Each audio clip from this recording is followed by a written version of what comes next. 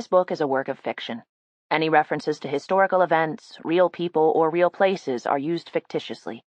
Other names, characters, places, and events are products of the author's imagination, and any resemblance to actual events or places or persons, living or dead, is entirely coincidental.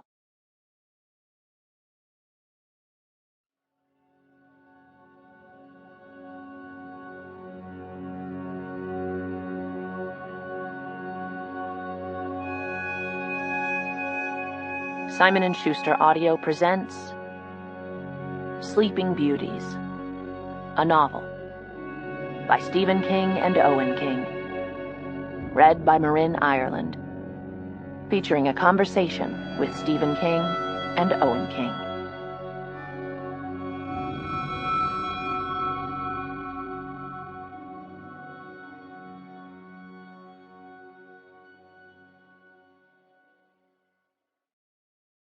In remembrance of Sandra Bland. It makes no difference if you're rich or poor, or if you're smart or dumb. A woman's place in this old world is under some man's thumb. And if you're born a woman, you're born to be hurt. You're born to be stepped on, lied to, cheated on, and treated like dirt. Sandy Posey, Born a Woman. Lyrics by Martha Sharp. I say you can't not be bothered by a square of light. Reese Marie Dempster, inmate number 4602597-2, Dueling Correctional Facility for Women. She was warned. She was given an explanation. Nevertheless, she persisted. Senator Addison Mitch McConnell, speaking of Senator Elizabeth Warren. The moth makes Evie laugh.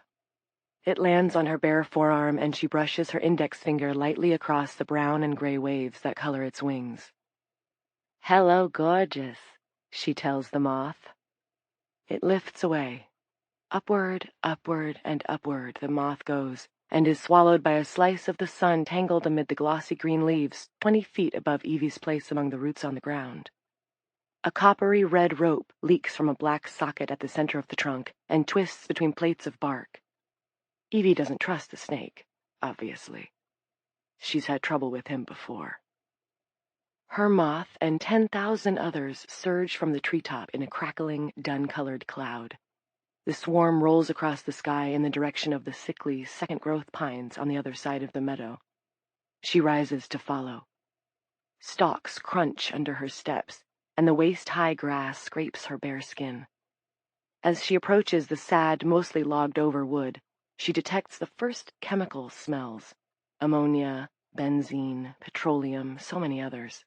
10,000 nicks on a single patch of flesh, and relinquishes the hope she had not realized she harbored. Webs spill from her footprints and sparkle in the morning light. Part 1. The Old Triangle. In the female prison, there are 70 women. I wish it was with them that I did dwell. Then that old triangle could jingle-jangle along the banks of the Royal Canal. Brendan Behan. Chapter 1. 1. Ree asked Jeanette if she ever watched the square of light from the window. Jeanette said she didn't. Ree was in the top bunk, Jeanette in the bottom. They were both waiting for the cells to unlock for breakfast. It was another morning. It seemed that Jeanette's cellmate had made a study of the square. Ree explained that the square started on the wall opposite the window, slid down, down, down, then slopped over the surface of their desk, and finally made it out onto the floor. As Jeanette could now see, it was right there in the middle of the floor, bright as anything. "Ree," Jeanette said, "I just can't be bothered with a square of light." "I say you can't not be bothered by a square of light." Ree made the honking noise. That was how she expressed amusement. Jeanette said, "Okay, whatever the fuck that means," and her cellmate just honked some more. Ree was okay, but she was like a toddler, how silence made her anxious. Ree was in for credit fraud, forgery, and drug possession with intent to sell. She hadn't been much good at any of them, which had brought her here. Jeanette was in for manslaughter. On a winter night in 2005, she had stabbed her husband Damien in the groin with a clutch-head screwdriver, and because he was high, he'd just sat in an armchair and let himself bleed to death. She had been high too, of course. "I was watching the clock," Ree said. "Timed it. 22 minutes for the light to move from the window to there on the floor." "You should call Guinness," said Jeanette. "Last night I had a dream about eating chocolate cake with Michelle Obama, and she was pissed. That's gonna make you fat, Ree. But she was eating the cake, too." Ree honked. "Nah, I didn't. Made that up. Actually, I dreamed about this teacher I had. She kept telling me I wasn't in the right classroom, and I kept telling her I was in the right classroom, and she'd say okay, and then teach some, and tell me I wasn't in the right room, and I'd say no, I was in the right room, and we went around like that. It was more exasperating than anything. What'd you dream, Jeanette?" Jeanette tried to remember, but she couldn't. Her new medication seemed to have thickened her sleep. Before, sometimes she had nightmares about Damien. He'd usually look the way he did the morning after, when he was dead, his skin that streaky blue, like wet ink. Jeanette had asked Dr. Norcross if he thought the dreams had to do with guilt. The doctor squinted at her in that are-you-fucking-serious way that used to drive her nuts, but that she had come around on, and then he had asked her if she was of the opinion that bunnies had floppy ears. Yeah, okay, got it. Anyhow, Jeanette didn't miss those dreams. "Sorry, Ree, I got nothing. Whatever I dreamed, it's gone." Somewhere out in the second-floor hall of B-Wing, shoes were clapping along the cement, an officer making some last-minute check before the doors opened. Jeanette closed her eyes. She made up a dream. In it, the prison was a ruin. Lush vines climbed the ancient cell walls and sifted in the spring breeze. The ceiling was half gone, gnawed away by time so that only an overhang remained. A couple of tiny lizards ran over a pile of rusty debris. Butterflies tumbled in the air. Rich scents of earth and leaf spiced what remained of the cell. Bobby was impressed, standing beside her at a hole in the wall, looking in. His mom was an archaeologist. She'd discovered this place. "You think you can be on a game show if you have a criminal record?" The vision collapsed. Jeanette moaned. Well, it had been nice while it lasted. Life was definitely better on the pills. There was a calm, easy place she could find. Give the doc his due, better living through chemistry. Jeanette reopened her eyes. Ree was goggling at Jeanette. Prison didn't have much to say for it, but a girl like Ree, maybe she was safer inside.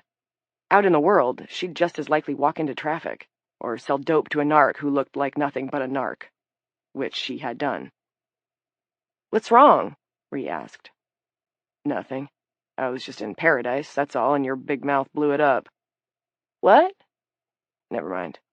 Listen, I think there should be a game show where you can only play if you do have a criminal record. We could call it Lying for Prizes." "I like that a lot. How would it work?" Jeanette sat up and yawned, shrugged. "I'll have to think about it. Work out the rules." Their house was as it always had been and always would be. World without end, amen. A cell 10 steps long with 4 steps between the bunks and the door. The walls were smooth, oatmeal-colored cement. Their curling snapshots and postcards were held, little that anyone cared to look, with blobs of green sticky tack in the single approved space.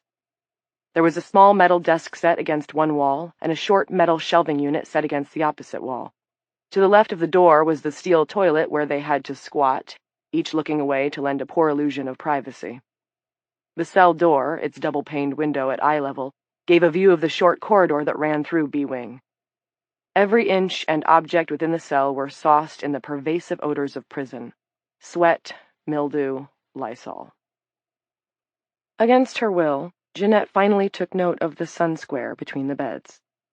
It was almost to the door, but it wouldn't get any farther, would it? Unless a screw put a key in the lock or opened the cell from the booth, it was trapped in here just as they were. "And who would host?" Ree asked. "Every game show needs a host. Also, what kind of prizes? The prizes have to be good. Details. We gotta figure out all the details, Jeanette." Ree had her head propped up and was winding a finger around in her tight, bleached curls as she looked at Jeanette. Near the top of Ree's forehead there was a patch of scar tissue that resembled a grill mark, 3 deep parallel lines. Although Jeanette didn't know what had caused the scar, she could guess who had made it. A man. Maybe her father, maybe her brother, maybe a boyfriend, maybe a guy she'd never seen before and never would see again. Among the inmates of Dueling Correctional, there was, to put it lightly, very little history of prize winning. Lots of history with bad guys, though. What could you do? You could feel sorry for yourself. You could hate yourself, or you could hate everyone. You could get high sniffing cleaning products. You could do whatever you wanted within your admittedly limited options, but the situation wouldn't change. Your next turn to spin the great big shiny wheel of fortune would arrive no sooner than your next parole hearing. Jeanette wanted to put as much arm as she could into hers. She had her son to think about. There was a resounding thud as the officer in the booth opened 62 locks. It was 6:30 a.m., everyone out of their cells for head count. I don't know, Ree. You think about it, Jeanette said, and I'll think about it, and then we'll exchange notes later. She swung her legs out of bed and stood. 2. A few miles from the prison, on the deck of the Norcross home, Anton the pool guy was skimming for dead bugs. The pool had been Dr. Clinton Norcross's 10th anniversary present to his wife, Lila. The sight of Anton often made Clint question the wisdom of this gift. This morning was one of those times. Anton was shirtless, and for 2 good reasons. First, it was going to be a hot day. Second, his abdomen was a rock. He was ripped, was Anton, the pool guy. He looked like a stud on the cover of a romance novel. If you shot bullets at Anton's abdomen, you'd want to do it from an angle in case of a ricochet. What did he eat? Mountains of pure protein? What was his workout? Cleaning the Augean stables? Anton glanced up, smiling from under the shimmering panes of his wayfarers. With his free hand he waved at Clint, who was watching from the second-floor window of the master bathroom. Jesus Christ, man, Clint said quietly to himself. He waved back. Have a heart. Clint sidled away from the window. In the mirror on the closed bathroom door, there appeared a 48-year-old white male, B.A. from Cornell, M.D. from NYU, modest love handles from Starbucks Grande Mochas. His salt-and-pepper beard was less woodcutter virile, more lumpen one-legged sea captain. That his age and softening body should come as any kind of a surprise struck Clint as ironic. He had never had much patience with male vanity, especially the middle-aged variety, and cumulative professional experience had, if anything, trimmed that particular fuse even shorter. In fact, what Clint thought of as the great turning point of his medical career had occurred 18 years earlier, in 1999, when a prospective patient named Paul Montpelier had come to the young doctor with a crisis of sexual ambition. He had asked Montpelier, "When you say sexual ambition, what do you mean?" Ambitious people sought promotions. You couldn't really become vice president of sex. It was a peculiar euphemism. I mean... Montpelier appeared to weigh various descriptors. He cleared his throat and settled on, I still want to do it. I still want to go for it.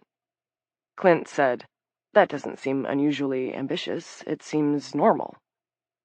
Fresh from his psych residency and not yet softening, this was only Clint's second day in the office, and Montpelier was just his second patient. His first patient had been a teenager with some anxieties about her college applications. Pretty quickly, however, it had emerged that the girl had received a 1570 on her SATs. Clint pointed out that this was excellent, and there had been no need for treatment or a second appointment. Cured, he had dashed off on the bottom of the yellow legal pad he used to take notes on. Seated in the leatherette armchair opposite Clint, Paul Montpelier had that day worn a white sweater vest and pleated pants.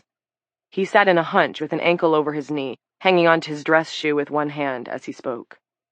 Clint had seen him park a candy-red sports car in the lot outside the low-slung office building. Working high up the food chain of the coal industry had made it possible for him to buy a car like that, but his long, careworn face reminded Clint of the Beagle Boys, who used to bedevil Scrooge McDuck in the old comic strips. My wife says, well, not in so many words, but, the meaning is clear. The Subtext. She wants me to let it go, let my sexual ambition go. He jerked his chin upward. Clint followed his gaze. There was a fan rotating on the ceiling. If Montpelier sent his sexual ambition up there, it was going to get cut off. Let's back up, Paul. How did this subject come up between you and your wife in the first place? Where did this start? I had an affair. That was the precipitating incident. And Rhoda, my wife, kicked me out. I explained it wasn't about her. It was about, I had a need, you know? Men have needs women do not always understand. Montpelier rolled his head around on his neck. He made a frustrated hiss. I don't want to get divorced. There's a part of me that feels like she's the one who needs to come to terms with this. With me. The man's sadness and desperation were real, and Clint could imagine the pain brought on by his sudden displacement, living out of a suitcase, eating watery omelets by himself in a diner. It wasn't clinical depression, but it was significant, and deserving of respect and care, even though he might have brought the situation on himself. Montpelier leaned over his growing stomach. Let's be frank. I'm pushing 50 here, Dr. Norcross. My best sex days are already gone. I gave those up for her. Surrendered them to her. I changed diapers. I drove to all the games and competitions and built up the college funds. I checked every box on the questionnaire of marriage. So why can't we come to some sort of agreement here? Why does it have to be so terrible and divisive? Clint hadn't replied, just waited. Last week, I was at Miranda's. She's the woman I've been sleeping with. We did it in the kitchen. We did it in her bedroom. We almost managed a third time in the shower. I was happy as heck. Endorphins! And then I went home and we had a good family dinner and played Scrabble and everyone else felt great too. Where is the problem? It's a manufactured problem, is what I think. Why can't I have some freedom here? Is it too much to ask? Is it so outrageous? For a few seconds, no one spoke. Montpelier regarded Clint. Good words swam and darted around in Clint's head like tadpoles. They would be easy enough to catch, but he still held back. Behind his patient, propped against the wall, was the framed Hockney print that Lila had given Clint to warm the place up. He planned to hang it later that day. Beside the print were his half-unpacked boxes of medical texts. Someone needs to help this man, the young doctor found himself thinking, and they ought to do it in a nice, quiet room like this. But should that person be Clinton R. Norcross, M.D.? He had, after all, worked awfully hard to become a doctor, and there had been no college fund to help Clint along. He had grown up under difficult circumstances and paid his own way, sometimes in more than money. To get through, he had done things he had never told his wife about, and never would. Was this what he had done those things for? To treat the sexually ambitious Paul Montpelier? A tender grimace of apology creased Montpelier's wide face. Oh, boy. Shoot. I'm not doing this right, am I? You're doing it fine, Clint said, and for the next 30 minutes he consciously put his doubts aside. They stretched the thing out. They looked at it from all sides. They discussed the difference between desire and need. They talked about Mrs. Montpelier and her pedestrian, in Montpelier's opinion, bedroom preferences. They even took a surprisingly candid detour to visit Paul Montpelier's earliest adolescent sexual experience, when he had masturbated using the jaws of his little brother's stuffed crocodile. Clint, according to his professional obligation, asked Montpelier if he'd ever considered harming himself. No. He wondered how Montpelier would feel if the roles were reversed. He insisted that he tell her to do what she needed to do. Where did Montpelier see himself in 5 years? That's when the man in the white sweater vest started to weep. At the end of the session, Montpelier said he was already looking forward to the next, and as soon as he departed, Clint rang his service. He directed them to refer all of his calls to a psychiatrist in Maylock, the next town over. The operator asked him for how long. Until snow flurries are reported in hail, said Clint. From the window, he watched Montpelier back up his candy-red sports car and pull out of the lot, never to be seen again. Next, he called Lila. Hello, Dr. Norcross. The feeling her voice gave him was what people meant, or should have meant, when they said their hearts sang. She asked him how his second day was going. "The least self-aware man in America dropped in for a visit," he said. "Oh, my father was there? I bet the Hockney print confused him." She was quick, his wife, as quick as she was warm, and as tough as she was quick. Lila loved him, but she never stopped bumping him off his mark. Clint thought he probably needed that. Probably most men did. "Ha ha," Clint had said. "Listen, though, that opening you mentioned at the prison, who did you hear about that from?" There was a second or two of silence while his wife thought over the question's implications. She responded with a question of her own. "Clint, is there something you need to tell me?" Clint had not even considered that she might be disappointed by his decision to dump the private practice for the government one. He was sure she wouldn't be. Thank God for Lila. 3. To apply the electric shaver to the gray stubble under his nose, Clint had to twist his face up so he looked like Quasimodo. A snow-white wire poked out from his left nostril. Anton could juggle barbells all he wanted, but white nostril hairs waited for every man, as did those that appeared in the ears. Clint managed to buzz this one away. He had never been built like Anton, not even his last year in high school when the court granted him his independence and he lived on his own and ran track. Clint had been rangier, skinnier, stomach toneless but flat like his son Jared. In his memory, Paul Montpelier was pudgier than the version of himself that Clint saw this morning. But he looked more like one than the other. Where was he now, Paul Montpelier? Had the crisis been resolved? Probably. Time healed all wounds. Of course, as some wag had pointed out, it also wounds all heals. Clint had no more than the normal, i.e., healthy, totally conscious, and fantasy-based, longing to screw outside of his marriage. His situation wasn't, contra Paul Montpelier, a crisis of any kind. It was normal life as he understood it. A second look on the street at a pretty girl, an instinctive peek at a woman in a short skirt exiting a car, an almost subconscious lunging of lust for one of the models decorating The Price is Right. It was a doleful thing, he supposed, doleful and perhaps a bit comic, the way age dragged you farther and farther from the body you liked the best, and left those old instincts, not ambitions, thank God, behind, like the smell of cooking long after dinner has been consumed. And was he judging all men by himself? No, he was a member of the tribe, that was all. It was women who were the real riddles. Clint smiled at himself in the mirror.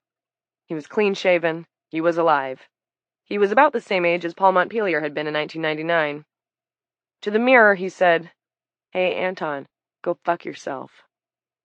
The bravado was false, but at least he made the effort.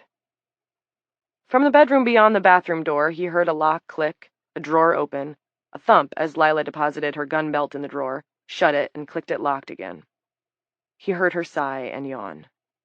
In case she was already asleep, he dressed without speaking, and instead of sitting on the bed to put on his shoes, Clint picked them up to carry downstairs. Lila cleared her throat. "It's okay, I'm still awake." Clint wasn't sure that was entirely true. Lila had gotten as far as unsnapping the top button of her uniform pants before flopping on the bed. She hadn't even climbed under the blankets. "You must be exhausted. I'll be right out. Everyone all right on Mountain?" The previous night she texted that there was a crack-up on the Mountain Rest Road. Don't stay up. While this wasn't unheard of, it was unusual. He and Jared had grilled steaks and polished off a couple of Anchor steams on the deck. Trailer came unhitched from Pet whatever, the chain store, went over on its side, blocked the whole road, cat litter and dog food all over. We ended up having to bulldoze it out of the way. That sounds like a shit show. He bent down and put a kiss on her cheek. "Hey, you want to start jogging together?" The idea had just occurred to him, and he was immediately cheered. You couldn't stop your body from breaking down and thickening, but you could fight back. Lila opened her right eye, pale green in the dimness of the room with the curtains pulled. "Not this morning." "Of course not," Clint said. He hung over her, thinking she was going to kiss him back, but she just told him to have a good day and make sure Jared took out the trash. The eye rolled closed. A flash of green, and gone. 4. The smell in the shed was almost too much to bear. Evie's bare skin pebbled up, and she had to fight not to retch. The stench was a mingling of scorched chemicals, old leaf smoke, and food that had spoiled. One of the moths was in her hair, nestled and pulsing reassurance against her scalp. She breathed as shallowly as she could and scanned around. The prefab shed was set up for cooking drugs. In the center of the space was a gas stove attached by yellowish tubes to a pair of white canisters. On a counter against the wall there were trays, jugs of water, an open package of Ziploc bags, test tubes, pieces of cork, countless dead matches, a one-hitter with a charred bowl, and a utility sink connected to a hose that ran away and out under the netting that Evie had pulled back to enter. Empty bottles and dented cans on the floor. A wobbly-looking lawn chair with a Dale Earnhardt Jr. logo stamped on the back. Balled up in the corner, a gray checked shirt. Evie shook the stiffness and at least some of the filth from the shirt, then drew it on. The tails hung down over her bottom and thighs. Until recently, this garment had belonged to someone disgusting. A California-shaped stain running down the chest area reported that the disgusting person liked mayonnaise. She squatted down by the tanks and yanked the yellowing tubes loose. Then she turned the knobs on the propane tanks a quarter-inch each. Outside the shed again, netting drawn closed behind her, Evie paused to take deep breaths of the fresher air. 300 feet or so down the wooded embankment stood a trailer, fronted by a gravel apron with a truck and 2 cars parked on it. 3 gutted rabbits, one of which was still dripping, hung from a clothesline alongside a few faded pairs of panties and a jean jacket. Puffs of wood smoke rose from the trailer's chimney. Back the way she came, through the thin forest and across the field, the tree was no longer visible. She wasn't alone, though. Moths furred the roof of the shed, fluttering and shifting. Evie started down the embankment. Deadwood branches stabbed her feet, and a rock cut her heel. She didn't break stride. She was a fast healer. By the clothesline, she paused to listen. She heard a man laughing, a television playing, and 10,000 worms in the little patch of ground around her, sweetening the soil. The rabbit that was still bleeding rolled its foggy eyes at her. She asked it what the deal was. 3 men, 1 woman, the rabbit said. A single fly flew from its tattered black lips, buzzed around, and zoomed into the cavity of a limp ear. Evie heard the fly pinging around in there. She didn't blame the fly. It was doing what a fly was made to do, but she mourned the rabbit who did not deserve such a dirty fate. While Evie loved all animals, she was especially fond of the smaller ones, those creepers of meadow and leapers of deadfall, the fragile-winged and the scuttling. She cupped her hand behind the dying rabbit's head and gently brought its crusted black mouth to hers. "Thank you," Evie whispered, and let it be quiet. 5. One benefit of living in this particular corner of Appalachia was that you could afford a decent-sized home on 2 government salaries. The Norcross home was a 3-bedroom contemporary in a development of similar houses. The houses were handsome, spacious without being grotesque, had lawns adequate for playing catch, and views that in the green seasons were lush, hilly, and leafy. What was a little depressing about the development was that even at reduced prices, almost half of its rather attractive houses were empty. The demonstrator home at the top of the hill was the one exception. That one was kept clean and shiny and furnished. Lila said it was just a matter of time before a meth head broke into it and tried to set up shop. Clint had told her not to worry. He knew the sheriff. In fact, they had a semi-regular thing. "She's into old guys?" Lila had replied, batting her eyes and pressing herself to his hip. The upstairs of the Norcross house contained the master bedroom, Jared's room, and a 3rd bedroom, which the 2 adults used as a home office. On the 1st floor, the kitchen was wide and open, separated from the family room by a counter bar. At the right side of the family room, behind closed French doors, was their little-used dining room. Clint drank coffee and read the New York Times on his iPad at the kitchen bar. An earthquake in North Korea had caused an untold number of casualties. The North Korean government insisted that the damage was minor due to superior architecture, but there was cell phone footage of dusty bodies and rubble. An oil rig was burning in the Gulf of Aden, probably as a result of sabotage, but no one was claiming responsibility. Every country in the region had done the diplomatic equivalent of a bunch of boys who knock out a window playing baseball and run home without looking back. In the New Mexico desert, the FBI was on day 44 of its standoff with a militia led by Kinsman Brightleaf, nay, Scott David Winstead, Jr. This happy band refused to pay its taxes, accept the legality of the Constitution, or surrender its stockpile of automatic weapons. When people learned that Clint was a psychiatrist, they often entreated him to diagnose the mental diseases of politicians, celebrities, and other notables. He usually demurred, but in this instance he felt comfortable making a long-distance diagnosis. Kinsman Brightleaf was suffering from some kind of dissociative disorder. At the bottom of the front page was a photo of a hollow-faced young woman standing in front of an Appalachian shack with an infant in her arms. Cancer in coal country. This made Clint recall the chemical spill in a local river 5 years ago. It had caused a week-long shutdown of the water supply. Everything was supposedly fine now, but Clint and his family stuck to bottled drinking water just to be sure. Sun warmed his face. He looked out toward the big twin elm trees at the back of the yard, beyond the edge of the pool deck. The elms made him think of brothers, of sisters, of husbands and wives. He was sure that beneath the ground their roots were mortally entwined. Dark green mountains knuckled up in the distance. Clouds seemed to be melting on the pan of the fair blue sky. Birds flew and sang. Wasn't it a hell of a shame, the way good country got wasted on folks? That was another thing that an old wag had told him. Clint liked to believe it wasn't wasted on him. He had never expected to own a view like this one. He wondered how decrepit and soft he'd have to grow before it made sense, the good luck that some people got, and the bad luck that saddled others. "Hey, Dad, how's the world? Anything good happening?" Clint turned from the window to see Jared stroll into the kitchen, zipping up his backpack. Hold on. He flicked through a couple of electronic pages. He didn't want to send his son off to school with an oil spill, a militia, or cancer. Ah, just the thing. Physicists are theorizing that the universe might go on forever. Jared pawed through the snack cabinet, found a Nutribar, stuck it in his pocket. And you think that's good? Can you explain what you mean? Clint considered for a second before he realized that his son was busting his balls. I see what you did there. As he looked over at Jared, he used his middle finger to scratch at his eyelid. You don't have to be shy about this, Dad. You have son-father privilege. It all stays between us. Jared helped himself to the coffee. He took it black, the way Clint used to when his stomach was young. The coffee maker was near the sink, where the window opened onto the deck. Jared sipped and took in the view. Wow.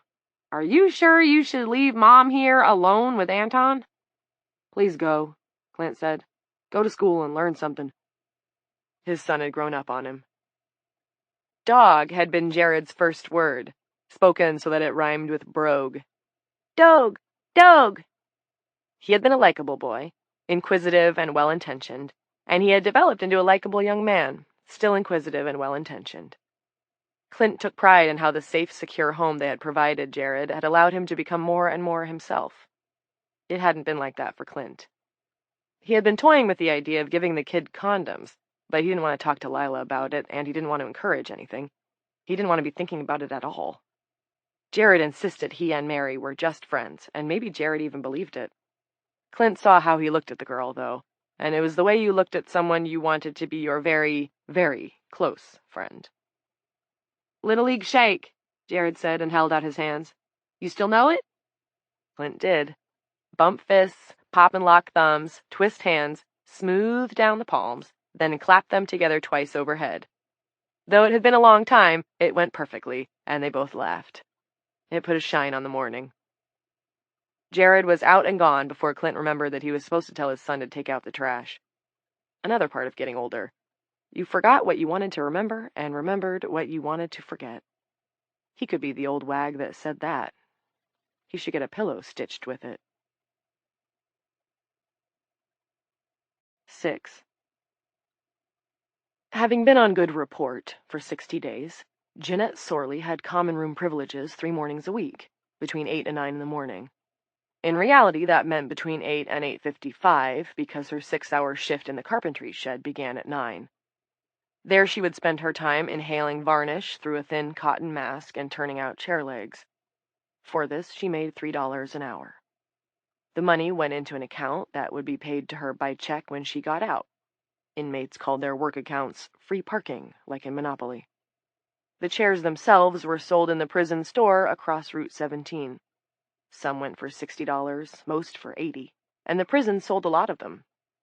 Jeanette didn't know where that money went and didn't care. Having common room privileges, though, she did care about. There was a big TV, board games, and magazines. There was also a snack machine and a soda machine that only worked on quarters, and inmates did not have quarters. Quarters were considered contraband, catch-22, but at least you could window shop. Plus, the common room became, at appointed times of the week, the visitors' room, and veteran visitors, like Jeanette's son Bobby, knew to bring lots of quarters. This morning, she was sitting beside Angel Fitzroy, watching the morning report on WTRF, Channel 7, out of Wheeling.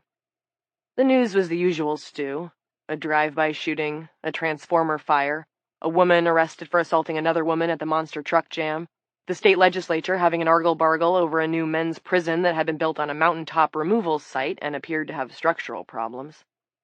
On the national front, the Kinsman Brightleaf siege continued. On the other side of the globe, thousands were thought dead in a North Korean earthquake, and doctors in Australia were reporting an outbreak of sleeping sickness that seemed to affect only women. "That'd be meth," Angel Fitzroy said. She was nibbling a Twix she had found in the snack machine's dispenser tray, making it last. "Which? The sleeping women, the chick at the monster truck jam, or the reality show type guy?" "Could be all, but I was thinking of the chick at the jam. I was at one of those once, and damn near everybody on except the kiddies is coked up or smoked up. You want some of this?" She cupped the remains of the Twix in her hand, in case Officer Lampley was currently monitoring one of the common room cameras, and offered it to Jeanette. "It ain't so stale as some of them in there." "I'll pass," Jeanette said. "Sometimes I see something makes me wish I was dead," Angel said matter-of-factly. "Or wish everybody else was. Look at that." She pointed to a new poster between the snack machine and the soft drink dispenser. It showed a sand dune with footprints leading away, seemingly into infinity. Below the photo was this message: "The challenge is getting there." "The guy got there, but where did he go? Where is that place?" Angel wanted to know. "Iraq?" Jeanette asked. "He's probably at the next oasis." "Nope, he's dead of heat stroke. Just laying out there just where you can't see, eyes all bugging out and skin black as a top hat." She didn't smile. Angel was a tweaker, and serious country. Bark-chewing, baptized in a moonshine-still country. Assault was what they got her for, but Jeanette guessed Angel could have hit most of the categories on a criminal scorecard. Her face was all bones and angles. It looked hard enough to break up pavement. She had spent a goodly amount of time in Sea Wing during her stay at Dueling. In Sea Wing, you only got out 2 hours a day. It was bad girl country, was Sea Wing. "I don't think you turn black, even if you die of heat stroke in Iraq," Jeanette said. It could be a mistake to disagree, even humorously, with Angel, who had what Dr. Norcross liked to call anger issues, but this morning Jeanette felt like living dangerously. "My point is, that's a crock of shit," Angel said. "The challenge is just living through fucking today, as you probably well know." "Who do you think put it up? Dr. Norcross?" Angel snorted. "Norcross has got more sense. Now that's Warden Coates." "Jan is. Honey's big on motivation. Seen the one in her office?" Jeanette had. An oldie, but not a goodie. It showed a kitten hanging from a tree branch. Hang in there, baby, indeed. Most of the kitties in this place had already fallen off their branches. Some were out of their trees. The TV news was now showing the mugshot of an escaped convict. "Oh, man," Angel said. "He put the lie to black is beautiful, don't he?" Jeanette did not comment. The fact was, she still liked guys with mean eyes. She was working on it with Dr. Norcross, but for the time being she was stuck with this attraction to fellows who looked like they might, at any moment, decide to take a wire whisk to your bare back while you were in the shower. "McDavid's in one of Norcross's babysitting cells in A-Wing," Angel said. "Where'd you hear that?" Kitty McDavid was one of Jeanette's favorite people, smart and feisty. Rumor was that Kitty had rolled with a heavy crowd on the outside, but there was no real meanness in her, except for the kind that was self-directed. She had been a deeply dedicated cutter at some point in the past. The scars were on her breasts, sides, upper thighs, and she was prone to periods of depression, although whatever meds Norcross had her on seemed to have been helping with that. "You want all the news, you got to get in here early. I heard it from her." Angel pointed at Maura Dunbarton, an elderly trustee who was in for life. Maura was now placing magazines from her wheelie cart on the tables, doing it with infinite care and precision. Her white hair stood out around her head in a filmy corona. Her legs were clad in heavy support hose the color of cotton candy. "Maura!" Jeanette called, but low. Shouting in common room was strictly verboten, except by kids on visiting days and inmates on the monthly party nights. "Walk this way, girlfriend." Maura rolled her cart slowly toward them. "Got a 17, she said. "Either of you interested?" "I wasn't interested when I was 17, Jeanette said. "What's up with Kitty?" "Screaming half the night," Maura said. "Surprised you didn't hear her. They pulled her out of her cell, gave her a needle, and put her in A. Sleeping now." "Screaming what?" Angel asked. "Or just screaming?" "Screaming that the Black Queen is coming," Maura said. "Says she'll be here today." "Aretha coming to put on a show?" Angel asked. "She's the only Black Queen I know." Maura paid no attention. She was gazing at the blue-eyed blonde on the cover of the magazine. "Sure neither of you wants this 17? There's some nice party dresses." Angel said, "I don't wear no dress like that unless I have my tiara," and laughed. "Has Dr. Norcross seen Kitty?" Jeanette asked. "Not in yet," Maura said. "I had a party dress once. Real pretty blue, poofy. My husband burned a hole in it with the iron. It was an accident. He was trying to help. No one ever taught him how to iron, though. Most men never learn. And he won't now, that's for sure." Neither of them replied. What Maura Dunbarton did to her husband and 2 children was well known. It happened 30 years ago, but some crimes are unforgettable. 7. 3 or 4 years earlier, or maybe 5 or 6, the aughts had sort of sprinted away on her and the landmarks were hazy. In a parking lot behind a Kmart in North Carolina, a man told Tiffany Jones she was headed for trouble. Vaporous as the last decade and a half had been, this moment had stayed with her. Seagulls were screeching and picking at the trash around the Kmart loading dock. Drizzle streaked the window glass of the Jeep she was sitting in, which belonged to the guy who said she was headed for trouble. The guy was Malfuzz. She had just given him a blowjob. What happened was he caught her shoplifting deodorant. The quid pro quo they'd agreed on had been fairly straightforward and unsurprising. She gave him oral sex, he let her go. He was a beefy son of a bitch. It had been quite an operation, getting access to his dick while negotiating his gut and thighs and the steering wheel of his car. But Tiffany had done a lot of things, and this was so minor by comparison, it wouldn't even have made the long list, except for what he said. "Gotta be a bummer for you, huh?" A sympathetic grimace spread across his sweaty face as he wiggled around in his seat, trying to yank up his bright red plastic jogging pants that were probably the only thing he could get in his pig size. "You know you are headed for trouble when you find yourself in a situation like this here, where you have to cooperate with somebody like me." Until this point, Tiffany had assumed that abusers, people like her cousin Truman, must live in denial. If not, how could they go on? How could you hurt or degrade a person when you were fully cognizant of what you were doing? Well, it turned out you could, and men like the pig of a security guard did. It had been a real shock, this realization that abruptly explained so much of her entire shitty life. Tiffany was not sure she had ever gotten over it. 3 or 4 moths rattled around inside the bubble of the light fixture set above the counter. The bulb was burned out. It didn't matter. There was plenty of morning light in the trailer. The moths binged and fluttered, their little shadows bickering.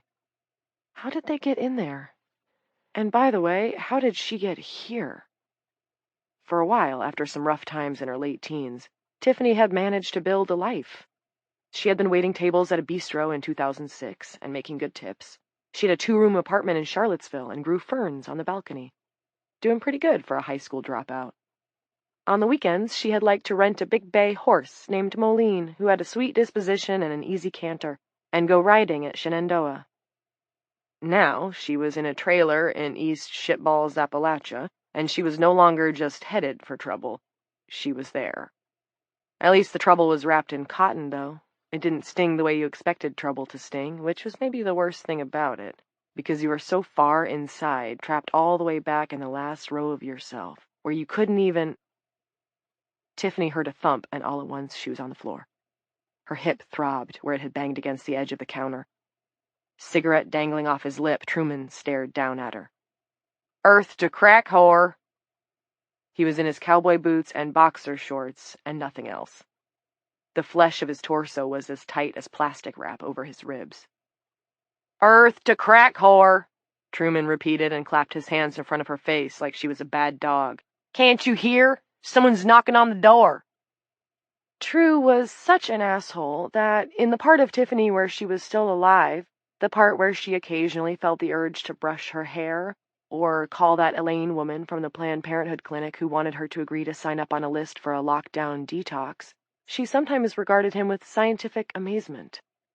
True was an asshole standard. Tiffany would ask herself, is so-and-so a bigger asshole than Truman? Few could compare. In fact, so far officially, there was only Donald Trump and cannibals. Truman's record of malfeasance was lengthy. As a boy, he had stuck his finger up his butt and jammed it into the nostrils of smaller kids. Later, he had stolen from his mother, pawned her jewelry and her antiques. He had turned Tiffany onto meth that afternoon he'd swung by to see her at the nice apartment in Charlottesville. His idea of a prank was to poke you in the bare flesh of your shoulder with a lit cigarette while you were sleeping. Truman was a rapist, but had never done time for it. Some assholes just struck lucky. His face was patterned with an uneven growth of red-gold beard, and his eyes were enormous with pupil, but the sneering, unapologetic boy he'd always been was there in the jut of his jaw. "Crack whore, come in!" "What?" Tiffany managed to ask. "I told you to answer the door! Jesus Christ!" Truman feinted a punch, and she covered her head with her hands. She blinked tears. "Fuck you," she said half-heartedly. She hoped Dr. Flickinger didn't hear. He was in the bathroom. Tiffany liked the doctor. The doc was a trip. He always called her Madame and threw a wink to let her know he wasn't making fun. "You are a toothless, deaf crack whore," Truman announced, overlooking the fact that he was himself in need of cosmetic dental surgery. Truman's friend came out of the trailer's bedroom, sat down at the fold-out table, and said, "Crack whore, phone home." He giggled at his joke and did an elbow jig. Tiffany couldn't remember his name, but she hoped his mother was super proud of her son who had the South Park poop tattooed on his Adam's apple. A knock at the door. This time Tiffany did register it. A firm double rap. "Never mind. Wouldn't want to trouble you, Tiff. Just sit right there on your dumb ass." Truman yanked open the door. A woman was standing there in one of Truman's checked shirts, a length of olive-toned leg visible beneath. "What's this?" Truman asked her. "What you want?" The voice that answered him was faint. "Hello, man." From his seat at the table, Truman's friend called out, "Are you the Avon lady or what?" "Listen, honey," Truman said to her. "You're welcome to come in, but I believe I'm gonna need that shirt back." That made Truman's friend laugh. "This is amazing! I mean, this is your birthday or what, True?" From the bathroom, Tiffany heard the flush of the toilet. Dr. Flickinger had finished his business. The woman at the door shot a hand out and grabbed Truman's neck. He made a little wheezing noise. His cigarette popped from his mouth. He reached up and dug his fingers into the visitor's wrist. Tiffany saw the flesh of the woman's hand whiten under the pressure, but she didn't let go. Red spots appeared on Truman's cheekbones. Blood trickled from the gashes his fingernails were making in the woman's wrist. She still didn't let go. The wheezing noise narrowed to a whistle. Truman's free hand found the grip of the Bowie knife tucked into his belt and pulled it loose. The woman stepped into the room, her other hand catching the forearm of Truman's knife hand in mid-stab. She backed him up, slamming him against the opposite wall of the trailer. It happened so quickly that Tiffany was never able to capture the stranger's face, only the screen of her tangled, shoulder-length hair, which was so dark it seemed to have a green tint. "Whoa, whoa, whoa," said Truman's friend, scrabbling for the pistol behind a roll of paper towels and rising up from his chair. On Truman's cheeks, the red spots had expanded into purple clouds. He was making a noise like sneakers squeaking on hardwood, his grimace slipping into a sad clown droop. His eyes rolled. Tiffany could see his heartbeat pulsing in the taut skin to the left of his breastbone. The woman's strength was astonishing. "Whoa," Truman's friend said yet again as the woman head-butted Truman. True's nose broke with a firecracker snap. A thread of blood lashed across the ceiling, a few droplets splashing on the bubble of the light fixture. The moths were going crazy, battering themselves against the fixture, the sound like an ice cube being shaken around in a glass. When Tiffany's eyes slipped back down, she saw the woman swinging Truman's body toward the table. Truman's friend stood and pointed his gun. The crash of a stone bowling ball boomed through the trailer. An irregular-shaped puzzle piece appeared in Truman's forehead. A ragged handkerchief fell across Truman's eye, skin with a section of eyebrow attached, torn loose and hanging down. Blood overspread Truman's sagging mouth and slid down his chin. The flap of skin with his eyebrow on it flopped against his cheek. Tiffany thought of the mop-like sponges at the car wash that swabbed the windshield. A second shot ripped a hole through Truman's shoulder. Blood misted over Tiffany's face, and the woman barreled Truman's corpse into Truman's friend. The table collapsed under the weight of the three bodies. Tiffany couldn't hear her own screaming. Time jumped. Tiffany found herself in the corner of the closet, a raincoat pulled up to her chin. A series of muffled, rhythmic thuds made the trailer sway back and forth on its foundation. Tiffany was cast back to a memory of the Charlottesville Bistro's kitchen all those years earlier, the chef using a mallet to pound veal. The thuds were like that, except much, much heavier. There was a pop of ripping metal and plastic. Then the thuds ceased. The trailer stopped moving. A knock shook the closet door. "Are you okay?" It was the woman. "Go away!" Tiffany howled. "The one in the bathroom got out the window. I don't think you have to worry about him." "What did you do?" Tiffany sobbed. Truman's blood was on her, and she didn't want to die. The woman didn't answer right away. Not that she needed to. Tiffany had seen what she had done, or seen enough, and heard enough. "You should rest now," said the woman. "Just rest." A few seconds later, Tiffany thought she heard, through the sound baffles left by the gunfire, the click of the exterior door shutting. She huddled under the raincoat and moaned Truman's name. He had taught her how to smoke dope. "Take small sips," he said. "You'll feel better." What a liar! What a bastard he had been! What a monster! So why was she crying over him? She couldn't help it. She wished she could, but she couldn't. 8.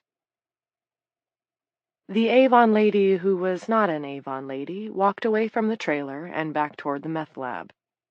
The smell of propane grew stronger with each step until the air was rancid with it. Her footprints appeared behind her, white and small and delicate, shapes that came from nowhere and seemed to be made of milkweed fluff. The hem of her borrowed shirt fluttered around her long thighs. In front of the shed, she plucked up a piece of paper caught in a bush.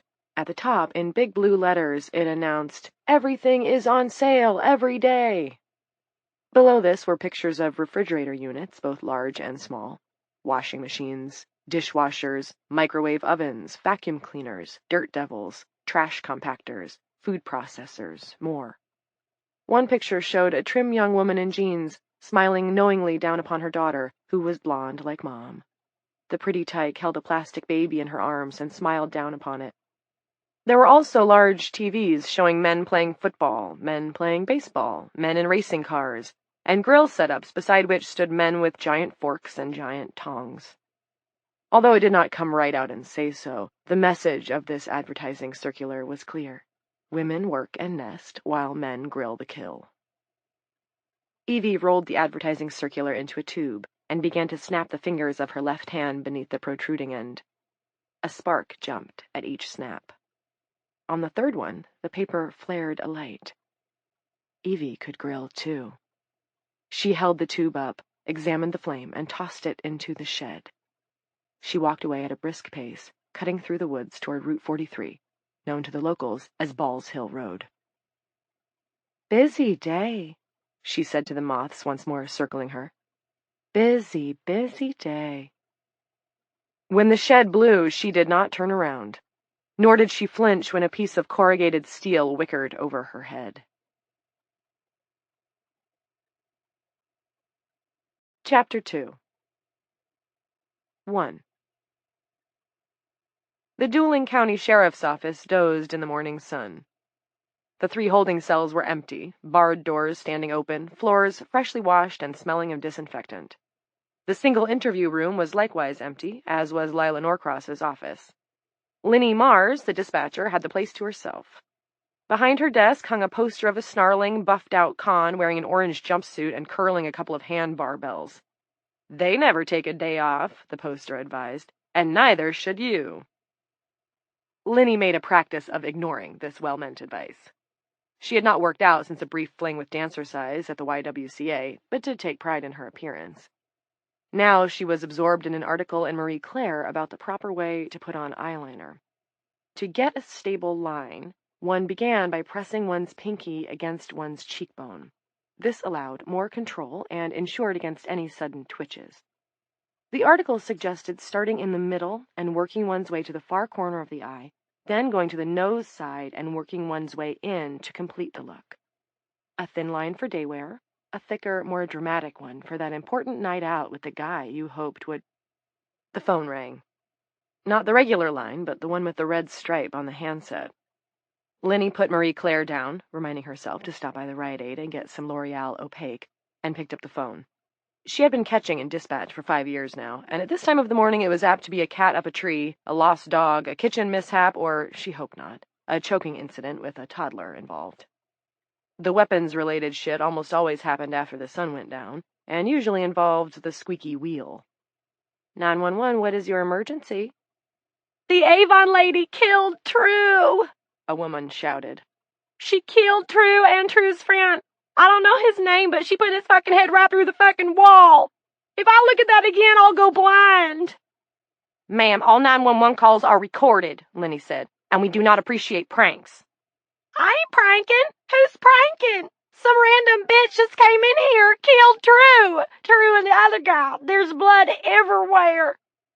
Linny had been 90% sure that this was a prank or a crank when the slurry voice mentioned the Avon lady. Now she was 80% sure that it was for real. The woman was blubbering almost too hard to be understood, and her Piney Woods accent was as thick as a brick. If Linny hadn't come from Mink Crossing in Kanawha County, she might have thought her caller was speaking a foreign language. "What is your name, ma'am?" "Tiffany Jones, but never mind me. They's dead, and I don't know why she let me live, but what if she comes back?" Linny hunched forward, studying today's duty sheet, who was in, who was on patrol. The sheriff's department had only 9 cars, and 1 or 2 were almost always in the shop.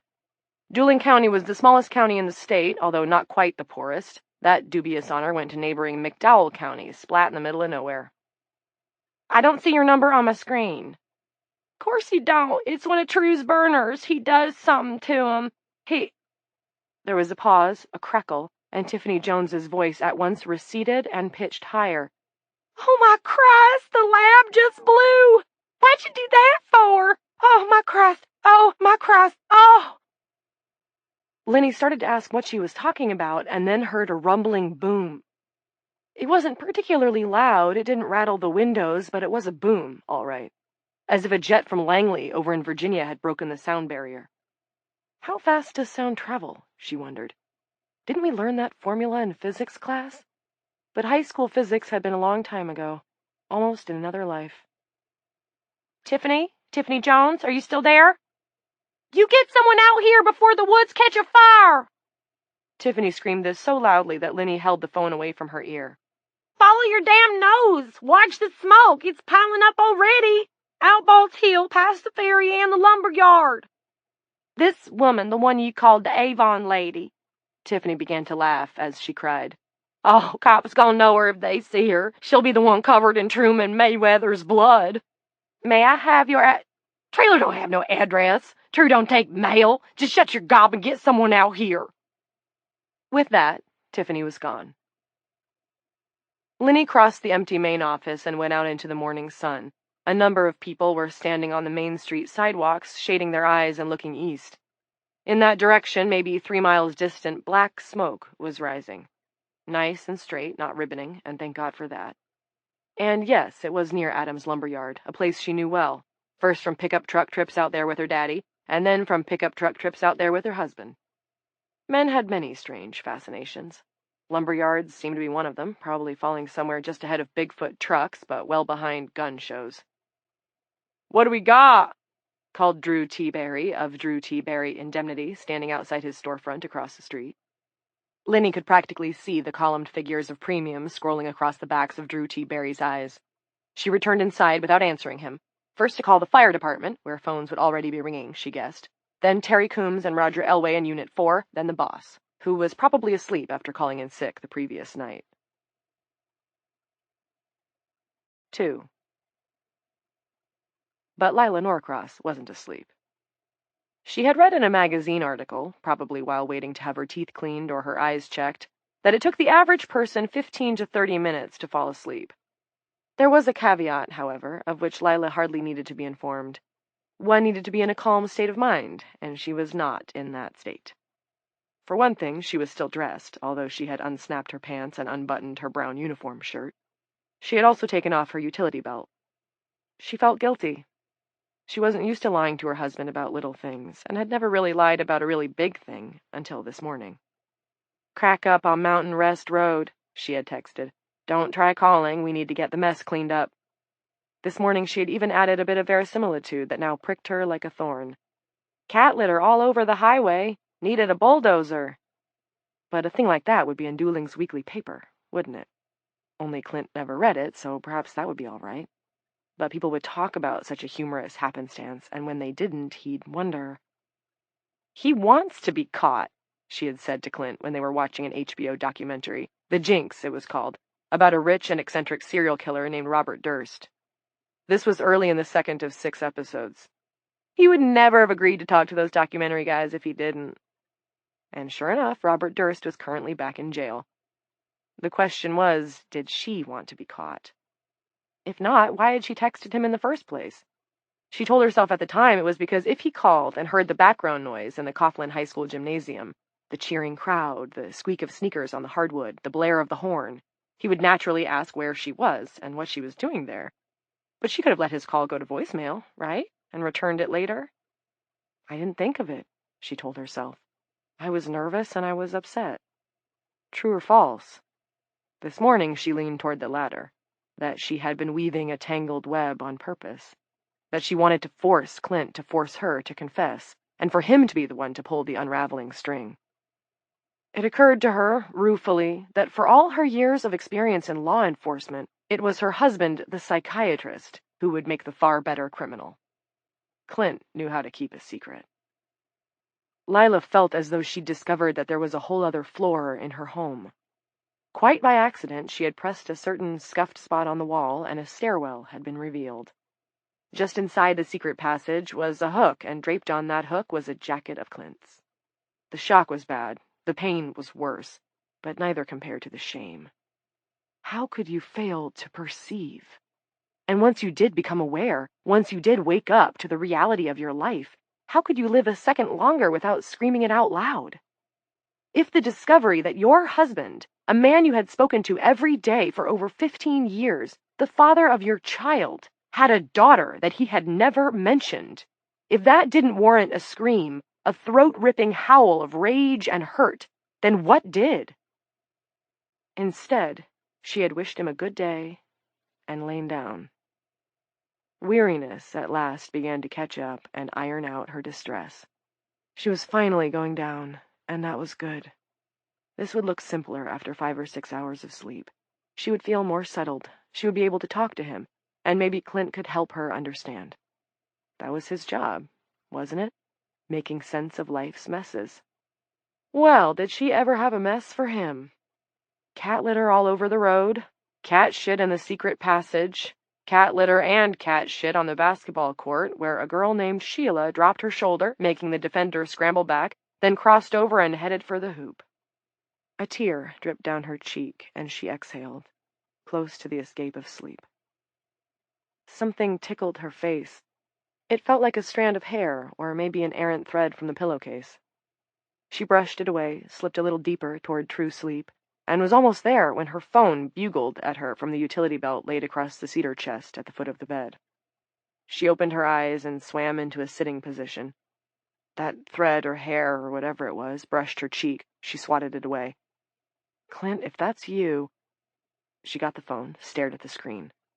Not Clint. The single word was base. The clock read 7:57 a.m. Lila thumbed accept. Sheriff, Lila, are you up? No, Lenny, this is all a dream. I think we might have a big problem. Lenny was clipped and professional. Lila gave her full marks for that, but her accent had crept back into her voice. Not, I think we have a big problem, but I think, which meant she was serious and worried. Lila popped her eyes wide, as if that would help her wake up faster. Caller reported multiple homicides out by Adams Lumber Yard. She might have been wrong about that, or lying, or even hallucinating, but there certainly was one hell of a bang. You didn't hear it? No. Tell me exactly what you got. I can play the call. Just tell me. Lenny told her. Stoned woman, hysterical, says there's 2 dead. Avon lady did the deed. Explosion, visible smoke. And you sent Unit 4, Terry and Roger. According to their last call-in, they're less than a mile away. Okay, good. Are you... On my way. 3. She was halfway to the cruiser parked in the driveway when she became aware of Anton Dubček staring at her. Shirtless, pecs gleaming, pants riding, barely, the spars of his hip bones. The pool guy appeared to be auditioning for the position of May Pinup Boy on a Chippendales calendar. He was at the curb by his van, retrieving some piece of pool cleaning equipment. Anton the Pool Guy, written on the side in Florentine script. What are you looking at?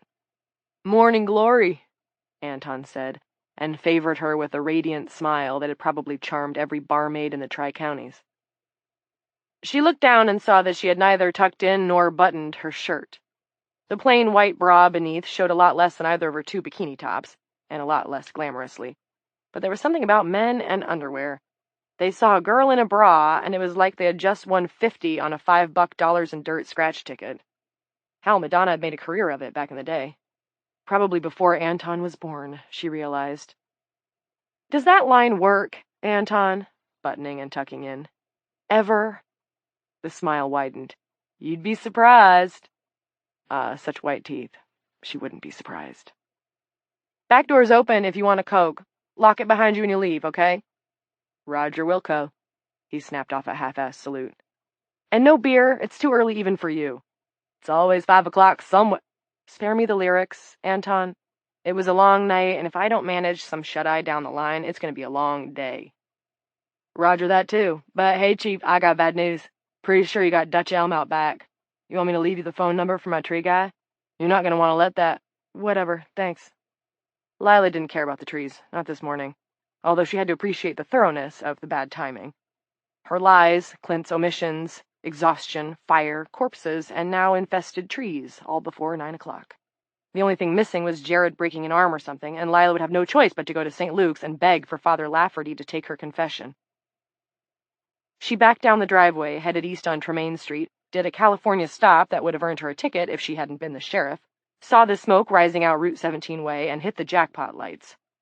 She'd saved the siren for the 3 blocks that constituted downtown dueling. Give everyone a thrill. 4. At the traffic light across from the high school, Frank Geary tapped his fingers against the steering wheel. He was on his way to Judge Silver's house. The old judge had called him on his cell phone. By the sound, he'd barely been holding it together. His cat, Coco, had been struck by a car. A familiar homeless woman, bundled in so many layers of garments that you couldn't see her feet, crossed in front of his truck, pushing her shopping cart. She was talking to herself with a bright, amused expression. Maybe one of her personalities was planning a surprise birthday party for one of her other personalities. He sometimes thought it would be nice to be crazy. Not crazy like Elaine seemed to think he was, but actually crazy. Talking to yourself and pushing a shopping cart full of garbage bags and the top half of a male mannequin. Crazy. What reason did insane people have to worry? Crazy reasons, probably, though in his fantasy of madness, Frank liked to imagine it was simpler. Do I pour the milk and cereal over my head, or do I pour it all into the mailbox? If you were bonkers, perhaps that was a stressful decision. For Frank, there was the stress of the upcoming annual cutbacks in the dueling municipal budget that might put him out of work, and there was the stress of trying to hold it together for the weekends when he saw his daughter, and then there was the stress of knowing that Elaine expected him not to be able to hold it together. His own wife, rooting against him. How was that for stress? Milk and cereal over the head or into the mailbox, by comparison, he thought he could handle with no problem. Cereal over the head, milk in the mailbox. There, problem solved. The light turned green, and Frank swung left onto Malloy. 5. On the opposite side of the street, the homeless woman, old Essie to the volunteers at the shelter, Essie Wilcox, once upon a time, jounced her shopping cart up the short, grassy embankment that surrounded the high school parking lot. After she had gained the plateau of the pavement, she pushed toward the athletic fields and the scrub woods beyond, where she kept house in the warm months. "Hurry along, children," Essie spoke forward, as if to the rattling contents of her shopping cart, but actually addressing her invisible family of 4 identical little girls who trailed behind in a row, like ducklings. "We need to be home for supper, or else we might end up as supper, in a witch's pot." Essie chuckled, but the girls began to weep and fuss. "Oh, you silly Billy girls," she said. "I was only kidding." Essie reached the edge of the parking lot and pushed her cart onto the football field. Behind her, the girls had cheered up. They knew that Mother would never let anything happen to them. They were good girls. 6. Evie was standing between 2 pallets of freshly cut pine boards on the left side of Adams' lumberyard when Unit 4 shot past. She was screened from the rubberneckers standing outside the main building, but not from the highway. The responders paid no attention to her, however, although she was still wearing nothing but Truman Mayweather's shirt on her body and Truman Mayweather's blood on her face and arms. The cops had eyes only for the smoke rising on the edge of some extremely dry woods. Terry Coombs sat forward and pointed. "See that big rock with Tiffany Jones Sucks spray-painted on it?" "Yeah." "You'll see a dirt road just past it. Turn there." "You sure?" Roger Elway asked. "The smoke looks at least a mile further on." "Trust me, I've been out here before, back when True Mayweather considered himself a full-time trailer pimp and a part-time gentleman pot grower. I guess he moved up in the world." Unit 4 skidded on the dirt, and then the tires caught hold. Roger bucketed along at 40, the county car sometimes bottoming out in spite of the heavy suspension. High weeds growing up the center hump wickered against the undercarriage. Now they could smell the smoke. Terry grabbed the mic. "Unit 4 to base. Base, this is 4. 4, this is base," Lenny responded. "We'll be at the scene in 3, as long as Roger doesn't put us in the ditch." Roger raised one hand from the wheel long enough to flash his partner the finger. "What's the status on the FD?" "They're rolling all 4 engines, plus the ambo. Some of the volunteer guys, too. Should be right behind you. Watch out for the Avon lady." "Avon lady, got it. 4's out." Terry racked the mic just as the cruiser took a bounce that rendered them momentarily airborne. Roger brought the car to a skidding halt. The road ahead was littered with scraps of corrugated roofing, shattered propane canisters, plastic jugs, and shredded paper, some of it smoldering. He spotted a black and white disc that looked like a stove dial. One wall of a shed was leaning against a dead tree that was blazing like a tiki torch. 2 pine trees close to what had been the rear of the shed were also on fire. So were the scrub bushes lining the side of the road. Roger popped the trunk, grabbed the fire extinguisher, and began spraying white foam onto the undergrowth. Terry got the fire blanket and began flapping at the flaming debris in the road. FD would be here soon. The job right now was containment. Roger trotted over, holding the extinguisher. I'm empty and you're not doing shit. Let's scat out of here before we get rear-ended. What do you think? I think that's an excellent idea. Let's see what's up at Shea Mayweather. Sweat beaded across Roger's forehead and glimmered in the sparse hairs of his pale yellow flat top. He squinted. Shea what? Terry liked his partner all right, but he wouldn't have wanted Roger on his Wednesday quiz bowl team down at the squeaky wheel. Never mind. Drive. Roger threw himself behind the wheel. Terry scooted to the passenger side. A dueling FD pumper came swaying around the turn 40 yards behind them, its high sides brushing the boughs of the trees crowding the road. Terry waved to them, then unlocked the shotgun beneath the dash. Better safe than sorry. They arrived in a clearing where a trailer painted the hideous turquoise of aquarium pebbles sat on jacklifters. The steps were concrete blocks. A rust-eaten F-150 sat on a pair of flat tires. A woman slumped on the tailgate, mousy brown hair hiding her face. She wore jeans and a halter top. Much of the skin on display was decorated with tattoos. Terry could read "Love" running down her right forearm. Her feet were bare and caked with dirt. She was scrawny to the point of emaciation.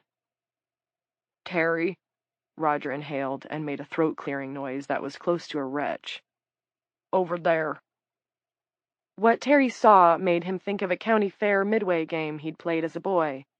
A man stuck his head through a cardboard cutout of Popeye, and for a dime you could throw 3 plastic bags of colored water at him. Only that wasn't colored water below the head protruding from the trailer's wall. An immense weariness filled Terry. His entire body seemed to gain weight, as if his innards had been turned to concrete. He had suffered this before, mostly at the scene of bad car accidents, and knew the feeling was transitory, but while it lasted, it was hellish. There was that moment when you looked at a child still strapped into his car seat, but with his little body torn open like a laundry bag. Or when you looked at a head sticking out of a trailer wall, the skin peeled down the cheeks by its cataclysmic passage, and you wondered why in the hell the world had been created in the first place. Good things were in short supply, and so much of the rest was downright rancid. The woman sitting on the tailgate raised her head. Her face was pale, her eyes ringed with dark circles. She held out her arms to them, then immediately lowered them to her thighs again as if they were too heavy. Just too heavy. Terry knew her. She'd been one of True Mayweather's girls before he had gone into the meth business. Perhaps she was still here because she had been promoted to quasi-girlfriend, if you could call that a promotion. He got out of the cruiser. She slid down from the tailgate and would have gone to her knees if Terry hadn't caught her around the middle. The skin under his hands was chilly, and he could feel every rib. This close, he saw that some of her tattoos were actually bruises. She clung to him and began to cry. "Hey now," Terry said. "Hey now, girl, you're okay. Whatever happened here, it's over." Under other circumstances, he would have considered the sole survivor the prime suspect, and all that blather about the Avon lady so much bullshit, but the bag of bones in his arms could never put that guy's head through the trailer wall. Terry didn't know how long Tiffany had been getting high on Truman's supply, but in her current condition he thought just blowing her nose would have taken a major effort. Roger strolled over, looking oddly cheerful. "Did you make the call, ma'am?" "Yes." Roger took out his notebook. "Your name?" "This is Tiffany Jones," Terry said. "That's right, isn't it, Tiff?" "Yeah. I seen you before, sir, when I come get True out of jail that time. I remember. You were nice." "And that guy, who's he?" Roger waved his notebook at the protruding head, a casual gesture as if he were pointing out an interesting local landmark, and not a ruined human being. His casualness was appalling, and Terry envied it. If he could learn to adjust to such sights as easily as Roger, he thought he'd be a happier man, and maybe better police. "Don't know," Tiffany said. "He was just Troom's friend, or cousin, maybe. He come up from Arkansas last week, or maybe it was the week before." From down the road, firemen were shouting and water was whooshing, presumably from a tanker truck. There was no city water out here. Terry saw a momentary rainbow in the air, floating in front of smoke that was now turning white. Terry took Tiffany gently by her stick-thin wrists and looked into her bloodshot eyes. "What about the woman who did this? You told the dispatcher it was a woman. True's friend called her the Avon lady, but she sure wasn't one of those. A little emotion surfaced through Tiffany's shock. She straightened up and looked around fearfully. She's gone, ain't she? She better be. What did she look like? Tiffany shook her head. I don't remember, but she stole True's shirt. I think she was naked beneath. Her eyes slipped shut, then slowly rolled open again. Terry recognized the signs. First, the trauma of some unexpected violent event. Next, the hysterical call to 911, and now the post-event shock. Add to that whatever drugs she had been taking and how long she had been taking them. Elevator up, elevator down. For all he knew, Truman Mayweather, Tiffany, and Truman Mayweather's Arkansas cuz had been on a 3-day run. Tiff, I want you to sit in the cruiser while my partner and I have a look around. Sit right here and back. Rest up. Sleepy time, gal, Roger said, grinning, and for a moment Terry felt a well-nigh irresistible urge to kick his country ass. Instead of doing that, he held open the cruiser's back door for her, and this called up another memory. The limousine he'd rented to go to the prom in with Mary Jean Stuckey. Her in a pink strapless dress with puffy sleeves, the corsage he'd brought her at her wrist, him in a rented tuxedo. This was in the golden age, before he had ever seen the white-eyed corpse of a pretty girl with the crater of a shotgun blast in her chest, or a man who had hung himself in his hayloft, or a hollow-eyed, meth-addicted prostitute who looked as if she had less than 6 months to live. I'm too old for this job, Terry thought. I should retire. He was 45. 7. Although Lila had never actually shot anyone, she had drawn her gun on 5 occasions and fired it into the air once, and oy vey, the paperwork just for doing that. Like Terry and Roger and all the others in her small band of Blue Knights, she had cleaned up the human wreckage from plenty of mishaps on the county roads, usually with the smell of alcohol still hanging in the air. She had dodged flying objects, broken up family disagreements that turned physical, administered CPR, and splinted broken limbs. She and her guys had found 2 children lost in the woods, and on a handful of occasions she had been puked upon. She had experienced a great deal during her 14 years in law enforcement, but she had never encountered a blood-stained woman in nothing but a flannel shirt strolling up the center line of Dooling County's main highway. That was a first. She crested Ball's Hill doing 80, and the woman was less than 100 feet from the cruiser. She made no effort to dodge either right or left, but even in that hair-thin moment, Lila saw no deer-in-the-headlights expression on her face. Just calm observation. And something else. She was gorgeous. Lila couldn't have stopped in time even if she'd had a full night's sleep, not at 80. She swung the wheel to the right instead, missing the woman in the road by mere inches, and not entirely missing her at that. She heard a clup sound, and suddenly the outside mirror was reflecting Lila herself instead of the road behind. Meanwhile, she had Unit 1 to contend with, a projectile now barely under her control. She hit a mailbox and sent it flying into the air, the post twirling like a majorette's baton before it crashed to the earth. Dust spumed up behind her, and she could feel the heavy cruiser wanting to slide ditchward. Braking wouldn't save her, so she stepped down on the accelerator instead, increasing her speed. The cruiser tearing up the right side shoulder, gravel pinging off the undercarriage. She was riding at a severe slant. If the ditch captured her, she would roll, and chances that she would ever see Jared graduate high school would shrink drastically. Lila feathered the wheel to the left. At first the car slid, but then it caught hold and roared back onto the highway. With tar under her again, she hit the brakes hard, the nose of the cruiser dipping, the deceleration pushing her so hard against her seatbelt that she could feel her eyes bulging. She stopped at the end of a long double track of burned rubber. Her heart was hammering. Black dots floated in front of her eyes. She forced herself to breathe so she wouldn't faint and looked into the rearview mirror. The woman hadn't run into the woods, nor was she beating feet up Ball's Hill, where another road forked off toward the Ball Creek Ferry. She was just standing there, gazing over her shoulder. That glance back, coupled with the woman's bare butt protruding from under the tail of her shirt, was strangely coquettish. She looked like a pin-up on an Alberto Vargas calendar. Breathing fast, her mouth metallic with the taste of spent adrenaline, Lila backed into the dirt driveway of a neat little ranch home. A woman was standing on the porch with a toddler cradled in her arms. Lila powered down her window and said, "Go back inside, ma'am, right now." Without waiting to see if the bystander would do as ordered, Lila shifted to drive and rolled back up Balls Hill toward where the woman stood, being careful to swerve around the dead mailbox. She could hear her bent front fender scraping one of her tires. The radio blurped. It was Terry Coombs. "Unit 1, this is 4. You there, Lila? Come back. We got a couple of dead meth cookers out here past the lumber yard." She grabbed the mic, said, "Not now, Ter," and dropped it on the seat. She stopped in front of the woman, unsnapped the strap on her holster, and as she got out of Unit 1, pulled her service weapon for the 6th time in her career as a law enforcement officer. As she looked at those long, tanned legs and high breasts, she flashed back to her driveway.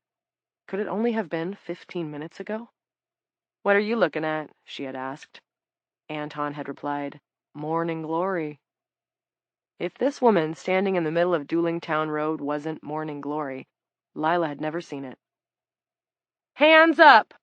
Put them up, right now!" The Avon lady, a.k.a. Morning Glory, raised her hands.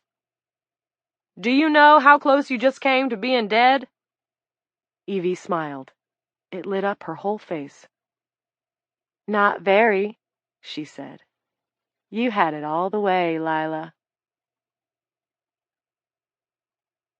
8. The old man spoke with a slight tremble. "I didn't want to move her." The cat, a brown tabby, was in the grass. Judge Oscar Silver was down on the ground beside her, staining the knees of his khakis. Sprawled on its side, the cat almost appeared normal, except for its right front leg, which hung loose in a grotesque V-shape. Up close, you also saw the curls of blood in her eyes, washing up around the pupils. Her breath was shallow, and she was, according to the counterintuitive instinct of wounded felines, purring. Frank squatted beside the cat. He propped his sunglasses back on his head and squinted against the harsh morning light. "I'm sorry, Judge." Silver wasn't crying now, but he had been. Frank hated to see that, although it didn't surprise him. People loved their pets, often with a degree of openness they couldn't allow themselves to express toward other people. What would a shrink call that? Displacement? Well, love was hard. All Frank knew was that the ones you really had to watch out for in this world were the ones that couldn't love even a cat or a dog, and you had to watch out for yourself, of course. Keep things under control. Stay cool. "Thank you for coming so quickly," said Judge Silver. "It's my job," Frank said, although it wasn't exactly. As the county's sole full-time animal control officer, his department was more raccoons and stray dogs than dying cats. He considered Oscar Silver a friend, though, or something close to it. Before the judge's kidneys had put him on the wagon, Frank had shared more than a few beers with him at the squeaky wheel, and it was Oscar Silver who had given him the name of a divorce lawyer and suggested he make an appointment. Silver had also suggested some kind of counseling, when Frank admitted he sometimes raised his voice to his wife and daughter, taking care not to mention the time he'd put a fist through the kitchen wall. Frank hadn't seen either the lawyer or the therapist. In regard to the former, he still believed he could work things out with Elaine. In regard to the latter, he felt he could control his temper quite well if people, Elaine for instance, but also Nana, his daughter, would only realize he had their best interests at heart. "I've had her since she was a kitten," Judge Silver was saying now. "Found her out behind the garage. This was just after Olivia, my wife, passed. I know it's ridiculous to say, but it seemed like a message."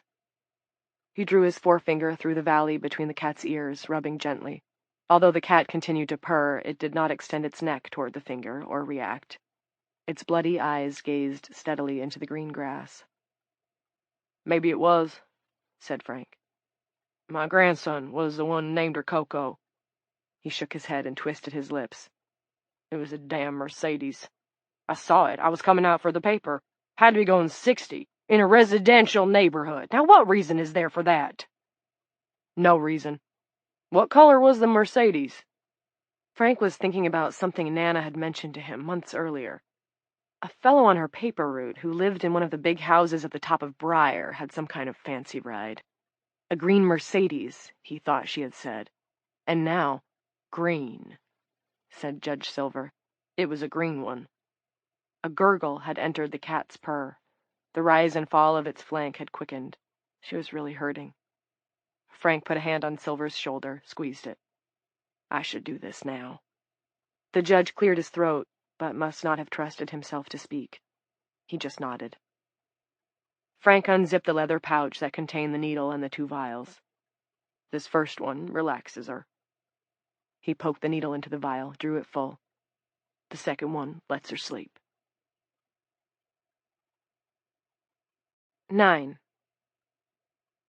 There came a time, long before the events recounted here, when the Tri-Counties, McDowell, Bridger, and Dooling, petitioned to have the defunct Ash Mountain Juvenile Reformatory converted into a badly needed women's prison. The state paid for the land and the buildings, and it was named after the county, Dooling, that provided most of the money for refurbishing the institution. Its doors opened in 1969, staffed by Tri-County residents who badly needed jobs. At the time, it had been declared state-of-the-art and a benchmark in female corrections. It looked more like a suburban high school than a prison, if one ignored the rolls of razor wire that topped the acres of chain link surrounding the place. Nearly half a century later, it still looked like a high school, but one that had fallen on hard times and a diminishing tax base.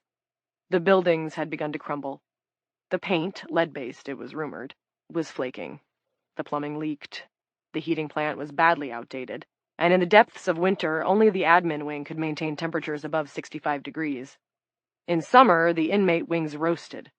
The lighting was dim, the elderly electrical wiring a disaster in waiting, and the vital inmate monitoring equipment went dark at least once a month. There was, however, an excellent exercise yard with a running track, a basketball court in the gym, shuffleboard, a midget softball diamond, and a vegetable garden adjacent to the admin wing. It was there, close to the flourishing peas and corn, that Warden Janice Coates sat on a blue plastic milk box, her beige-colored knit purse collapsed on the ground beside her shoes, smoking an unfiltered Pall Mall and watching Clint Norcross approach.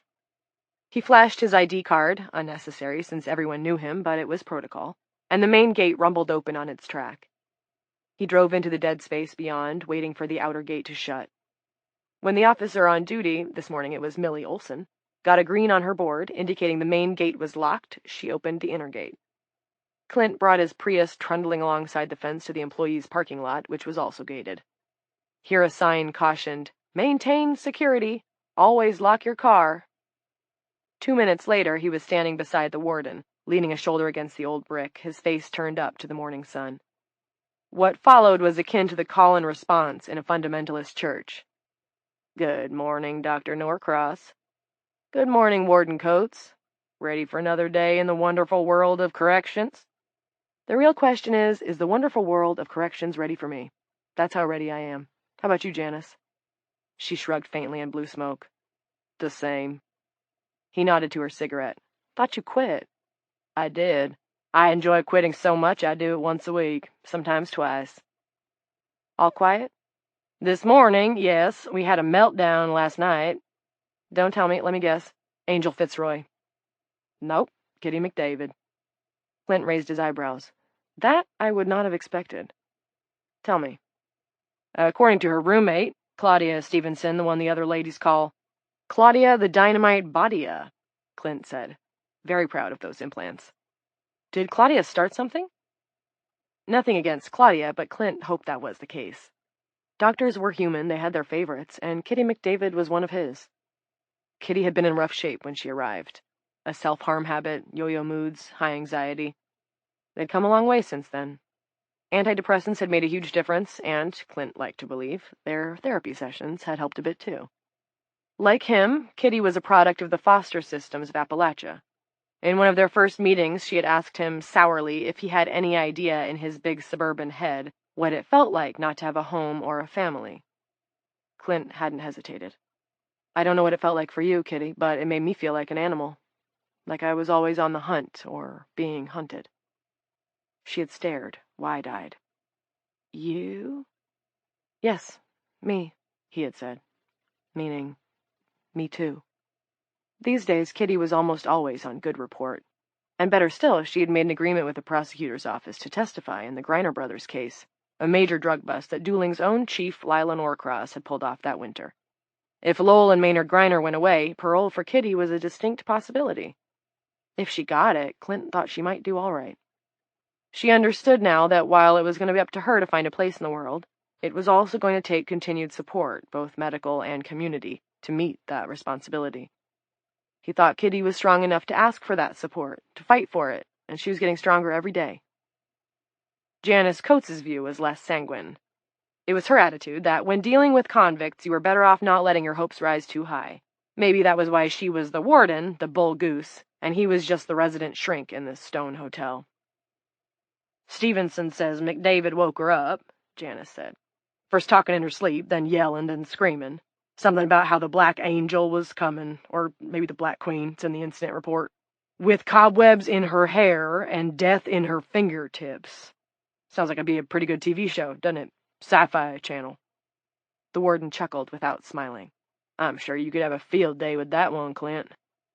"More like a movie," Clint said. "Maybe one she saw in her childhood." Coates rolled her eyes. "See? To quote Ronnie Reagan, there you go again." "What, you don't believe in childhood trauma?" "I believe in a nice, quiet prison. That's what I believe in." They took her over to A-Wing, land of the loonies. Politically incorrect, Warden Coates. The preferred term is Nut Bar Central. Did they have to put her in the restraint chair? Though it was sometimes necessary, Clint loathed the restraint chair, which looked like a sports car bucket seat that had been converted into a torture device. "No," gave her a yellow med, and that quieted her down. "I don't know which one and don't much care, but it'll be in the incident report if you care to look." There were 3 med levels at Dooling. Red, that could only be dispensed by medical personnel, yellow, that could be dispensed by officers, and green, that inmates not in C-Wing or currently on bad report could keep in their cells. "Okay," Clint said. "As of now, your girl McDavid is sleeping it off." "She's not my girl." "And that is your morning update." Janice yawned, scrubbed her cigarette out on the brick, and popped it under the milk box, as if once out of sight it would somehow disappear. "Am I keeping you up, Janice?" "It's not you. I ate Mexican last night. Had to keep getting up to use a can. What they say is true. The stuff that comes out looks suspiciously like the stuff that went in. TMI, Warden. You're a doctor. You can handle it. You gonna check on McDavid?" "This morning, for sure." "Want my theory? Okay, here's my theory. She was molested as a toddler by some lady calling herself the Black Queen. What do you think?" "Could be," Clint said, not rising to the bait. "Could be." She shook her head. "Why investigate their childhoods, Clint, when they're still children? That's essentially why most of them are here. Childish behavior in the first degree." This made Clint think of Jeanette Sorley, who had ended years of escalating spousal abuse by stabbing her husband with a screwdriver and watching him bleed to death. Had she not done that, Damien Sorley would eventually have killed her. Clint had no doubt of it. He did not view that as childish behavior, but as self-preservation. If he said so to Warden Coates, however, she would refuse to hear it. She was old school, that way. Better to simply finish the call and response. "And so, Warden Coates, we begin another day of life in the women's prison along the Royal Canal." She hoisted her purse, stood up, and brushed off the seat of her uniform pants. "No canal, but there's always Ball's Ferry down the road a piece, so yeah. Let the day begin." They went in together on that first day of the sleeping sickness, pinning their IDs to their shirts. 10. Magda Dubček, mother of that handsome young pool polisher about town known as Anton the Pool Guy — he had incorporated, too, so please make out your checks to Anton the Pool Guy, LLC — tottered into the living room of the duplex she shared with her son. She had her cane in one hand and a morning pick-me-up in the other. She flumped into her easy chair with a fart and a sigh and fired up the television. Normally at this hour of the day she would have tuned into the second hour of Good Day Wheeling, but this morning she went to News America instead. There was a breaking story that interested her, which was good, and she knew one of the correspondents covering it, which was even better. Michaela Coates, Michaela Morgan, she called herself now, but Little Mickey to Magda, forever and always, whom she had babysat all those years ago. Back then, Jan Coates had just been a guard at the women's lockup on the south end of town, a widowed single mom only trying to hang in there. Now she was the warden, boss of the whole shebang, and her daughter Mickey was a nationally known news correspondent working out of D.C., famous for her tough questions and short skirts. Those Coates women had really made something of themselves. Magda was proud of them, and if she felt a flicker of melancholy because Mickey never called or wrote, or because Janice never stopped in to chew the fat, Well, they had jobs to do. Magda didn't presume to understand the pressures that they operated under. The news anchor on duty this morning was George Alderson. With his glasses and stooped shoulders and thinning hair, he didn't look anything like the matinee idol types that usually sat behind the big desks and read the news. He looked like a mortuary attendant. Also, he had an unfortunate voice for a TV person, sort of quacky. Well, Magda supposed there was a reason News America was number 3 behind Fox and CNN. She was eager for the day when Michaela would move up to one of those. When it happened, Magda wouldn't have to put up with Alderson anymore. At this hour, we're continuing to follow a breaking story that began in Australia, Alderson said. The expression on his face attempted to combine concern with skepticism, but landed closer to constipated. You should retire and go bald in the comfort of your home, Magda thought, and toasted him with the first rum and coke of the day. Go turtle wax your head, George, and get out of the way for my Michaela. Medical officials in Oahu, Hawaii, are reporting that the outbreak of what some are calling Asian fainting sickness and others are calling Australian fainting flu continues to spread. No one seems to be sure where it actually originated, but so far the only victims have been women. Now we're getting word that cases have popped up on our shores, first in California, then in Colorado, and now in the Carolinas.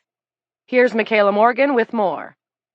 Mickey! Magda cried, once more toasting the television and slapping some of her drink onto the sleeve of her cardigan. Magda's voice held only a trace of Czech this morning, but by the time Anton got home at 5 p.m., she would sound as if she had just gotten off the boat instead of living in the Tri-Counties for almost 40 years. Little Mickey Coates, I chased your bare ass all around your mother's living room, both of us laughing fit to split our sides. I changed your poopy diapers, you little kook, and look at you now.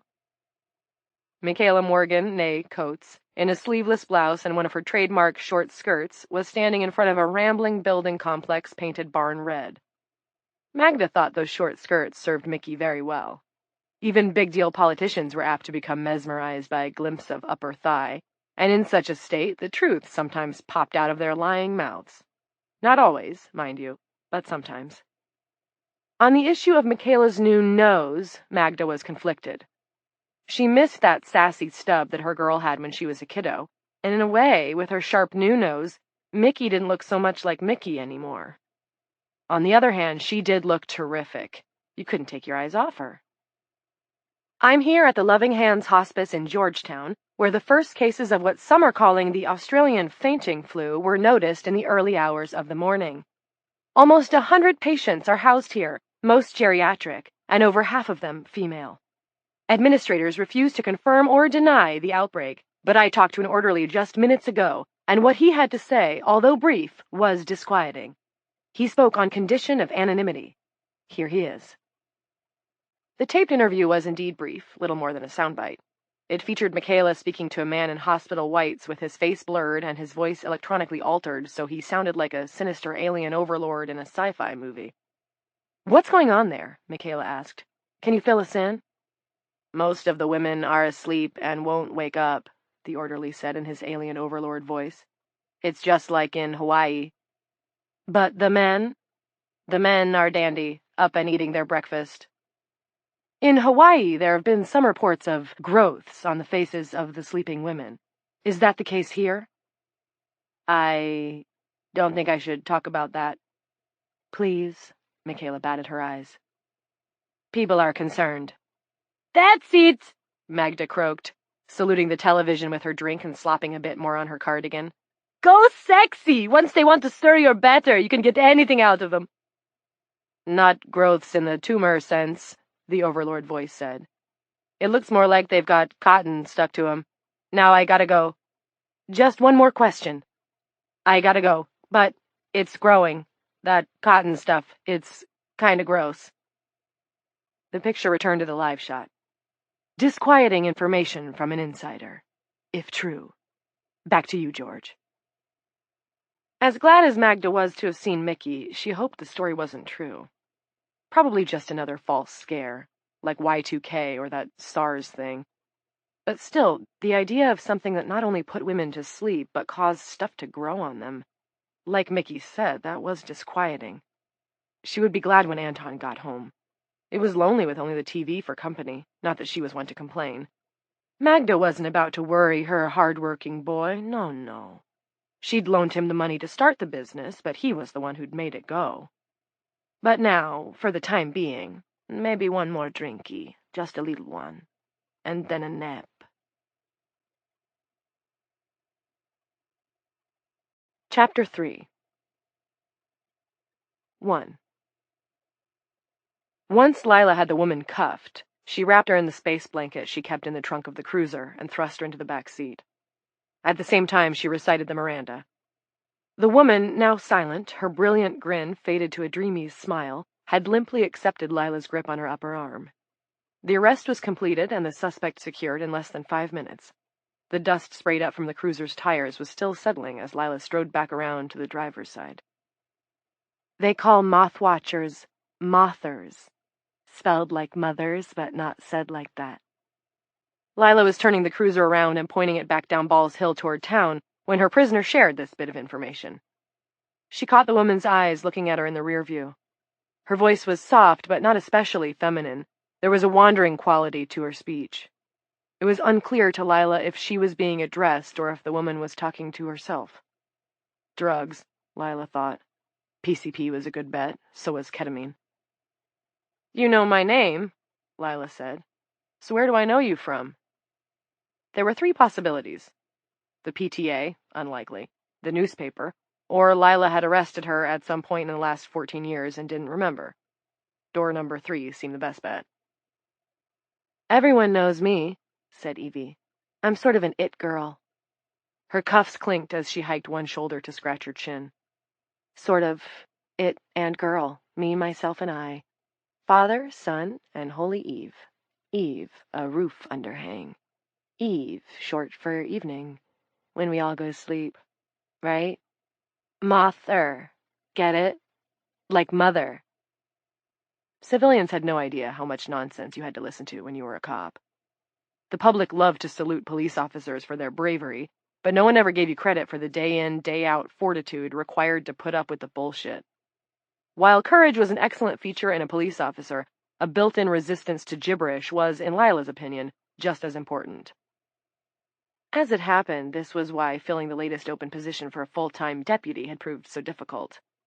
It was ultimately the reason she had passed on the application from the animal control guy, Frank Geary, and hired a young vet named Dan Treater instead, even though Treater had almost no experience in law enforcement.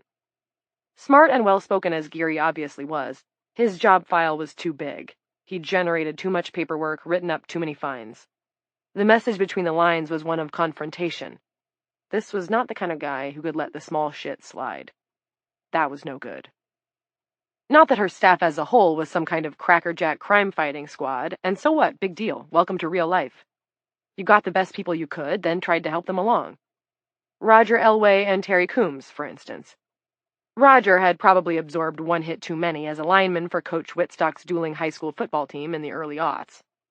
Terry was smarter, but could become dispirited and sullen if things weren't going his way, and he drank too much at parties. On the other hand, both men had fairly long fuses, which meant she could trust them. Mostly. Lila harbored an unspoken belief that motherhood was the best possible rehearsal for a prospective police officer. Unspoken, especially to Clint, who would have had a field day with it. She could picture how he'd cock his head and twist his mouth in that rather tiresome way of his and say, "That's interesting," or "could be." Mothers were naturals for law enforcement because toddlers, like criminals, were often belligerent and destructive. If you could get through those early years without losing your cool or blowing your top, you might be able to deal with grown-up crime. The key was to not react, to stay adult. And was she thinking about the naked woman covered in blood who had something to do with the violent deaths of 2? Or was she thinking about how to handle someone closer to home? Much closer. The fellow who rested his head on the pillow next to hers. When the clock clicked to 00, the gymnasium horn had blared and the boys and girls cheered. The final score? Bridger County Girls AAU 42, Fayette Girls AAU 34. As Clint might say, "Huh, that's interesting. Want to tell me a bit more?" So many good sales right now, Evie rattled on. Washer-dryer, grills, babies that eat plastic food and poop it out again. Savings galore all over the store. I see, said Lila, as if the woman was making sense. What's your name? Evie. Lila twisted around. And a last name? How about that? The woman's cheekbones were strong and straight. The pale brown eyes glowed. Her skin had what Lila thought of as a Mediterranean tint. And that dark hair, ooh, a splotch of blood had dried on her forehead. Do I need one? Evie asked. As far as Lila was concerned, that carried the motion.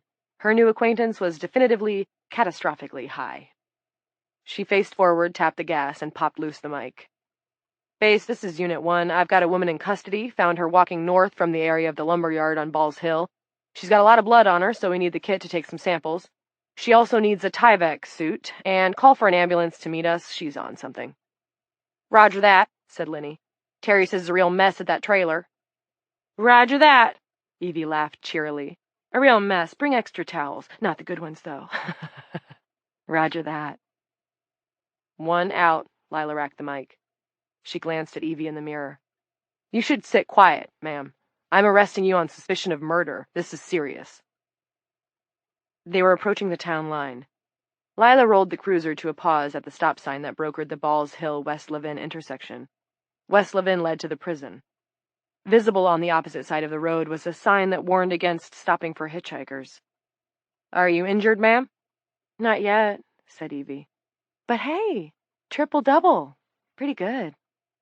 Something flickered in Lila's mind, the mental equivalent of a glittering fleck in the sand, quickly washed over by a frothing wave. She looked in the rear view again. Evie had shut her eyes and settled back. Was she coming down? Ma'am, are you going to be sick? You better kiss your man before you go to sleep. You better kiss him goodbye while you still have the chance. Sure thing, Lila began.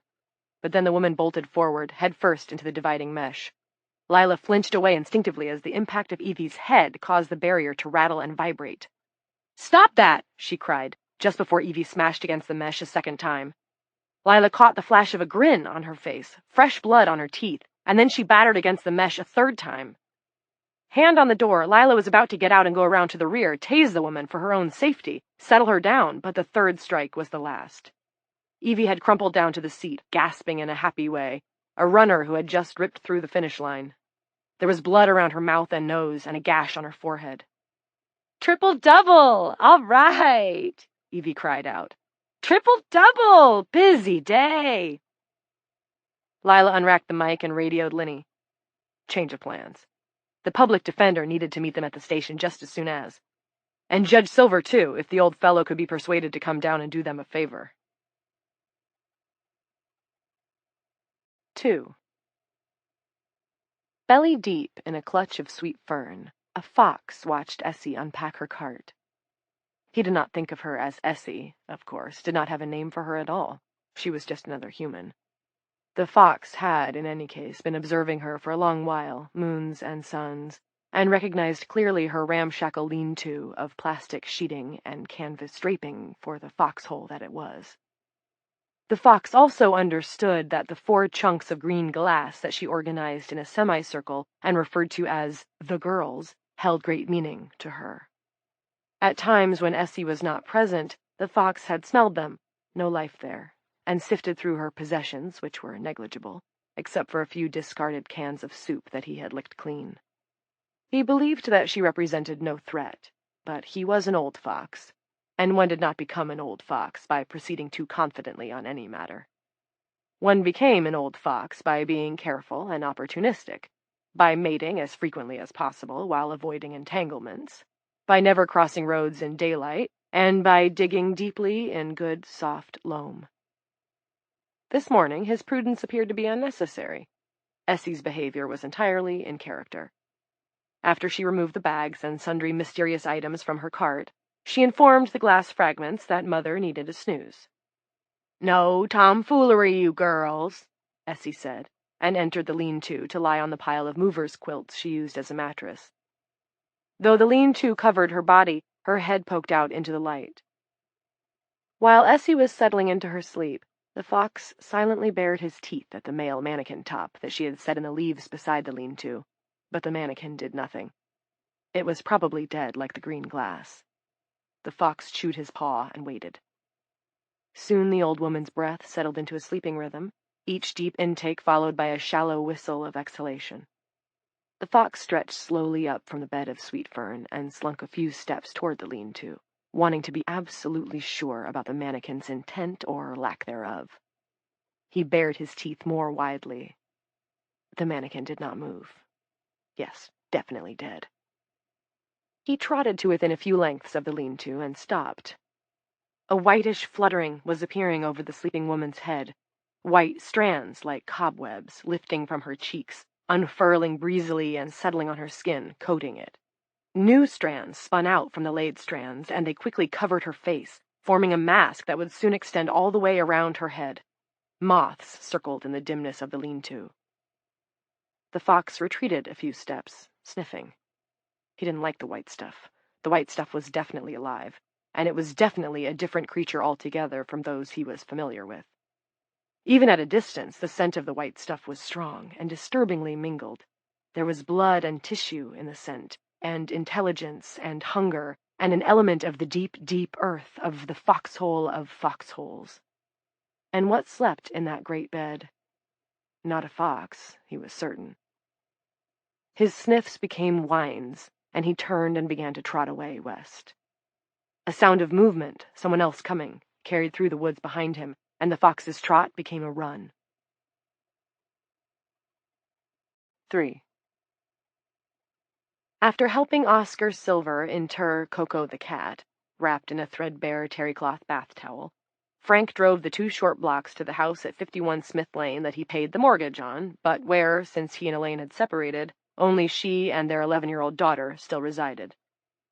Elaine had been a social worker until 2 state budgets ago, but now she worked part-time at the Goodwill and volunteered at a couple of food pantries and at the Planned Parenthood in Maylock. The upside of this was that they didn't have to find money for childcare. When the school day ended, no one minded if Nana hung around at the Goodwill with her mother. The downside was that they were going to lose the house. This bothered Frank more than Elaine. In fact, it didn't seem to bother her at all. Despite her denials, he suspected that she planned to use the sale as an excuse to depart the area altogether, maybe take off for Pennsylvania where her sister lived. If that happened, Frank's every other weekend would become a weekend every other month at best. Except for visiting days, he made a concerted effort to avoid the place. Even then, if he could arrange for Elaine to bring Nana to him, that was his preference. The memories that went with the house, the sense of unfairness and failure, the patched hole in the kitchen wall, were too raw. Frank felt as though he had been tricked out of his entire life, and the best part of that life had been lived at 51 Smith Lane, the neat, plain ranch house with the duck on the mailbox, painted by his daughter. The matter of the green Mercedes, however, made a stop-in imperative. As he jerked over to the curb, he spied Nana drawing with chalk in the driveway. It was an activity you'd normally associate with a much younger child, but his daughter had a talent for illustration. The previous school year, she had won second prize in a bookmark designing contest held by the local library. Nana's had shown a bunch of books flying like birds across a cloud bank. Frank had framed it and hung it in his office. He looked at it all the time. It was a beautiful thing, imagining books flying around inside his little girl's head. She sat cross-legged in the sunshine, butt planted in an inner tube, and her rainbow of implements arrayed around her in a fan. Along with her drawing ability, or maybe in accordance with it, Nana had a gift for making herself comfortable. She was a slow-moving, dreamy child, taking more after Frank than her vibrant mother, who never messed around about anything, was always straight to the point. He leaned over, popped the door of his truck. "Hey, Bright Eyes, come here." She squinted up at him. "Daddy?" "Last I heard," he said, working hard to keep the corners of his mouth turned up. "Come here, okay?" "Right now?" She had already glanced down to her picture. "Yes, right now." Frank took a deep breath. He hadn't started to get what Elaine called that way until he was leaving the judge, by which Elle meant losing his temper, which he rarely did, no matter what she thought. And today? At first he had been fine. Then, about 5 steps across Oscar Silver's grass, it was as if he had tripped some invisible trigger. Sometimes that just happened. Like when Elaine had kept after him about yelling at the PTA meeting, and he'd punched that hole in the wall, and Nana had run upstairs, crying, not understanding that sometimes you punched a thing so you wouldn't punch a person. Or that business with Fritz Mieschaum, where he'd been a little out of control, granted, but Mieschaum deserved it. Anyone who would do a thing like that to an animal deserved it. That cat could have been my kid, was what he had been thinking as he crossed the grass. And then, boom! Like time was a shoelace, and the length of it, between him walking and getting into the truck, had been knotted off. Because suddenly he was in his truck, he was driving for the house on Smith, and he couldn't recall getting in the truck at all. His hands were sweaty on the wheel and his cheeks hot, and he was still thinking about how the cat could have been his kid, except it wasn't a thought, more like an urgent flashing message on an LED screen. Error, error, error. My kid, my kid, my kid. Nana carefully placed a stub of purple chalk in the empty spot between an orange and a green. She pushed up from her inner tube and stood for a couple of seconds, dusting off the rear end of her flowered yellow shorts and rubbing her chalky fingertips contemplatively. Honey, said Frank, fighting not to scream. Because look, she had been right there, in the driveway, where some drunk asshole in a fancy car could drive right over her. My kid, my kid, my kid.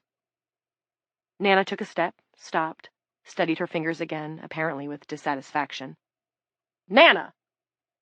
Frank still twisted into a lean across the console. He slapped the passenger seat, slapped it hard. Get over here! The girl's head yanked up, her expression startled, as if she had just been awakened from sleep by a thunderclap.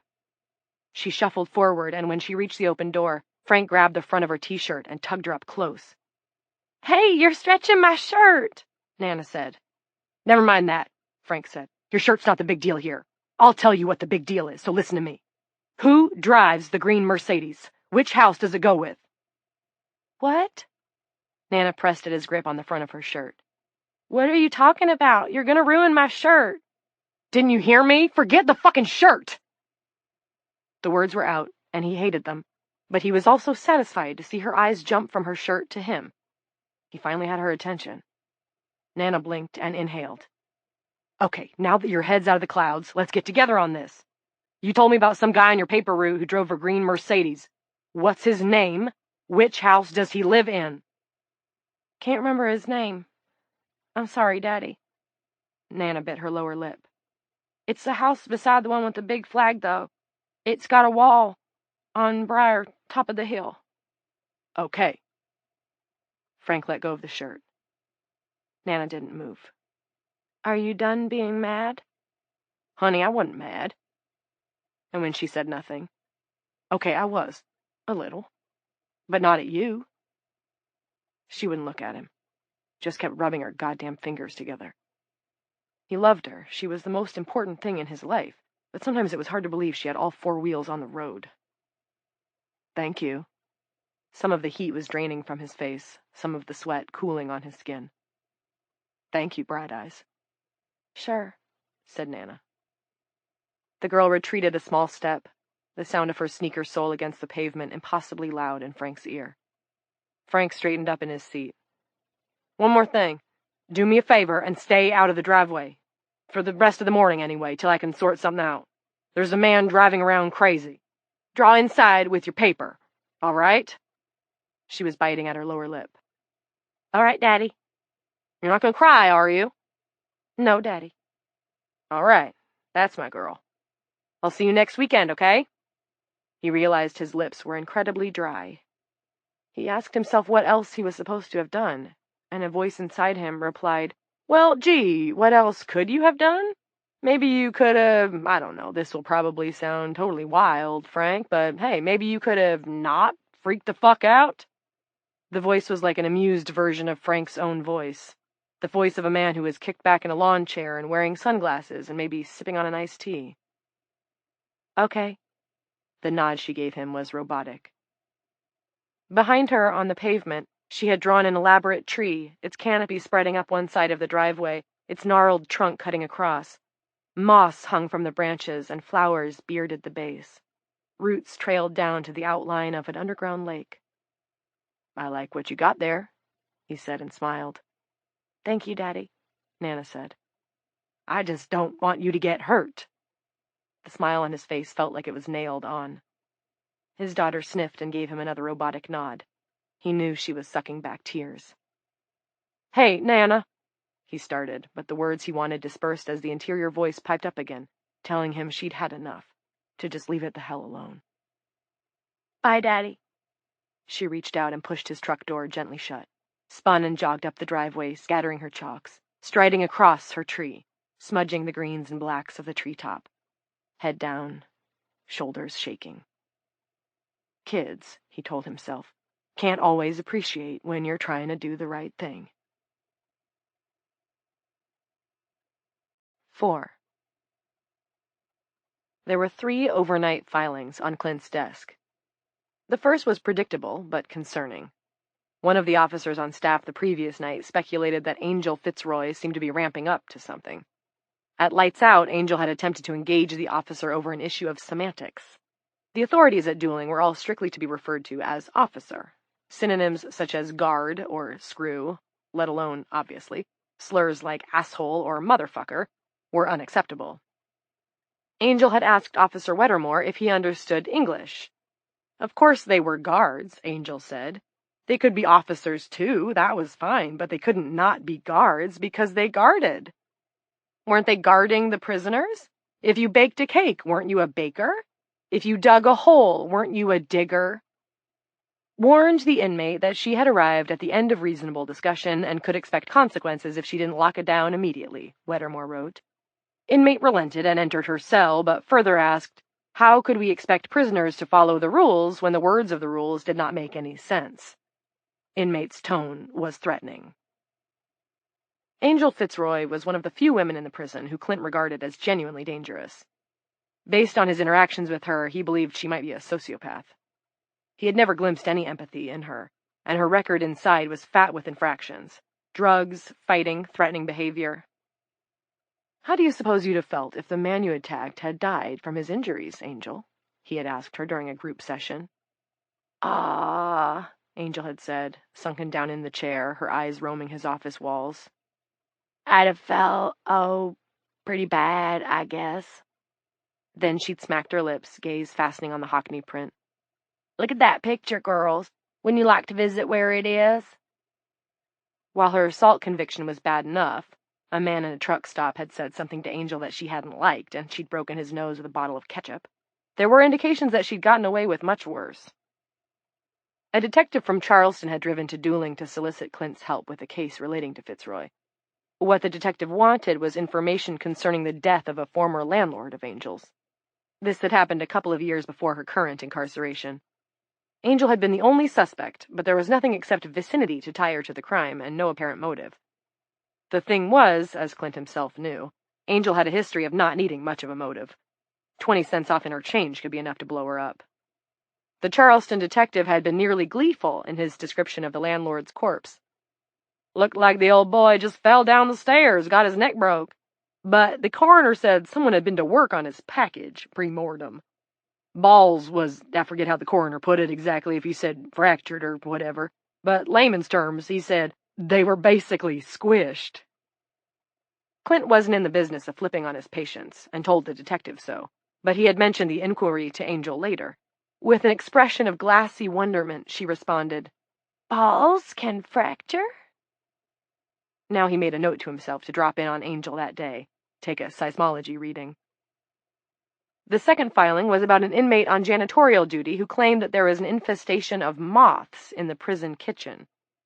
A check by Officer Murphy found no moths. Inmate willingly submitted to a urine drop, clean for drugs and alcohol. That one seemed to translate as a case of an inmate working hard to drive an officer crazy, and an officer working hard to return the favor. Clint had no interest in continuing the circle by following up. He filed it. Kitty McDavid was the last incident. Officer Wettermore had jotted some of her ranting. The black angel came up from the roots and down from the branches. Her fingers are death, and her hair is full of cobwebs, and dream is her kingdom. After the administration of a dose of Haldol, she had been moved to A-Wing. Clint left his office and passed through admin toward the east section of the prison, which contained the cell wings. The prison was shaped roughly like a lowercase T, with the long central line of the corridor known as Broadway, parallel to Route 17 West Lavin Road outside.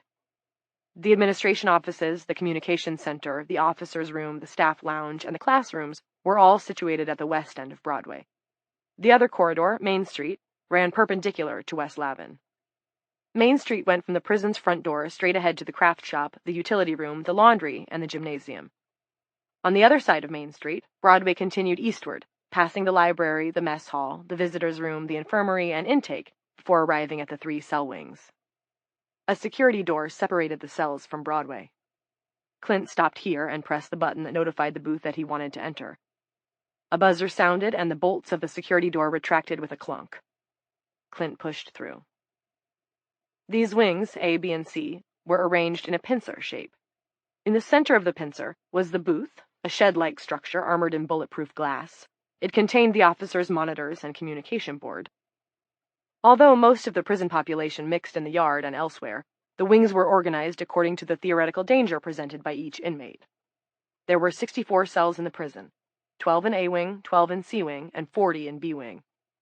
A and C were set entirely on ground level. B wing was stacked with a second level of cells. A wing was medical, although some inmates considered tranquil were also housed there, at the far end of the corridor. Inmates not necessarily tranquil but settled, such as Kitty McDavid, were housed in B wing. C wing was for the troublemakers. C was the least populous residence, with half of the 12 cells currently empty. When there was a breakdown or a severe disciplinary issue, it was official procedure to remove the inmate from her cell and place her in one of the I cells in C wing. Inmates called these the jerk-off cells, because ceiling cameras allowed the officers to observe what the inmate was doing at all times. The implication was that male officers got their jollies by spying on them. The cameras were essential, though. If an inmate might attempt to harm or even kill herself, you needed to be able to see it to prevent it. The officer in the booth today was Captain Vanessa Lampley. She leaned over from the board to open the door for him. Clint sat beside her and asked if she could bring up Unit 12 on the monitor so he could check on McDavid. "Let's go to the videotape," he yelled cheerily. Lampley gave him a look. "Let's go to the videotape. You know, it's what Werner Wolf always says." She shrugged and opened Unit 12 for visual inspection. "The sportscaster?" Clint said. Vanessa shrugged again. "Sorry, must be before my time." Clint thought that was bizarre. Werner Wolf was a legend, but he dropped it so he could study the screen. Kitty was in a fetal position, face twisted down into her arms. "Seen anything out of line?" Lampley shook her head. She'd come in at 7, and McDavid had been snoozing the entire time. That didn't surprise Clint. Haldol was powerful stuff. He was worried about Kitty, though, a mother of 2 who had been convicted of forging prescriptions. In an ideal world, Kitty would never have been put in a correctional facility in the first place. She was a bipolar drug addict with a junior high school education. The surprise was how her bipolarity had manifested on this occasion. In the past, she had withdrawn. Last night's outburst of violent raving was unprecedented in her history. Clint had been fairly confident that the course of lithium he had prescribed for her was working. For over half a year, Kitty had been level-headed, generally upbeat, no sizable peaks or valleys, and she'd made the decision to testify for the prosecution in the Griner brothers' case, which was not only courageous, but had a strong potential for advancing her own cause. There was every reason to believe that she could be paroled soon after the trial. The 2 of them had started to discuss the halfway house environment, what Kitty would do the first time that she became aware that someone was holding, how she would reintroduce herself to her children. Had it all started to look too rosy for her? Lampley must have read his concern. "She'll be all right, Doc. It was a one-off, that's what I think. The full moon, probably. Everything else is screwy, you know." The stocky veteran was pragmatic but conscientious, exactly what you wanted in a head officer. It also didn't hurt that Van Lampley was a competitive arm wrestler of some renown. Her biceps swelled the gray sleeves of her uniform. "Oh, yeah," Clint said, remembering the highway smash-up that Lila had mentioned. A couple of times he had attended Van's birthday party. She lived on the back of the mountain. "You must have had to come to work the long way. Lila told me about the truck that crashed. Had to bulldoze the whole heap," she said. "Huh," Van said. "I didn't see any of that. Must have got it cleaned up before I left. I meant West and Rickman." Jody West and Claire Rickman were the regular day PAs. Like Clint, they were 9-to-5ers. "They never showed, so we got no one on medical. Coates is pissed, says she's gonna—" "You didn't see anything on Mountain?" Hadn't Lila said that it was Mountain Rest Road? Clint was sure, almost sure, anyhow, she had. Van shook her head. "Wouldn't be the first time, though." She grinned, displaying a big set of yellowing choppers. There was a truck that flipped on that road last fall. What a disaster. It was from PetSmart, you know? Cat litter and dog food all over the road. 5. The trailer belonging to the late Truman Mayweather had not looked good the last time Terry Coombs was out here, to cool down a domestic disturbance involving one of Truman's many sisters who had vacated the residence shortly thereafter. But this morning it looked like high tea in hell. Mayweather was sprawled beneath the eating table with some of his brains on his bare chest. The furniture, mostly purchased at roadside rummage sales, dollar discount, or Chapter 11, Terry guessed, was scattered everywhere. The television was upside down in the rust-scaled shower stall. In the sink, a toaster was making friends with a Converse sneaker mended with friction tape. Blood was splashed all over the walls. Plus, of course, there was a hunched-over body with his head sticking out through the side of the trailer and his plumber's crack showing above his beltless jeans. A wallet on the floor of the trailer contained an ID for Mr. Jacob Pyle of Little Rock, Arkansas. How much strength did it take to pound a man's head through a wall like that? Terry wondered. The trailer walls were thin, granted, but still. He duly photographed everything, then did a 360 panning shot with one of the department's iPads. He stood just inside the door long enough to send the photographic evidence to Linnie Mars at the station. She would print off a set of pics for Lila and start 2 files, one digital and one hard copy.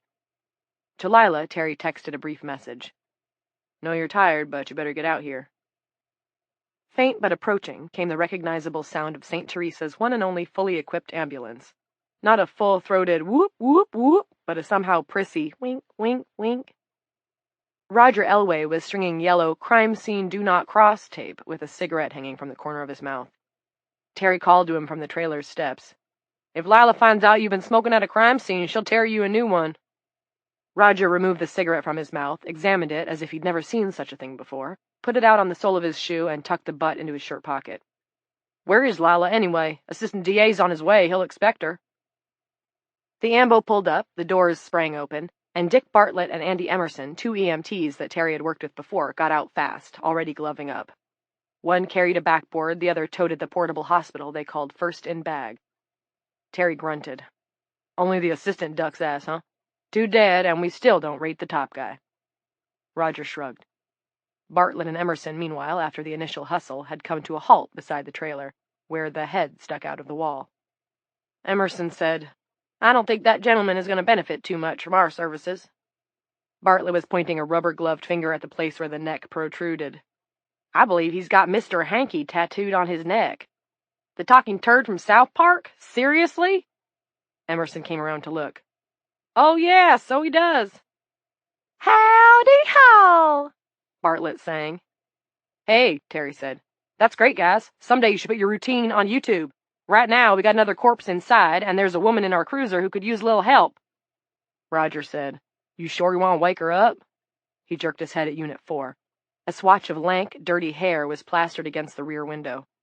"Girlfriend be crashing. Christ knows what she's been on." Bartlett and Emerson came across the junked-out yard to the cruiser, and Bartlett knocked on the window. "Ma'am? Miss?" Nothing. He knocked harder. "Come on, wakey, wakey." Still nothing. He tried the door handle and looked back at Terry and Roger when it didn't give. "I need you to unlock it." "Oh," Roger said. "Right." He thumbed the unlock button on his key fob. Dick Bartlett opened the back door, and Tiffany Jones spilled out like a load of dirty laundry. Bartlett grabbed her just in time to keep the top half of her body from hitting the weedy gravel. Emerson sprang forward to help. Roger stayed put, looking vaguely irked. "If she 86'd on us, Lila's going to be pissed like a bear. She's the only wit—" "Where's her face?" Emerson asked. His voice was shocked. "Where's her goddamn face?" That got Terry moving. He moved next to the cruiser as the 2 EMTs eased Tiffany gently to the ground. Terry grabbed her hanging hair, why, he wasn't sure, but let go in a hurry when something greasy squelched between his fingers. He wiped his hand on his shirt. Her hair was shot through with white, membranous stuff. Her face was also covered, her features now just dimly visible, as if seen through the kind of veil some older ladies still wore on their hats when they went to church out here in Thank You Jesus country. "What is that stuff?" Terry was still rubbing his hand. The stuff felt nasty, slippery, a little tingly. Spider webs? Roger was looking over his shoulder, eyes wide with a mixture of fascination and revulsion. It's coming out of her nose, Tare. And her eyes! What the fuck? EMT Bartlett pulled a swatch of the goo away from Tiffany's jawline and wiped it on his own shirt. But before he did, Terry saw that it appeared to be melting as soon as it was off her face. He looked at his own hand. The skin was dry and clear. Nothing on his shirt either, although there had been a moment ago. Emerson had his fingers on the side of Tiffany's throat. I have a pulse, nice and steady, and she's breathing fine. I can see that crap billowing out, then sucking in. Let's get the Mabus. Bartlett hauled the orange Mabus all-in-one kit out of the first-in bag, hesitated, then went back into the bag for disposable glove packs. He gave one set to Emerson and took another for himself. Terry watched, wishing mightily he hadn't touched the webby stuff on Tiffany's skin. What if it was poisonous? They got a blood pressure that Emerson said was normal. The EMTs went back and forth about whether or not to clear her eyes and check her pupils, and, although they didn't know it then, made the best decision of their lives when they decided not to. While they talked, Terry saw something he didn't like. Tiffany's web-encrusted mouth slowly opening and closing, as if she were chewing on air. Her tongue had gone white. Filaments rose from it, wavering like plankton. Bartlett rose. We should get her to St. Teresa's stat, unless you have a problem with that. Say so if you do, because she seems stable. He looked at Emerson, who nodded. Look at her eyes, Roger said. All white. Gag me with a spoon. Go on, take her, Terry said. It's not like we can question her. The two decedents, Bartlett said. Is this stuff growing on them? No, Terry said, and pointed to the protruding head. On that one you can see for yourselves. Not Truman, the guy inside, either. Any in the sink? Bartlett asked. The toilet, the shower? I'm talking about wet places. The TV is in the shower stall, Terry said, which wasn't an answer, was in fact a total non sequitur, but all he could think of to say at first. Another non sequitur. Was the squeak open yet? It was early, but you were allowed a beer or two on mornings like this. There was a special dispensation for gruesome corpses and creepy shit on people's faces. He kept looking at Tiffany Jones, who was slowly but steadily being buried alive under a diaphanous white fog of something. He forced himself to speak to the question. Just on her. Roger Elway now said what they were all thinking. Fellas, what if it's contagious? No one replied. Terry caught movement in the corner of his eye and swung back to look at the trailer. At first he thought the flock lifting off from its roof was butterflies, but butterflies were colorful, and these were plain brown and gray. Not butterflies, but moths. Hundreds of them. 6. A dozen years before, on a muggy day in later summer, a call came in to animal control about a raccoon under the floor of the converted barn that the local Episcopalian church used as a pastoral center. The concern was possible rabies. Frank had driven right over. He put on his face mask and elbow-length gloves, crawled under the barn, shone a flashlight on the animal, and it had darted, just the way a healthy raccoon should. That would have been that. Rabid raccoons were serious, trespassing raccoons not so much, except that the pretty 20-something woman who had shown him the hole under the barn had offered him a glass of blue Kool-Aid from the bake sale going on in the parking lot. It had been pretty nasty, watered down, not enough sugar, but Frank drank $3 worth in order to stay there in the yellowing churchyard grass, talking to the woman, who had a wonderful big laugh and a way of standing with her hands on her hips that made him feel tingly.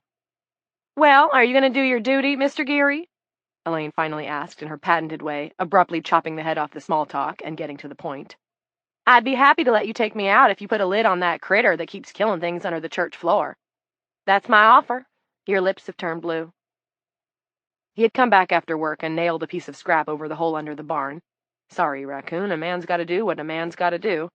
And then he had taken his future wife to the movies. 12 years ago. So what had happened? Was it him, or did marriage simply have a shelf life? For a long time, Frank had thought they were doing all right. They had the kid, the house, their health. Not everything was hunky-dunky, of course. Money was touch and go. Nana wasn't the most engaged student. Sometimes Frank got, things wore him down, and when he was worn down, a certain edge emerged. But everyone had failings, and over the course of 12 years, you were bound to spring an occasional leak. Only his wife didn't see it that way. 8 months ago, she'd told him exactly how she saw it. She had shared her insight after the famous kitchen wall punch. Shortly before the famous kitchen wall punch, she'd told him she'd given $800 to her church, part of a fund drive to feed starving kids in some abysmally fucked up part of Africa. Frank wasn't heartless, he grasped the suffering, but you didn't give away money you couldn't afford to give away. You didn't risk your own child's situation to help someone else's kids. Crazy as that had been, an entire mortgage payment zooming its way across the ocean, it hadn't prompted the famous wall punch. That was prompted by what she had said next, and the look on Elaine's face when she'd said it, simultaneously insolent and closed off. It was my decision because it was my money. As if her marriage vows meant nothing to her 11 years on. As if she could do anything she wanted without putting him in the loop. So he had punched the wall, not her, the wall, and Nana had run upstairs wailing, and Elaine had made her declaration. You're going to snap on us, baby. One of these days, it won't be the wall. Nothing Frank said or did could change her mind. It was either a trial separation or a divorce, and Frank chose the former. And her prediction had been wrong. He hadn't snapped. Never would. He was strong. He was a protector. Which left a fairly important question. What was she trying to prove? What benefit was she getting by putting him through this? Was it some unresolved childhood issue? Was it plain old sadism? Whatever it was fucking unreal. And fucking senseless. You did not, as an African-American man in the Tri-Counties, or any county in the United States, arrive at the age of 38 without encountering far more than your fair share of senselessness. Racism was the epitome of senselessness, after all. He recalled a miner's kid back in 1st or 2nd grade, her front teeth fanned out like a poker hand, her hair in pigtails so short they looked like finger stubs. She had pressed a finger against his wrist and observed, You are the color of rottened, Frank, like under my papa's nails has. The girl's expression had been half amused, half impressed, and cataclysmically dumb. Even as a child, Frank had recognized that black hole of incurable stupid. It amazed him and left him flabbergasted.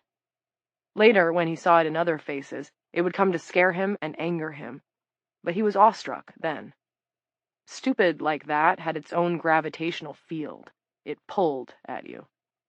Only Elaine wasn't dumb. You couldn't get farther from dumb than Elaine. Elaine knew what it was like to be followed around a department store by some white kid who didn't even have a GED, playing like he's Batman and is going to catch her shoplifting a jar of peanuts. Elaine had been cursed by protesters outside Planned Parenthood, consigned to hell by people who didn't even know her name. So what did she want? Why inflict this pain on him? One nagging possibility. She was right to be worried. As he went after the green Mercedes, Frank kept seeing Nana moving away from him, kicking her neatly arranged pieces of chalk and tracking through her drawing. Frank knew he wasn't perfect, but he also knew that he was basically good. He helped people. He helped animals. He loved his daughter, and he would do anything to protect her, and he had never put an abusive hand on his wife. Had he made mistakes? Was the famous wall punch one of them? Frank admitted as much. He would have stated it in a court of law. But he had never hurt anyone who didn't deserve to be hurt, and he was just going to talk to the Mercedes guy, right? Frank pulled his truck through a fancy wrought iron gate and parked behind the green Mercedes. The front fender on the left side was road dusty, but the right side was sparkling clean. You could see where the son of a bitch had taken a rag to it. Frank walked up the slate path connecting the driveway to the door of the big white house. Garden berms planted with sassafras lined the path, and the canopies created a corridor. Birds twittered in the branches above him. At the end of the path, by the foot of the steps, was a young lilac tree in a stone planter near full bloom. Frank resisted the urge to uproot it. He climbed to the porch. On the face of the solid oak door was a brass knocker in the shape of a caduceus. He told himself to turn around and drive straight home. Then he grabbed the knocker and banged it over and over against the plate. 7. It took a while for Garth Flickinger to extricate himself from the couch. Hold on, he said, pointlessly. The door was too thick and his voice too raspy. He had been smoking dope non-stop since he returned home from his visit to Truman Mayweather's stately pleasure trailer. If anyone had asked him about the drugs, Garth would have made it a point to impress upon the questioner that he was merely an occasional recreational user, but this morning had been an exception. An emergency, in fact. It wasn't every day that you were taking a whiz in your drug dealer's trailer and World War III broke out on the other side of the flimsy shithouse door. Something had happened. Crashing, shooting, screaming, and in a moment of incomprehensible idiocy, Garth had actually opened the door to check out what was going on. What he saw would be hard to forget, perhaps impossible. At the far end of the trailer was a black-haired woman, naked from the waist down. She had hoisted up Truman's Arkansas buddy by his hair and the belt of his jeans, and was pounding him face first into the wall. Whomp! Whomp! Whomp! Picture a siege engine, slamming a massive tree against castle gates. The man's head was awash in blood, and his arms were ragdoll flopping around at his sides. Meanwhile, there was Truman, slumped on the floor with a bullet hole in his forehead. And the strange woman? Her expression was horrifyingly placid. It was as if she were just going about her business with no particular concern, except that her business was using a man's head as a battering ram. Garth had gently closed the door, hopped on the toilet lid, and climbed out the window. He had then sprinted for his car and driven home at the speed of light. The experience had shaken his nerves a bit, and that was not a common occurrence. Garth Flickinger, board-certified plastic surgeon, member in good standing of the American Society of Plastic Surgeons, was usually a pretty steady-handed fellow. He was feeling better now. The rock that he'd smoked had helped with that, but the banging on the door was unwelcome. Garth navigated his way around the couch and through the living room, crunching through a small sea of fast food boxes on the way. On the flat screen, an extremely sexy reporter was being extremely serious about a bunch of comatose old ladies at a nursing home in D.C. Her seriousness only enhanced her sexiness. She was an A-cup, Garth thought, but her frame begged for a B. Why only women? The reporter on the flat screen wondered aloud. At first we thought just the very elderly and the very young were vulnerable, but now it appears that women across age groups. Garth rested his forehead against the door and slapped it. Stop! Quit it! Open up! The voice was deep and pissed off. He tapped some reserve strength and lifted his head to peer through the spy hole. An African-American man stood outside, mid-30s, broad shoulders, face with terrific bone structure. The man's beige uniform momentarily caused Garth's pulse to accelerate. Cop, but then he noticed the patch read Animal Control. Ah, you are a dog catcher. A handsome dog of a dog catcher, to be sure, but a dog catcher nonetheless. No fugitive canines here, sir, so no problem. Or was there? Hard to be completely sure. Could this fellow be a friend of the half-naked harpy from the trailer? Better to be her friend than her enemy, Garth supposed, but far, far better to avoid her altogether. Did she send you? Garth asked. I didn't see anything. Tell her that, okay? I don't know what you're talking about. I came here on my own. Now open up! The man yelled again. Why? Garth asked, adding, No way! For good measure. Sir, I just want to talk to you. The dog catcher had made an effort to lower his voice, but Garth could see him twisting his mouth around, fighting the need, yes, a need, to continue yelling. Not right now, Garth said. Someone ran over a cat. The person was driving a green Mercedes. You have a green Mercedes. That's unfortunate. Meaning the cat, not the Mercedes. Garth liked cats. He had liked his Flamin' Groovies t-shirt as well, which was balled up on the floor by the stairs. Garth had used it to clean some blood off the fender of his car. Tough times all around. But I don't know anything about that, and I'm having a difficult morning, and so you'll have to leave. Sorry. A thud, and the door shook in its frame. Garth backed up. The guy had kicked it. Through the spy hole, Garth could see that the cords on the dog catcher's neck were taut. My kid lives down the hill, you dumb fuck. What if that had been her? What if you drove over my kid instead of that cat? I'm calling the cops, Garth said. He hoped he sounded more convincing to the guy than he did to himself. He retreated to the living room, sank into the couch, and picked up his pipe. The bag of dope was on the coffee table. Glass began to shatter outside. There was a metallic crunch. Was Señor Dogcatcher molesting his Mercedes? Garth didn't care. Not today. It was insured, anyway. That poor junkie girl. Tiffany was her name, and she was so ruined and so sweet. Was she dead? Had the people who'd attacked the trailer, he assumed the strange woman was part of a gang, killed her? He told himself that Tiff, sweet as she was, wasn't his problem. Better not to fixate on what couldn't be changed. The bag was blue plastic, so the rocks appeared blue until you removed them. This was probably True Mayweather's half-assed tribute to Breaking Bad. There would be no more tributes from Truman Mayweather, half-assed or otherwise, not after this morning. Garth picked a rock, dropped it in the cup of his pipe. Whatever Senor Dogcatcher was doing to the Mercedes now caused the car alarm to go off. Beep, beep, beep. The television showed footage of a bright hospital room. 2 female shapes lay under hospital sheets. Wispy cocoons covered the women's heads. It looked like they wore beehives that started at their chins. Garth fired up, sucked down a lungful, held it. Beep, beep, beep. Garth had a daughter, Kathy.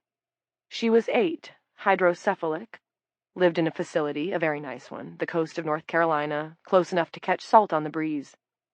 He paid for it all, which he could do. It was better for the girl if her mother looked after the details. Poor Kathy.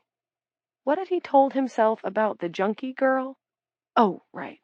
Better not to fixate on what couldn't be changed. Easier said than done. Poor Garth. Poor old ladies with their heads stuck in beehives. Poor cat.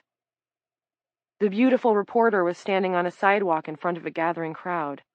Honestly, she was fine with the A-cup. The B was just a thought. Had she had a nose job? Wow, if she had, and Garth wasn't quite certain he'd need to see up close, it was a superb one, really natural with a pretty little button tip. The CDC has put out a bulletin, she announced. Do not, under any circumstances, attempt to remove the growth. Call me crazy, Garth said, but that just makes me want to. Tired of the news, tired of the animal control guy, tired of the car alarm, although he supposed he would shut it off once the animal control guy decided to take his bad temper somewhere else. Tired of fixating on what couldn't be changed, Garth channel surfed until he found an infomercial about building yourself an abdominal six-pack in just 6 days. He attempted to take down the 800 number, but the only pen he could find didn't work on the skin of his palm. Chapter 4 1. The total population of McDowell, Bridger, and Dueling counties amounted to roughly 72,000 souls. 55% male, 45% female. This was down 5,000 from the last full U.S. census, officially making the Tri-Counties an out-migration area. There were 2 hospitals, one in McDowell County, great gift shop, read the only post in the comments section of the McDowell Hospital's website, and a much bigger one in Dueling County, where the largest population, 32,000, resided. There were a total of 10 walk-in clinics in the 3 counties, plus 24 so-called pain clinics out in the piney woods, where various opioid drugs could be obtained with prescriptions written on the spot.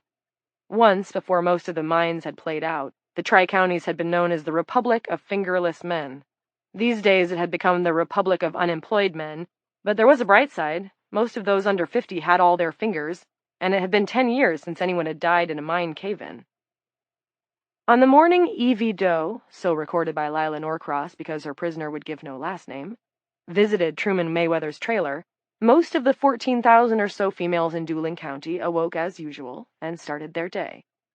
Many of them saw the television reports about the spreading contagion that was first called Australian sleeping sickness, then the female sleeping flu, and then the Aurora flu, named for the princess in the Walt Disney retelling of the Sleeping Beauty fairy tale. Few of the Tri-County women who saw the reports were frightened by them.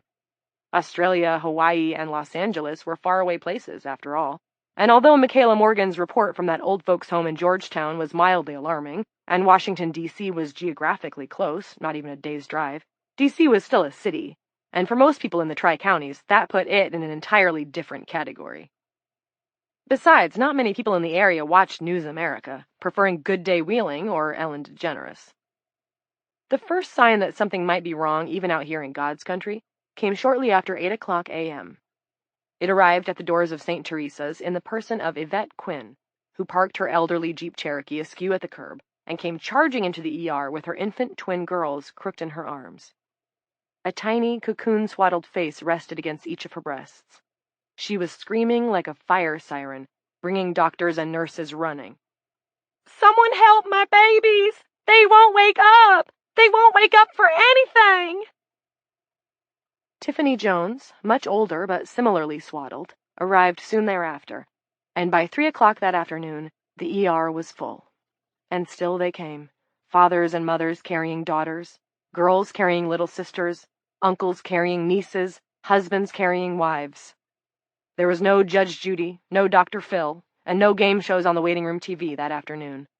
Only news, and all of it was about the mysterious sleeping sickness, the one that affected only those with the XX chromosome.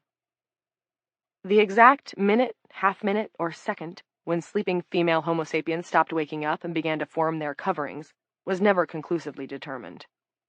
Based on the cumulative data, however, scientists were eventually able to narrow the window to a point between 7:37 a.m. Eastern Standard Time and 7:57 a.m. Eastern Standard Time. "We can only wait for them to wake up," said George Alderson on News America. "And so far, at least, none of them have. Here's Michaela Morgan with more." 2. By the time Lila Norcross arrived at the square brick building that housed the Dueling County Sheriff's Office on one side and Municipal Affairs on the other, it was all hands on deck. Deputy Reed Barrows was waiting at the curb, ready to babysit Lila's current prisoner. "Be good, Evie," she said, opening the door. "I'll be right back." "Be good, Lila," Evie said. "I'll be right here." She laughed. Blood from her nose was drying to a cracked glaze on her cheeks. More blood, from the gash on her forehead, had stiffened her hair in front, forming a small peacock fan. As Lila exited the car, making way for Reed to slide in, Evie added, "Triple-double," and laughed some more. "Forensics is on the way to that trailer," Reed said. "Also the ADA in Unit 6. "Good," Lila said, and trotted toward the door of the station. Triple-double, she thought. Ah, there it was. At least 10 points, 10 assists, and 10 rebounds. And that was what the girl had done last night at the basketball game. The one Lila had come to see. The girl, she thought of her. Her name was Sheila. It wasn't the girl's fault. Sheila's fault. Her name was the first step toward what? She didn't know. She just didn't know. And Clint. What did Clint want? She knew she shouldn't care, given the circumstances, but she did. He was a true mystery to her. A familiar image came. Her husband, sitting at the kitchen counter, staring out at the elms in the backyard, running his thumb over his knuckles, vaguely grimacing. Long ago, she'd stopped asking him if he was all right. Just thinking, he always said, just thinking. But about what? And about whom? These were obvious questions, weren't they? Lila couldn't believe how tired she felt, how weak, as if she had dribbled out of her uniform and all over her shoes in the 20 or so paces between the cruiser and the steps. It suddenly seemed as though everything was open to question. And if Clint wasn't Clint, then who was she? Who was anybody? She needed to focus. 2 men were dead, and the woman who had probably killed them was in the back of Lila's cruiser, higher than a kite.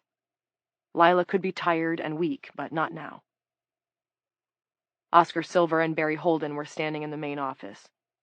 "Gentlemen," she said. "Chief," they said, almost in unison. Judge Silver was older than God and shaky on his pins, but suffered from no shortage in the brains department. Barry Holden eked out a living for himself and his tribe of female dependents, 1 wife, 4 daughters, writing wills and contracts, and negotiating insurance settlements, mostly with that notorious dragon Drew T. Barry of Drew T. Barry Indemnity.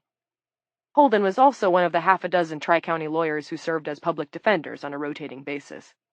He was a good guy, and it didn't take long for Lila to explain what she wanted. He was agreeable, but needed a retainer. He said $1 would do. "Linny, do you have $1? Lila asked her dispatcher. "It might look funny if I hired representation for a woman I've arrested on 2 counts of capital murder." Linny handed Barry $1. He put it in his pocket, turned to Judge Silver, and spoke in his best courtroom voice.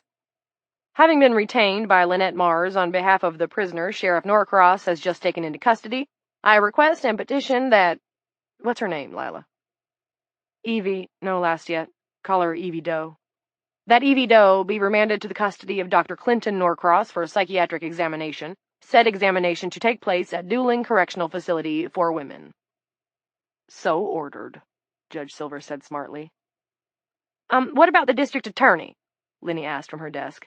Doesn't Janker get a say? Janker agrees in absentia, Judge Silver replied. Having saved his incompetent bacon in my courtroom on more than one occasion, I can say that with complete confidence. I order Evie Doe to be transported to Dooling Correctional immediately and held there for a period of, how about 48 hours, Lila? Make it 96, Barry Holden said, apparently feeling that he ought to do something for his client. I'm okay with 96, Judge, Lila said. I just want her to get someplace where she won't hurt herself anymore while I get some answers. Linny spoke up. In Lila's opinion, she was becoming a bit of a pain. Will Clint and Warden Coates be okay with a guest camper? I'll handle that, Lila said, and thought again about her new prisoner. Evie Doe, the mystery killer who knew Lila's name and who babbled about triple doubles. Obviously a coincidence, but an unwelcome and badly timed one. Let's get her in here long enough to roll some fingerprints. Also, Linny and I need to take her into one of the holding cells and put her into some county browns. The shirt she's got on has to be marked as evidence, and it's all she's wearing. I can't very well take her up to the prison buck-ass naked, can I? No, as her lawyer, I couldn't approve of that at all, Barry said. 3. So, Jeanette, what's going on? Jeanette considered Clint's opening gambit. Let's see. Ree said she had a dream last night about eating cake with Michelle Obama. The two of them, prison psychiatrist and patient inmate, were making slow circuits of the exercise yard. It was deserted at this time of the morning, when most of the inmates were busy at their various jobs, carpentry, furniture manufacture, maintenance, laundry, cleaning, or attending GED classes in what was known in Dooling Correctional as dumb school, or simply lying in their cells and stacking time. Pinned to the top of Jeanette's beige smock top was a yard pass signed by Clint himself, which made him responsible for her. That was okay. She was one of his favorite patient inmates, one of his pets, Warden Janice Coates would have said, annoyingly, and the least troublesome. In his opinion, Jeanette belonged on the outside, not in another institution, but outside altogether, walking free. It wasn't an opinion he would have offered to Jeanette, because what good would that do her? This was Appalachia. In Appalachia, you didn't get a free pass on murder. It didn't matter if it was second degree. His belief in Jeanette's lack of culpability in the death of Damien Sorley was the sort of thing that he wouldn't express to anyone except his wife, and maybe not even to her. Lately, Lila seemed a little off, a little preoccupied. This morning, for instance, although that was probably because she needed some sleep. And there was that thing Vanessa Lampley had said about an overturned pet food truck on Mountain Rest Road last year. How likely was it that there had been two identical bizarre accidents months apart? Hey, Dr. Ann, are you there? I said that Ree had a dream about eating with Michelle Obama. Got it. That's what she said at first, but she just made that up. She actually had a dream about a teacher telling her she was in the wrong classroom. Total anxiety dream, wouldn't you say? Could be. It was one of about a dozen default positions he kept ready for answering patient questions. Hey, Doc, you think Tom Brady might come here? Give a speech, sign some autographs? Could be. You know, he could sign some of those little toy footballs? Sure. Jeanette stopped. What did I just say? Clint thought about it, then laughed. Busted. Where are you this morning, Doc? You're doing that thing you do. Pardon me for, barging in on your personal space, but is everything okay at home?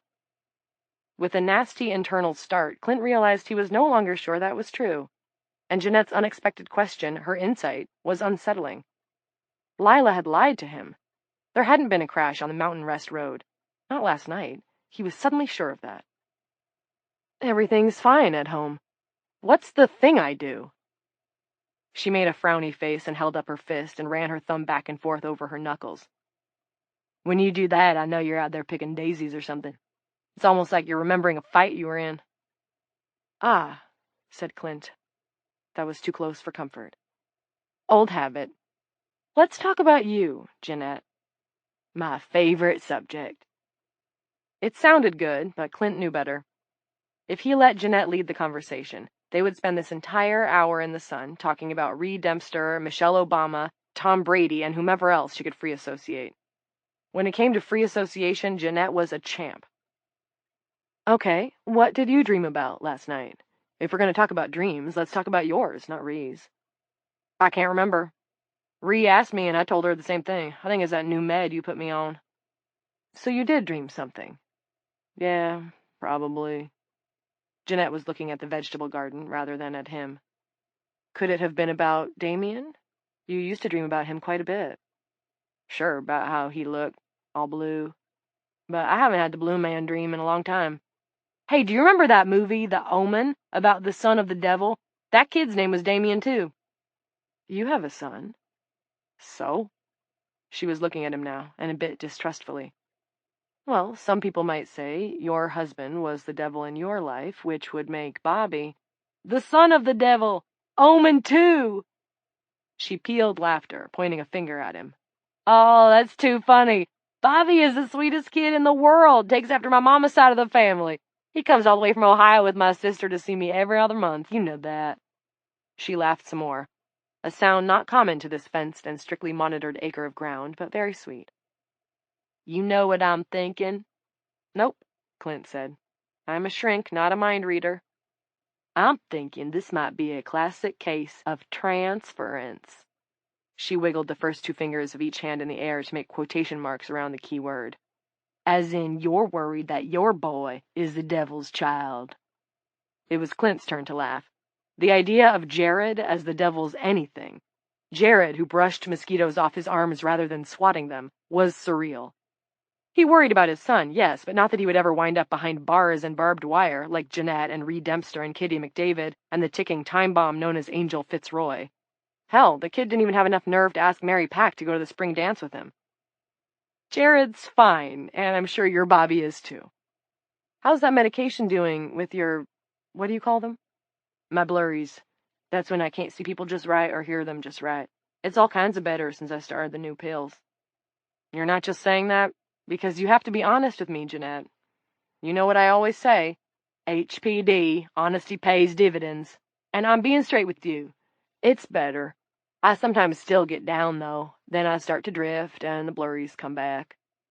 Any exceptions? Anyone who comes through loud and clear even when you're depressed, and can maybe bootstrap you out of it? Bootstrap, I like that. Yeah, Bobby can. He was 5 when I came in here, 12 now. He plays keyboards in a group, can you believe that? And sings. You must be very proud. I am. Yours must be about the same age, right?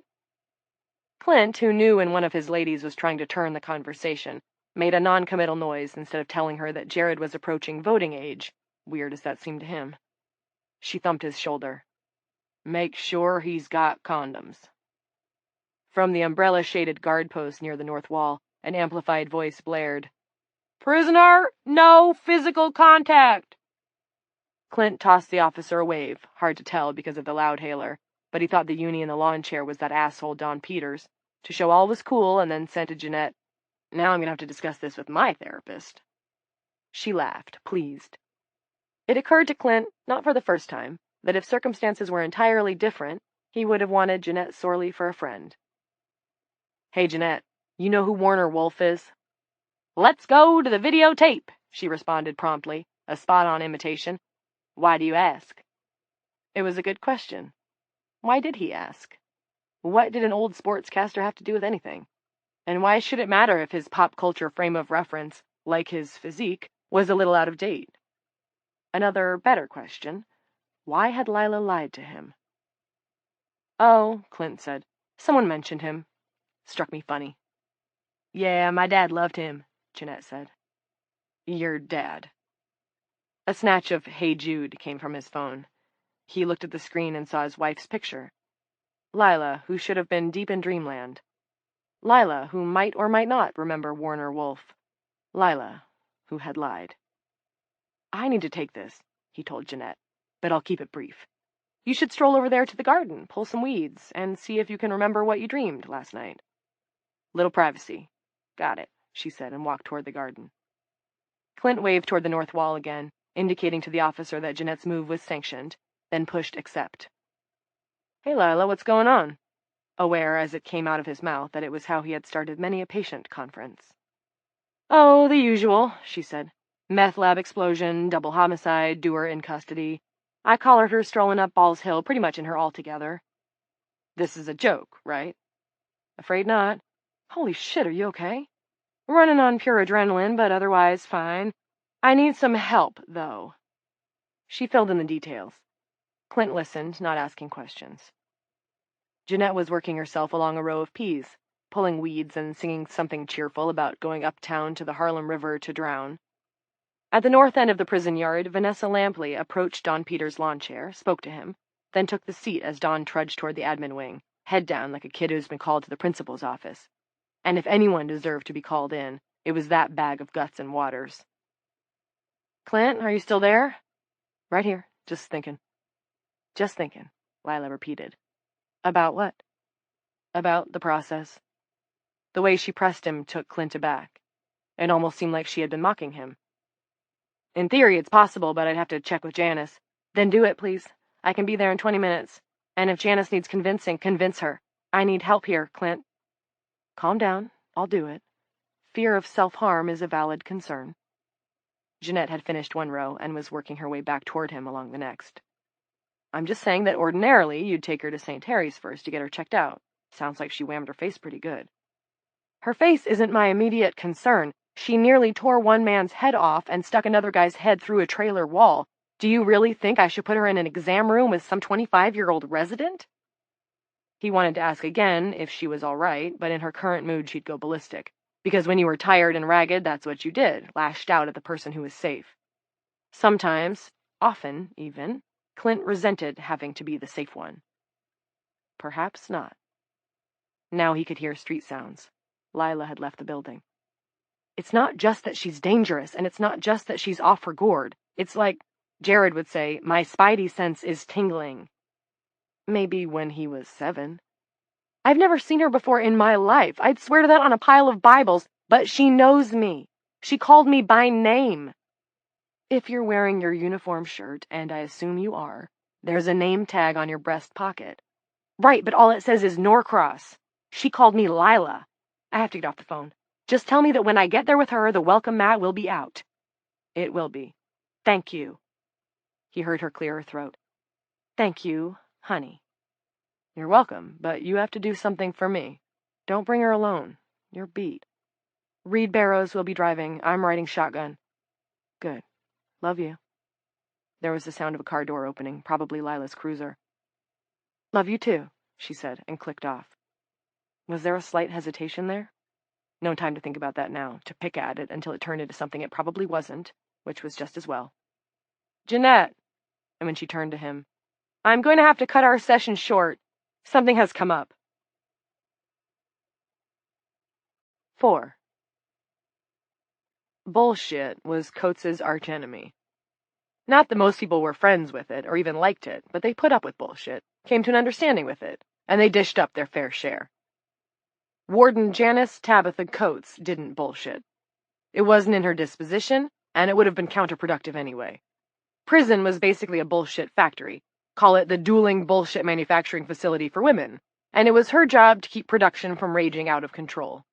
Waves of bullshit memos came down from the state that demanded she simultaneously cut costs and improve services.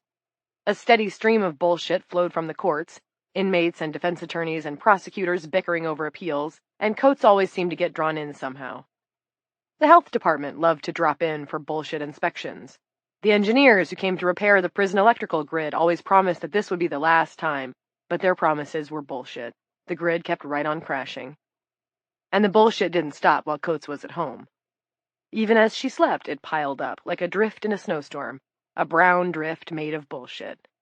Like Kitty McDavid going nuts, and the 2 physician's assistants picking the same exact morning to go AWOL. That stinking pile had been waiting for her the moment she stepped through the door. Norcross was a solid shrink, but he produced his share of bovine excrement too, requesting special treatments and dispensations for his patients. His chronic failure to recognize that the vast majority of his patients, the inmates of dueling, were themselves bullshit geniuses. Women who had spent their lives nurturing bullshit excuses was almost touching, except that it was Coates who had to wield the shovel. And hey, underneath their bullshit, some of the women did have real reasons.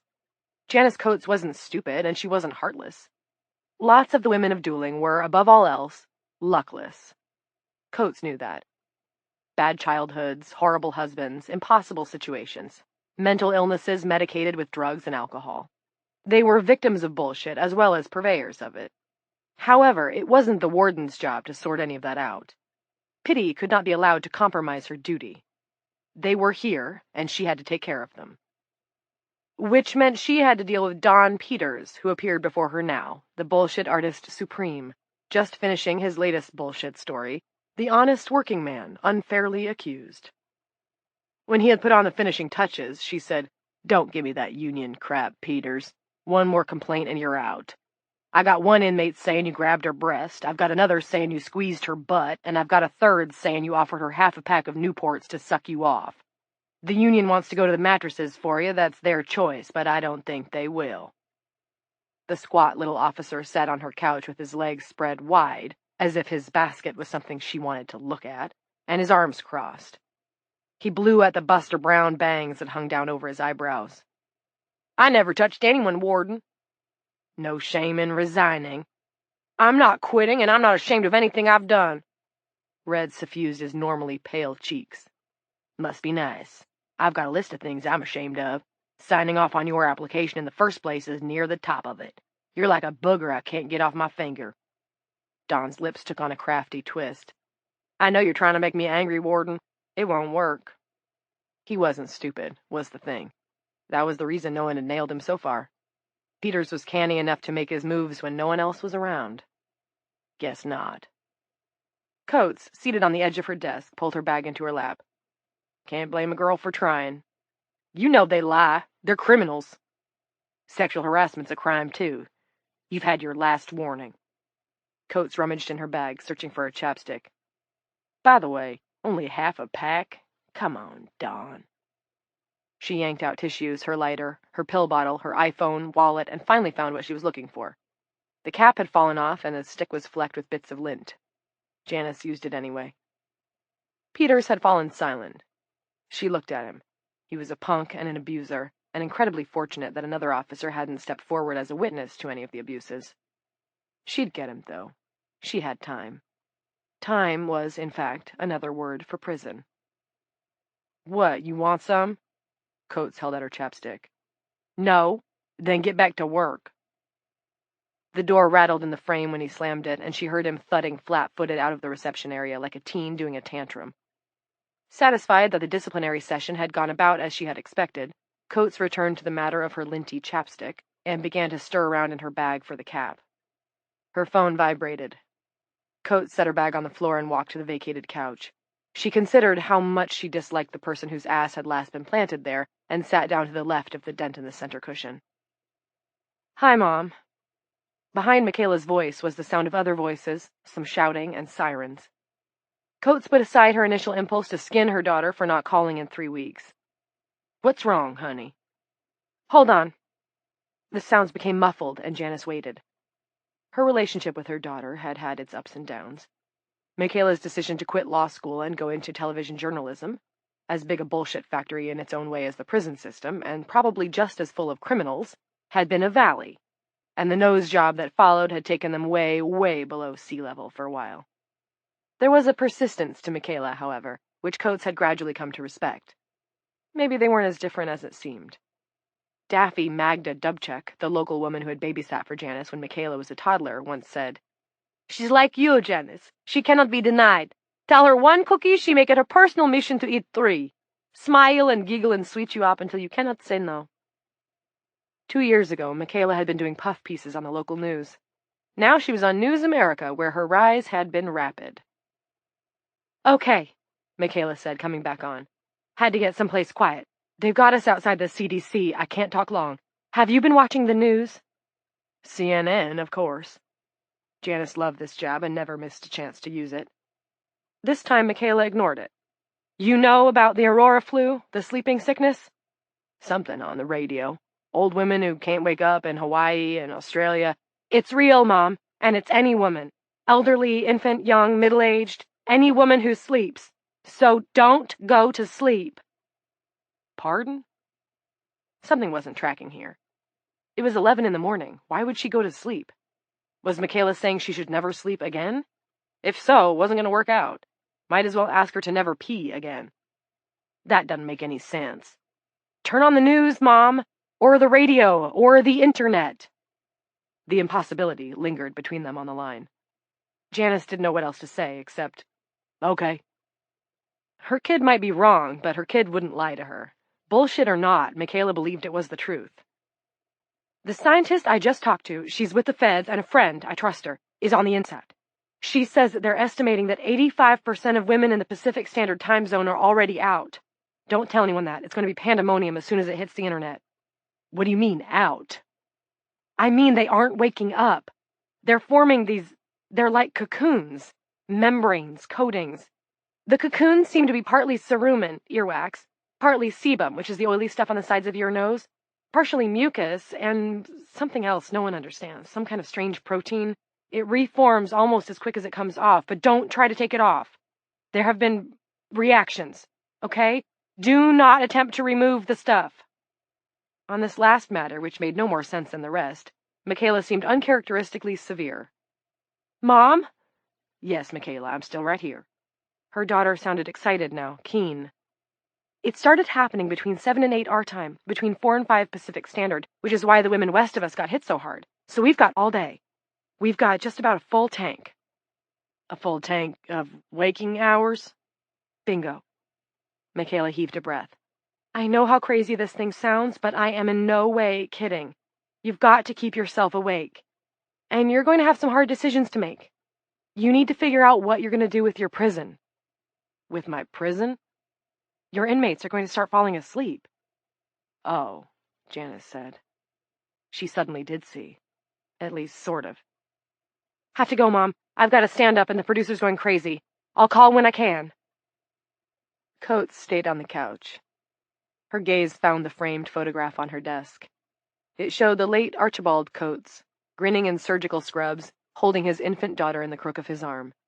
Dead of a coronary at the impossibly unfair age of 30, Archie had been gone now almost as long as he had lived. In the picture, there was a bit of whitish afterbirth on Michaela's forehead, like a scrap of web. The warden wished she'd told her daughter that she loved her, but the regret only held her still for a few seconds. There was work to be done. It had taken a few seconds to get a hold on the problem, but the answer, what to do with the women of the prison, did not seem to Janice to be multiple choice. For as long as she could, she needed to keep on doing what she had always done, maintain order and keep ahead of the bullshit. She told her secretary, Blanche McIntyre, to buzz their PAs again at their homes. After that, Blanche was to call Lawrence Hicks, the vice warden, and inform him that his recovery time from wisdom tooth surgery was being curtailed. He was required on the premises immediately. Finally, she needed Blanche to notify each of the officers on duty in turn. Due to the national situation, everyone was pulling a double. The warden had serious concerns about whether or not she could count on the next rotation coming in. In an emergency, people were reluctant to leave their loved ones. What? Blanche asked. The national situation? Did something happen to the president? And you want everyone for a double? They aren't going to like that. I don't care what they like. Turn on the news, Blanche. I don't understand. What's happening? If my daughter's right, you'll know it when you hear it. Next, Coates went to get Norcross in his office. They were going to check on Kitty McDavid together.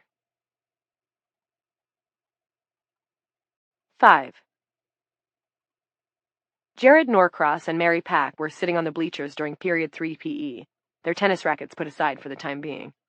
They and a bunch of silly sophomores on the lower tiers were watching two seniors playing on the center court, grunting like Monica Seles with each hit. The skinny one was Kurt McLeod, the muscular redhead was Eric Blass. My nemesis, Jared thought. I don't think it's a good idea, he said. Mary looked at him, eyebrows raised. She was tall and, in Jared's opinion, perfectly proportioned. Her hair was black, her eyes were gray, her legs long and tanned, her low tops immaculately white. Immaculate was, in fact, the best word for her, in Jared's opinion. And that would be apropos what? As if you don't know, Jared thought. Apropos you going to see Arcade Fire with Eric. She appeared to think this over. Lucky you're not the one going with him, then. Hey, remember the field trip to the Kruger Street Toy and Train Museum back in 5th grade? Mary smiled and brushed her hand, the nails painted a velvety blue through her long hair. How could I forget? We almost didn't get in because Billy Mears wrote some nasty ink on his arm. Mrs. Colby made him stay on the bus with the driver, the one who had the stutter. Eric lofted the ball, went up on his toes, and whacked a killer serve that barely topped the net. Instead of trying to return it, Kurt flinched back. Eric raised his arms like Rocky at the top of the Philadelphia Museum of Art steps. Mary clapped. Eric turned toward her and bowed. Jared said, It was Mrs. Colby eats the big one on his arm, and Billy didn't put it there. Eric did. Billy was fast asleep when he did it and kept his mouth shut because staying on the bus was better than getting beaten up by Eric at a later date. So? So Eric's a bully. Was a bully, Mary said. 5th grade was a long time ago. As the twig is bent, so the bough is shaped.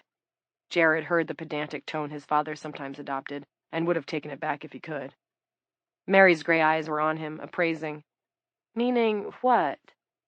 Stop, Jared told himself. Just shrug and say whatever and let it go. He often gave himself such good advice, and his mouth usually overrode him. It did so now. Meaning people don't change. Sometimes they do.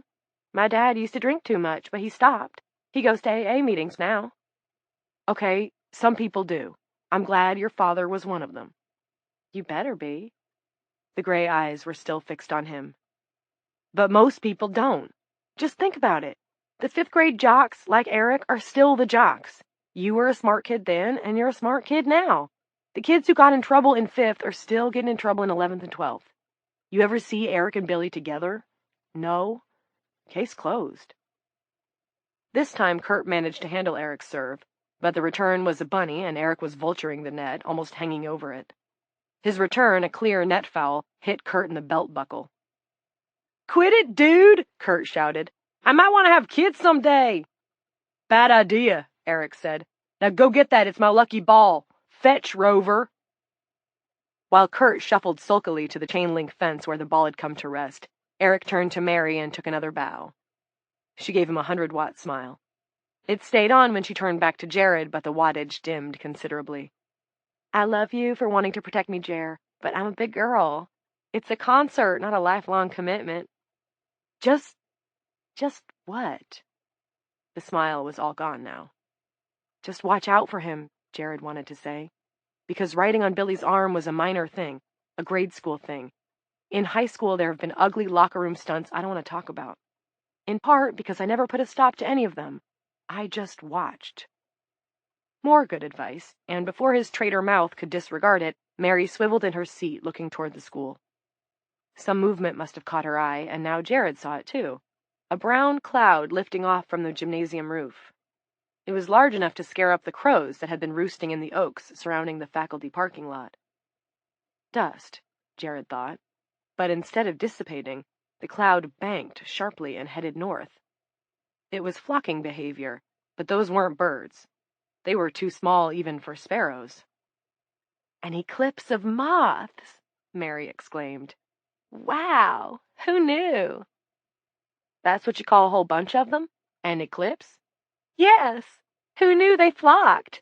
And most moths leave daytime to the butterflies. Moths are fly-by-nights, at least usually. How do you know all that? I did my 8th grade science project on moths.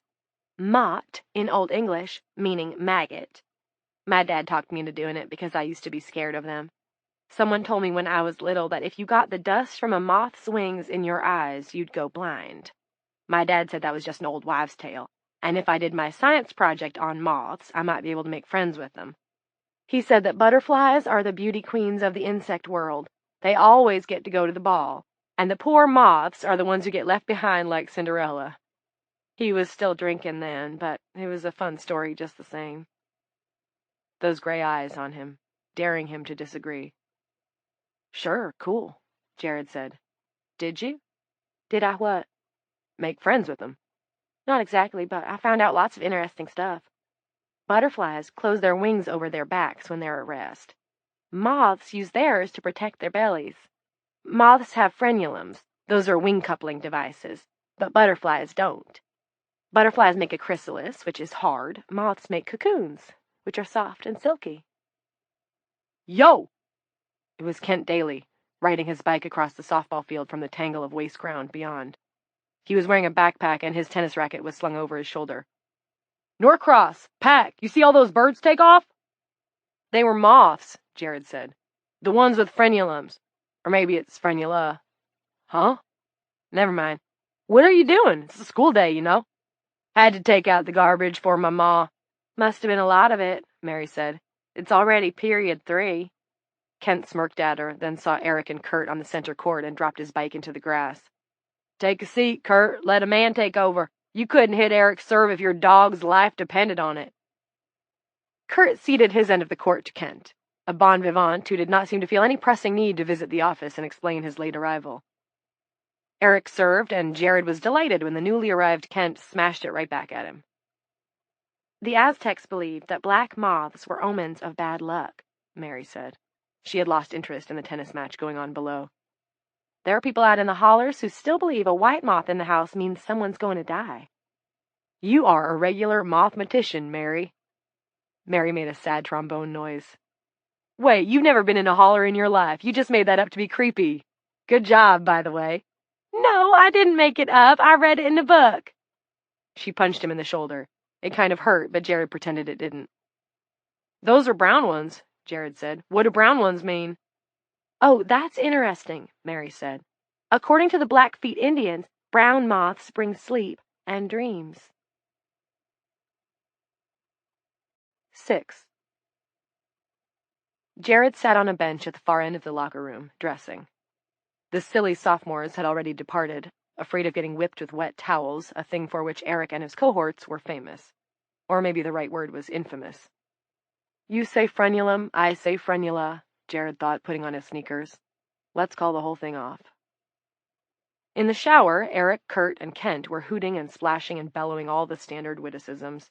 Fuck you, fuck your mother, I already did, fag, bite my bag, your sister's a skag, she's on the rag, etc. It was tiresome, and there was so much high school left before he could escape. The water went off. Eric and the other two slapped wet-footed into the area of the locker room they considered their private preserve. Seniors only, please.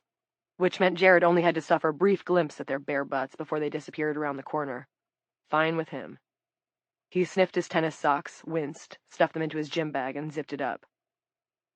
I saw old Essie on my way here, Kent was saying. The homeless chick, the one with the shopping cart? Yeah, almost rode over her and fell into that shithole where she lives. Someone ought to clean her out of there, Kurt said. She must have busted open her stash of $2 chuck last night, Kent said, totally out cold. And she must have rolled in something. She had cobwebby crud all over her face. Fucking nasty. I could see it moving when she breathed. So I gave her a yell, right? Hey, Essie, what's up, girl? What's up, you toothless old cunt? Nothing, man. Fucking flatline, Kurt said. I wish there was a magic potion to put girls to sleep so you could bang them without having to butter them up first. There is, Eric said. It's called roofies. As they bellowed laughter, Jared thought, that's the guy taking Mary to see Arcade Fire. That guy right over there. Plus, Kent said, she's got all kinds of weird shit in that little ravine she sleeps in, including the top half of a department store mannequin. I'll fuck just about anything, man, but a drunk-ass homeless bitch covered in spider webs? That's where I draw the line, and that line is thick. My line is totally dotted right now. There was a wistful note in Kurt's voice. The situation is desperate. I'd bone a zombie on The Walking Dead. You already did, Eric said. Harriet Davenport. More prehistoric laughter. Why am I listening to this? Jared asked himself, and it occurred to him again. Mary is going to a concert with one of these sickos. She has no idea what Eric is actually like. And after our conversation on the bleachers, I'm not sure she'd believe me if I told her. You would not bone this chick, Kent said. But it's funny. We ought to go by after school, check her out. Never mind after school, Eric said. Let's cut out after 6th period. Whacking sounds as they slapped hands, sealing the deal. Jared grabbed his gym bag and left. It wasn't until lunch that Frankie Johnson sat down next to Jared and said the weird female sleeping sickness that used to be only in Australia and Hawaii had shown up in D.C., Richmond, and even in Martinsburg, which wasn't that far away. Jared thought briefly of what Kent had said about old Essie, spiderwebs on her face, then decided it couldn't be. Not here. Nothing that interesting ever happened in dueling. "They're calling it Aurora," Frankie said. "Hey, is that chicken salad? How is it? Want to trade?" Chapter 5 1. Unit 12 of A-Wing was bare except for the single bunk, the steel toilet, and the camera bulbs in the corners of the ceiling. No painted square on the wall for posting pictures, no desk. Coates had dragged in a plastic chair to sit on while Clint examined Kitty McDavid, who lay on the bunk. "So?" asked Coates. "She's alive. Her vitals are strong." Clint stood from his crouch. He unsnapped his surgical gloves and carefully placed them in a plastic bag. From his jacket pocket, he took out a small pad and a pen and began to jot notes. "I don't know what that stuff is. It's tacky, like sap, and it's also tough. And yet it's evidently permeable because she's breathing through it. It smells earthy, I guess, and a little waxy. If you pressed me, I'd say it was some kind of a fungus, but it's not behaving like any fungus I've ever seen or heard of." To even attempt to discuss the situation made Clint feel as if he were climbing up a hill made of pennies. A biologist could take a sample and put it under a microscope. "I've been told that it's a bad idea to remove the stuff." Clint clicked his pen, stuck it and the pad back in his coat. "Well, I'm not a biologist anyway. And since she seems comfortable..." The growth on Kitty's face was white and gauzy, tight to her skin. It made Clint think of a winding sheet. He could tell that her eyes were shut, and he could tell that they were moving in REM. The idea that she was dreaming under the stuff troubled him, although he wasn't sure why. Little wisps of the gauzy material unspooled from her limp hands and wrists, wafting out as if breeze-blown, catching onto the waist area of McDavid's uniform, forming connections. Based on the way the stuff was spreading, Clint extrapolated that it would eventually create a full-body covering. "It looks like a fairy handkerchief." The warden had her arms crossed. She didn't appear upset, just thoughtful. "Fairy handkerchief?" "Grass spiders make them. You see them in the morning while it's still dewy." "Oh, right. I see them in the backyard sometimes." They were quiet for a moment, watching the little tendrils of gauzy material. Beneath the coating, Kitty's eyelids fluttered and shifted. What kind of trip was she on in there? Was she dreaming of scoring? Kitty told him once that she liked the prospect even better than the high, the sweet anticipation. Was she dreaming of cutting herself? Was she dreaming of Lowell Griner, the drug dealer who promised to kill her if she ever talked about his operation? Or was her brain gone, blacked out by the virus, if it was a virus, of which the webbing was the foremost manifestation? Her rolling eyes, the neural equivalent of a torn power line shooting off sparks? "This is fucking scary," Janice said. "And that's not a phrase I use lightly." Clint was glad Lila was coming. Whatever was going on between them, he wanted to see her face. "I had to call my son," Clint said, mostly to himself. Rand Quigley, the officer on the floor, poked his head in. He darted a quick, uneasy glance at the incapacitated woman with the shrouded face before shifting toward the warden and clearing his throat. "The sheriff's ETA is 20 or 30 minutes with her prisoner." He hung there a moment. "Got the word about the double shifts from Blanche, Warden. I'm here as long as you need me." "Good man," she said. On the walk over, Clint had briefly filled Coates in about the woman from the murder scene and that Lila was bringing her in. The warden, far more concerned about what Michaela had told her, had been uncharacteristically nonchalant about such a breach of protocol. Clint had been relieved by that, but only for a few seconds, because then she'd hit him with everything she knew about Aurora. Before Clint could ask if she was joking, she'd shown him her iPhone, which was sent to the front page of the New York Times. "Epidemic," howled the 20-point headline. The corresponding article said that women were forming coatings in their sleep, that they weren't waking up, that there were mass riots in the Western time zones and fires in Los Angeles and San Francisco. Nothing about bad shit happening if the gauze was removed, Clint noticed.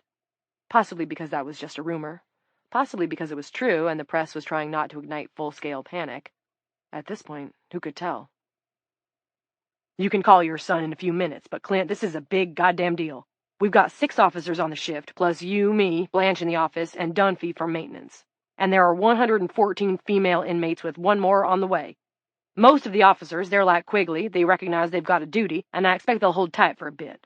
For which I thank God, because I don't know when we can expect reinforcements or what they'll amount to. You see? Clint saw. All right. To start with, Doc, what do we do about Kitty?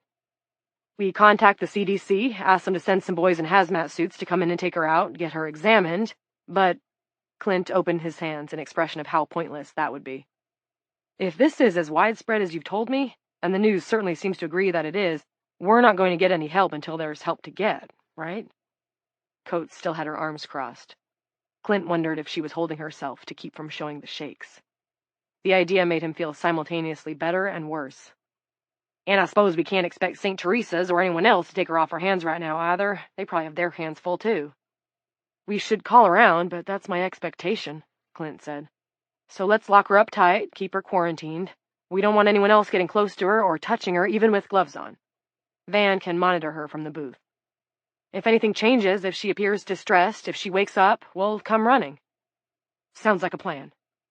She brushed at the air where a moth was flitting around. Stupid bug. How'd these things get in here? God damn it. Next, Adam. What about the rest of the population? How do we treat them? What do you mean? Clint flapped a hand at the moth, but missed. It circled up to the fluorescent bank in the ceiling. If they fall asleep, the warden gestured at McDavid. Clint touched his forehead, half expecting to find it burning with fever. A demented multiple-choice question came to him. How do you keep the inmates of a prison awake? Select from the following. A. Play Metallica over the prison's public address system on an infinite loop. B. Give every prisoner a knife and tell them to cut themselves when they start to feel sleepy. C. Give every prisoner a sack of Dexedrine. D. All of the above. E. You don't. There is medication that can keep people awake, but Janice, I'd say a near majority of the women here are drug addicts. The idea of pumping them all up with what's basically speed doesn't strike me as safe or healthy. Anyhow, something like, say, Provigil, it's not like I could write a prescription for 100 tablets. I think the pharmacist at Rite Aid would look askance, you know? Bottom line, I don't see any way to help them. All we can do is keep things as normal as possible and try to tamp down any panic, hope for some kind of explanation or breakthrough in the meantime, and... Clint hesitated for a moment before dispensing the euphemism that seemed like the only way to put it, and yet totally wrong. And let nature take her course, although this was no form of nature he was familiar with. She sighed. They went out into the hall, and the warden told Quigley to pass the word. No one was to touch the growth on McDavid. 2. The woodshop inmates ate in the carpentry shed instead of the mess hall, and on nice days they were allowed to have lunch outside in the shade of the building. This one was nice, a thing for which Jeanette sorely was grateful. She had begun sprouting a headache in the garden while Dr. Norcross was on the phone, and now it was boring deeper, like a steel rod working its way inward from her left temple. The stink of the varnish wasn't helping. Some fresh outside air might blow the pain away. At 10 minutes of 12, 2 red tops, trustees, rolled in a table with sandwiches, lemonade, and chocolate pudding cups. At 12, the buzzer went. Jeanette gave a final twist to the chair leg she was finishing and then flicked off her lathe. Half a dozen inmates did the same. The decibel level dropped. Now the only sound in the room, hot in here already and not even June, was the steady, high-pitched whine of the power vac, which Ree Dempster was using to clean up the sawdust between the last row of machines and the wall. "Turn that off, inmate!" Tig Murphy bellowed.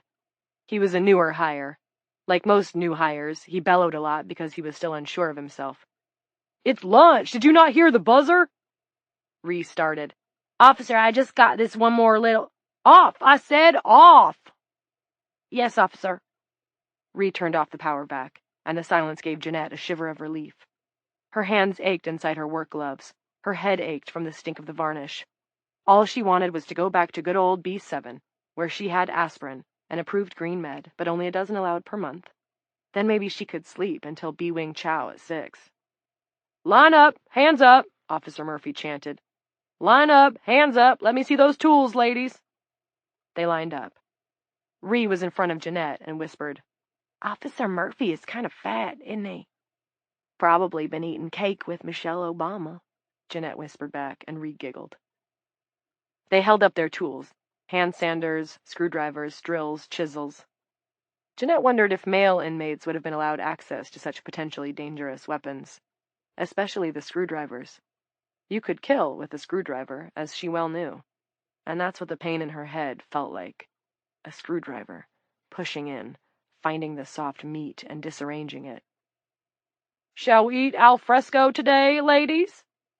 Someone had mentioned that Officer Murphy had been a high school teacher until he lost his job when the faculty was downsized. "That means—" "Outside," Jeanette mumbled. "That means eating outside." Murphy pointed at her. "We have a Rhodes Scholar among us." But he was smiling a little, so it didn't sound mean. The tools were checked off and collected and put into a steel floor chest that was then locked. The furniture crew shuffled to the table, grabbed sandwiches and Dixie cups of drink, and waited for Murphy to do the count. "Ladies, the great outdoors awaits you.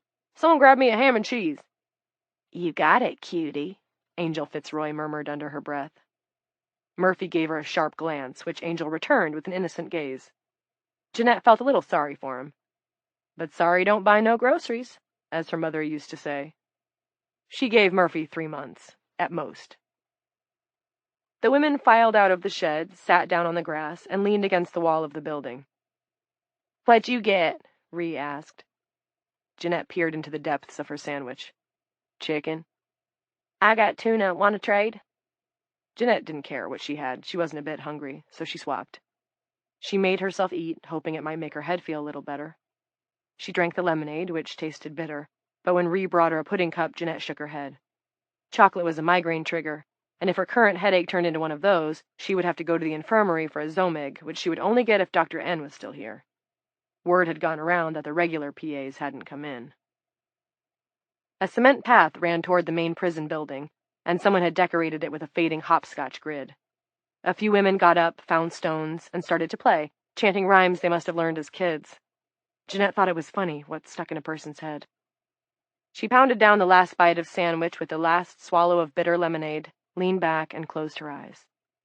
Was her head getting a little better? Maybe. In any case, they had another 15 minutes at least. She could nap a little.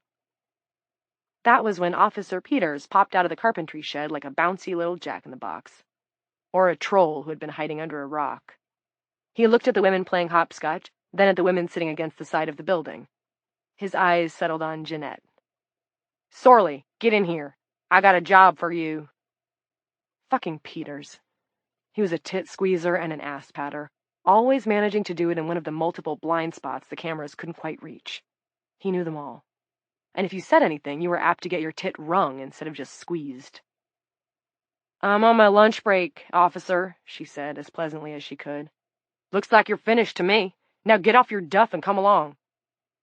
Murphy looked uncertain, but one rule about working in a women's prison had been drummed into his head. Male officers were not allowed to be one-on-one with any inmate. "Buddy system, Dawn." Color suffused Peters's cheeks. He was in no mood for ticky-tack from Teach, not after the 1-2 combination of Coates' harassment and the call he'd just received from Blanche McIntyre that he had to pull a double because of the national situation. Don had checked his phone. The national situation was that a bunch of old ladies in a nursing home had a fungus. Coates was out of her mind. "I don't want any of her buddies," Don said. "I just want her." He's gonna let it go, Jeanette thought. In this place, he's just a baby. But Murphy surprised her. "Buddy system," he repeated. Perhaps Officer Murphy would be able to hack it after all. Peters considered. The women sitting against the shed were looking at him, and the hopscotch game had stopped. They were inmates, but they were also witnesses. Yoo-hoo! Angel gave a queenly wave. Oh, yoo-hoo! You know me, Officer Peters. I'm always happy to help. It occurred to Dawn, alarmingly, absurdly, that Fitzroy somehow knew what he had in mind. Of course she didn't. She was just trying to be irritating like every other minute of the day. While he would have liked 5 minutes alone with that lunatic sometime, he did not care at all for the idea of having his back turned to her for so much as 1 second. No, not Fitzroy. Not for this. He pointed at Ree. "You! Dumpster!" Some of the women giggled. Dempster, Ree said, and with actual dignity. Dempster, dumpster, dimple butt, I don't give a fuck. Both of you, come on. Don't make me ask again, not with the day I'm having. He glanced at Murphy, the smartass. See you later, Teacher Gator. This provoked more giggles. These are the ass-licking variety. Murphy was new and out of his depth, and none of them wanted to be on Officer Peters' shit list. They weren't totally stupid, Dawn thought. The women in this place. 3. Officer Peters marched Jeanette and Ree a quarter of the way down Broadway and halted them outside the common room/visitors' room, which was deserted with everyone at lunch. Jeanette was starting to get a very bad feeling about this. When Peters opened the door, she didn't move. What do you want us to do? Are you blind, inmate? No, she wasn't blind. She saw the mop bucket with the mop leaning against it, and on one of the tables, another plastic bucket. This one was full of rags and cleaning products instead of pudding cups. This is supposed to be our lunchtime. Ree was trying for indignant, but the tremor in her voice spoiled it. Besides, we've already got work. Peters bent toward her, lips pulled back to show the pegs of his teeth, and Ree shrank back against Jeanette. You can put it on your TS list and give it to the chaplain later, okay? Right now, just get in there, and if you don't want to go on bad report, don't argue the point. I'm having a shitty day, I'm in an extremely shitty mood, and unless you want me to share the wealth, you better step to it. Then, moving to his right to block the sightline of the nearest camera, he grabbed Ree by the back of her smock, hooking his fingers into the elastic strap of her sports bra. He shoved her into the common room. Ree stumbled and grabbed the side of the snack machine to keep from falling. Okay. Okay, what? Okay, Officer Peters. You shouldn't push us, Jeanette said. That's not right. Dom Peters rolled his eyes. Save your lip for someone who cares. Visitation day tomorrow, and this place looks like a pigsty. Not to Jeanette, it didn't. To her, it looked fine. Not that it mattered. If the man in the uniform said it looked like a pigsty, it looked like a pigsty. That was the nature of corrections as it existed in Little Dooling County, and probably all over the world. You two are going to clean it from top to bottom and stem to stern, and I'm going to make sure you do the job right. He pointed to the bucket of cleaning supplies. That's yours, dumpster. Miss That's Not Right gets to mop, and I want that floor so clean I could eat my dinner off it. I'd like to feed you your dinner off it, Jeanette thought. But she went to the rolling mop bucket. She did not want to go on bad report. If that happened, she would very likely not be in this room when her sister arrived with her son to visit her this coming weekend. That was a long bus ride, and how she loved Bobby for never complaining about making it. But her headache was getting worse, and all she wanted in this world was her aspirin and a nap. Ree inspected the cleaning supplies and selected a spray can and a rag. You want to sniff that pledge, dumpster? Shoot some up your snoot and get high? No, Ree said. You'd like to get high, wouldn't you? No. No what? No, Officer Peters. Ree began to polish a table. Jeanette filled the mop bucket from the sink in the corner, wet the mop, squeegeed it, and began to do the floor. Through the chain-link fence in front of the prison, she could see West Lavin, where cars filled with free people traveled back and forth, to work, to home, to lunch at Denny's, to someplace. Get over here, Sorley, Peters said. He was standing between the snack machine and the soda machine, a camera blind spot where inmates sometimes exchanged pills and cigarettes and kisses. She shook her head and kept mopping, long wet streaks on the linoleum that dried quickly. Get over here if you want to see your boy next time he's here. I ought to say no, she thought. I ought to say, you leave me alone or I'll report you. Only he's been getting away with it a long time, hasn't he? Everyone knew about Peters. Coates had to know too, but in spite of all her big talk about having zero tolerance for sexual harassment, it kept going on. Jeanette trudged to the little alcove between the machines and stood before him, head down, mop in one hand. In there, back against the wall. Never mind the mop, you can leave that. I don't want to, officer. Her headache was really bad now, throbbing and throbbing. B7 was just down the corridor with her aspirin on her little shelf. You get in here, or you go on bad report and lose your visitation. Then I'll make sure you get another bad report, and poof, there goes your good time. And my chance of parole next year, Jeanette thought. No good time, no parole, Back to square one, case closed. She squeezed past Peters, and he rocked his hips into her so she could feel his boner. She stood against the wall. Peters moved in. She could smell his sweat and aftershave and hair tonic. She was taller than he was, and over his shoulders she could see her celly. Ree had stopped polishing. Her eyes were filled with fear, dismay, and what might have been anger. She was gripping the can of pledge and slowly raising it. Jeanette gave her head a minute shake.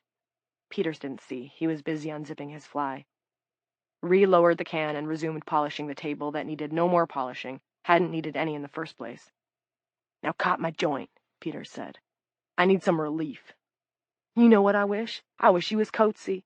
I wish I had her old flat ass backed up against this wall. If it was her, it wouldn't be just a pull-off, either." He gasped as she grasped him. It was sort of ridiculous, really. He had no more than 3 inches. Nothing he'd want other men to see unless it was absolutely unavoidable. But it was hard enough. And she knew what to do. Most women did. Guys had a gun. You unloaded it. They went about their business. "Easy, Jesus!" he hissed. His breath was rotten with some spicy meat, maybe a Slim Jim or a pepperoni stick. "Wait, give me your hand." She gave it to him, and he spat in her palm. "Now do it, and tickle my balls a little." She did as she was told, and while she did it, she kept her eyes on the window beyond his shoulder. This was a technique she had begun learning at 11, when her stepfather touched her, and had perfected with her late husband. If you found something to lock onto, a point of focus, you could almost leave your body behind, and pretend it was doing its own thing while you were visiting whatever it was you suddenly found so fascinating. A county sheriff's car stopped outside, and Jeanette watched it first wait in the dead space, and then roll into the yard once the inner gate rumbled open. Warden Coates, Dr. Norcross, and Officer Lampley walked out to meet it. Officer Peters's breath, panting in her ear, was far away. 2 cops got out of the car, a woman from behind the wheel and a man from the passenger side. They both drew their sidearms, which suggested that their prisoner was a bad sugar pop, probably bound for Sea Wing. The woman officer opened the back door, and another woman got out. She didn't look dangerous to Jeanette. She looked beautiful, in spite of the bruises on her face. Her hair was a dark flood down her back, and she had enough curves to even make the baggy county browns she was wearing look cool. Something was fluttering around her head. A big mosquito? A moth? Jeanette tried to see, but she couldn't be sure. Peters's gasps had taken on a squeaky edge. The male officer took the dark-haired woman by the shoulder and got her walking toward intake, where Norcross and Coates met her. Once inside, the process would begin. The woman brushed at the flyer circling her hair, and as she did so, her wide mouth opened and she tilted her head to the sky, and Jeanette saw her laugh, saw her bright, straight teeth. Peters began to buck against her, and his ejaculate pumped into her hand. He stepped back. His cheeks were flushed. There was a smile on his fat little face as he zipped up his fly. "Wipe that on the back of the Coke machine, Sorley, and then finish mopping the fucking floor." Jeanette wiped his semen away, then pushed the mop bucket back down to the sink so she could rinse off her hand. When she came back, Peters was sitting at one of the tables and drinking a Coke. "You okay?" Ree whispered. "Yes," Jeanette whispered back. And she would be, as soon as she got some aspirin for her head. The last 4 minutes hadn't even happened. She had been watching the woman get out of the police cruiser. That was all. She didn't need to think about the last 4 minutes ever again. She just needed to see Bobby on his next visit. "St, st," went the shooter of the polish can. 3 or 4 seconds of blessed silence elapsed before Ree checked in again. "Did you see the new one?" "Yes." "Was she beautiful, or was that just me?" "She was beautiful." "Those county mounties drew their guns. You see that?" "Yes." Jeanette glanced at Peters, who had clicked on the television and was now staring at some news report. The picture showed someone slumped behind the wheel of a car. It was hard to tell if it was a man or woman because he or she seemed to be wrapped in gauze. On the bottom of the screen, breaking news was flashing on and off in red, but that meant nothing. They called it breaking news if Kim Kardashian farted. Jeanette blinked back the water that had suddenly welled up in her eyes. "What do you think she did?" She cleared her throat, sucking back the tears. "No idea." "You sure you're all right?" Before Jeanette could reply, Peter spoke without turning his head. "You two ladies stop gossiping or you're both going on bad report." And because Ree couldn't stop talking, it just wasn't in her, Jeanette mopped her way down to the far end of the room. On TV, Michaela Morgan said, "The president so far has declined to declare a state of emergency, but informed sources close to the crisis say that—" Jeanette tuned her out. The new fish had raised her cuffed hands to the circling moths and laughed when they alit. "You'll lose that laugh in here, sister," Jeanette thought. "We all do." 4. Anton Dubček returned home for lunch. This was customary, and though it was only 12:30, it was actually a late lunch by Anton's standards. He had been hard at work since 6 that morning. What people didn't understand about pool maintenance was that it was not a business for softies. You had to be driven. If you wanted to succeed in pools, you couldn't sleep in, dreaming about blintzes and blowjobs. To stay ahead of the competition, you had to stay ahead of the sun. At this point in his day, he had swept and adjusted the levels and cleaned out the filters of 7 different pools, and replaced the gaskets on 2 pumps. He could save the remaining 4 appointments on his schedule for late afternoon and early evening. In between, lunch, a short nap, a short workout, and perhaps a brief visit to Jessica Elway, the bored married chick he was currently boning. That her husband was a local deputy dog made it all the sweeter. Cops sat in their cars all day and snarfed donuts and got their jollies harassing black guys. Anton controlled the motherfucking waters and made money. Anton dropped his keys in the bowl by the door and proceeded straight to the fridge to get his shake. He shifted around the soy milk, the bag of kale, the container of berries. No shake. "Mom? Mom!" he cried out. "Where's my shake?" There was no answer, but he heard the television going in the living room. Anton poked his head through the open doorway. The evidence on display, television playing, empty rocks glass, suggested that Magda had retired for a snooze of her own. As much as he loved his mother, Anton knew she drank too much. It made her sloppy, and that pissed him off. Since his dad died, it was Anton who paid the mortgage. Upkeep and sustenance was her end of the bargain. If he didn't have his shakes, Anton couldn't dominate pools the way he needed to, or excel to the maximum in his workouts, or slam a juicy ass as forcefully as the ladies wanted him to slam it. "Mom, this is bullshit! You gotta do your part!" His voice echoed through the house. From the cabinet under the silverware drawer, he yanked out his blender, creating as much of a racket as possible as he thumped it down on the counter and pieced together jar, blade, and base. Anton dropped in a good bunch of greens, some berries, a handful of nuts, a spoonful of organic peanut butter, and a cup of Mr. Ripper protein powder, TM.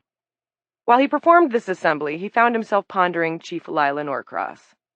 She was attractive for an older chick, extremely fit, a true yummy mummy, no donuts for her, and he liked the way she rallied when he gave her a line. Did she want him? Or did she want to commit acts of police brutality against him? Or, and this was the truly intriguing possibility, did she both want him and want to commit acts of police brutality against him? The situation bore monitoring. Anton set the blender to the highest speed and watched the mix blur. Once it was a smooth pea color, he flicked off the power, removed the jar, and headed into the living room. And on the screen, what did you know? His old playmate, Mickey Coates. He liked Mickey, although the sight of her induced uncharacteristically melancholy feelings in the president, CEO, CFO, and sole employee of Anton the Pool Guy, LLC. Would she even remember him? His mother used to babysit her, so in their early years they had been thrust together quite a lot. Anton remembered Mickey exploring his bedroom, looking through his drawers, flipping through the comics, tossing out one inquiry after another. Who gave you this? Why is this G.I. Joe your favorite? Why don't you have a calendar? Your dad's an electrician, right?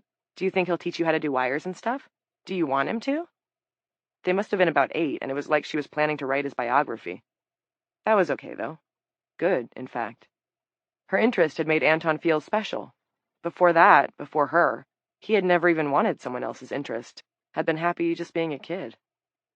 Of course, Mickey'd gone off to private school early on, and from junior high onward they'd hardly spoken. Probably as an adult, she was into briefcase and cufflink types who read the Wall Street Journal, who understood whatever the hell the appeal of opera was, who watched shows on PBS, that sort of guy. Anton shook his head. Her loss, he assured himself. I want to warn you that the footage you're about to see is disturbing, and we haven't confirmed its authenticity. Mickey was reporting from a seat in the rear of a news van with the door open. Beside her was a man in a headset working on a laptop. Mickey's blue eyeshadow was visibly damp. It must have been hot in the van. Her face looked different, somehow. Anton took a large foamy gulp of his shake and studied her.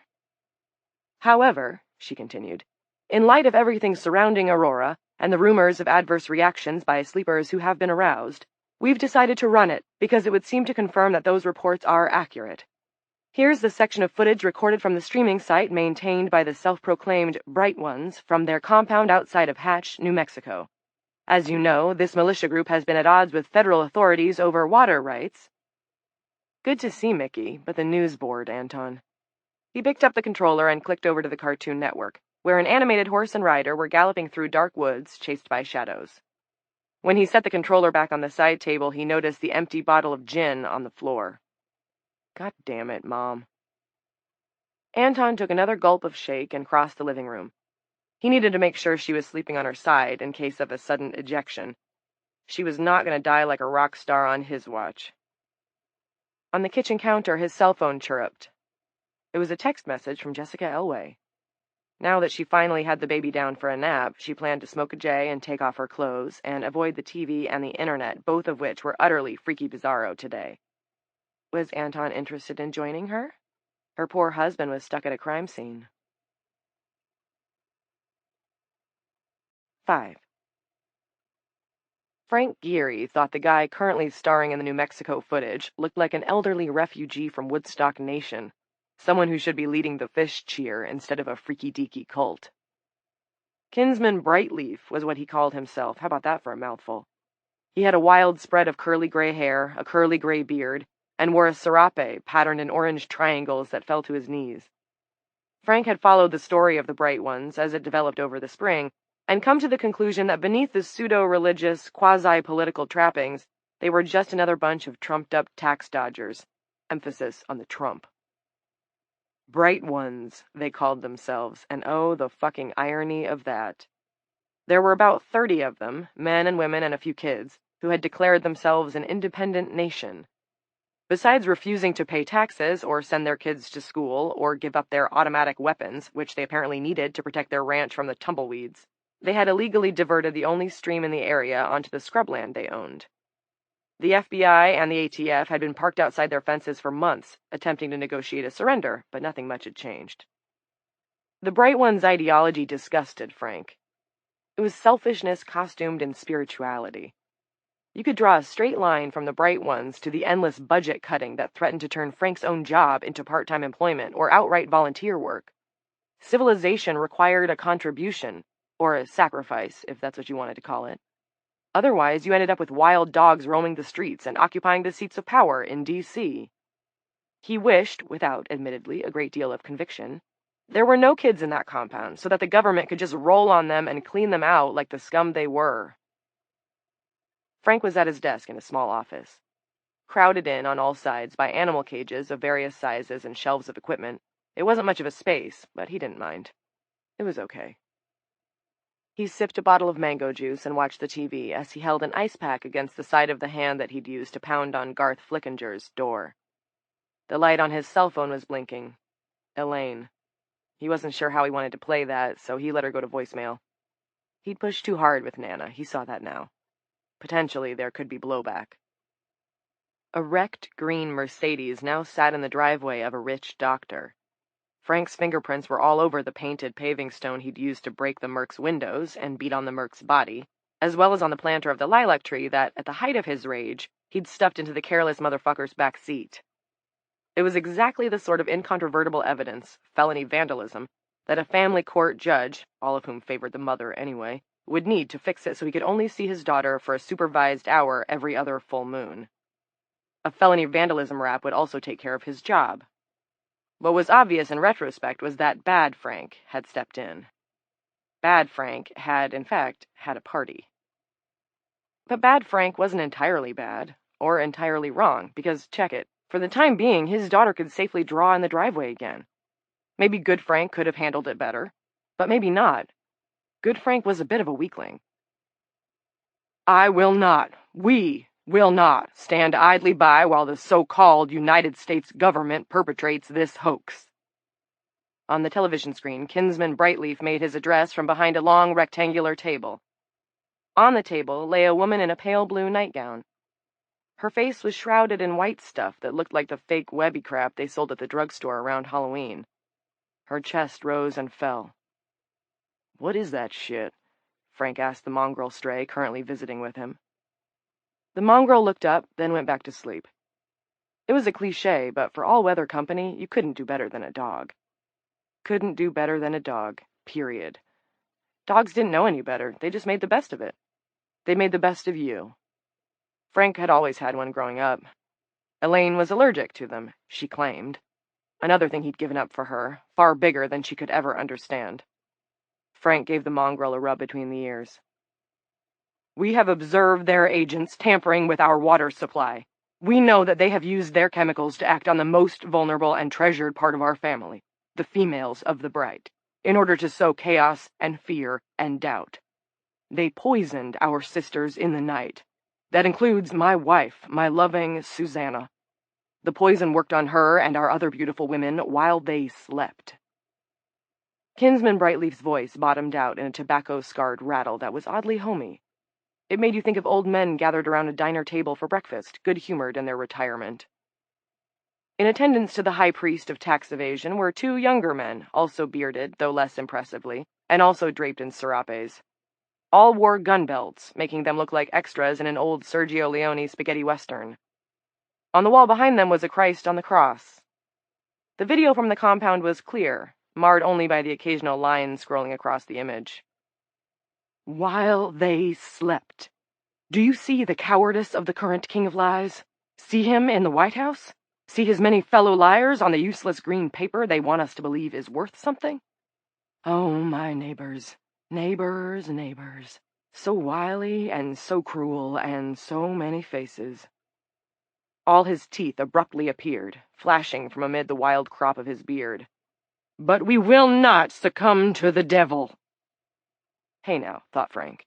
Elaine thinks she has a problem with me. She should get a load of Jerry Garcia here. This guy's nuttier than a Christmas fruitcake. "The parlor tricks of Pilate's descendants are no match for the Lord we serve." "Praise God," murmured one of the militiamen. "That's right, praise him. Yes, sir." Mr. Brightleaf clapped his hands. "So let's get this stuff off my missus." One of his men passed him a set of poultry shears. Kinsman bent and began to carefully snip at the webbing that coated his wife's face. Frank leaned forward in his chair. He felt an uh-oh coming. 6. When he entered the bedroom and saw Magda lying under the covers, masked in what looked sort of like marshmallow fluff, Anton dropped to his knees beside her, banged the jar with his shakedown on the nightstand, and, spying the trimmers, probably she had been clipping her eyebrows using her iPhone camera again, went right to work cutting it off. Had someone done this to her? Had she done it to herself?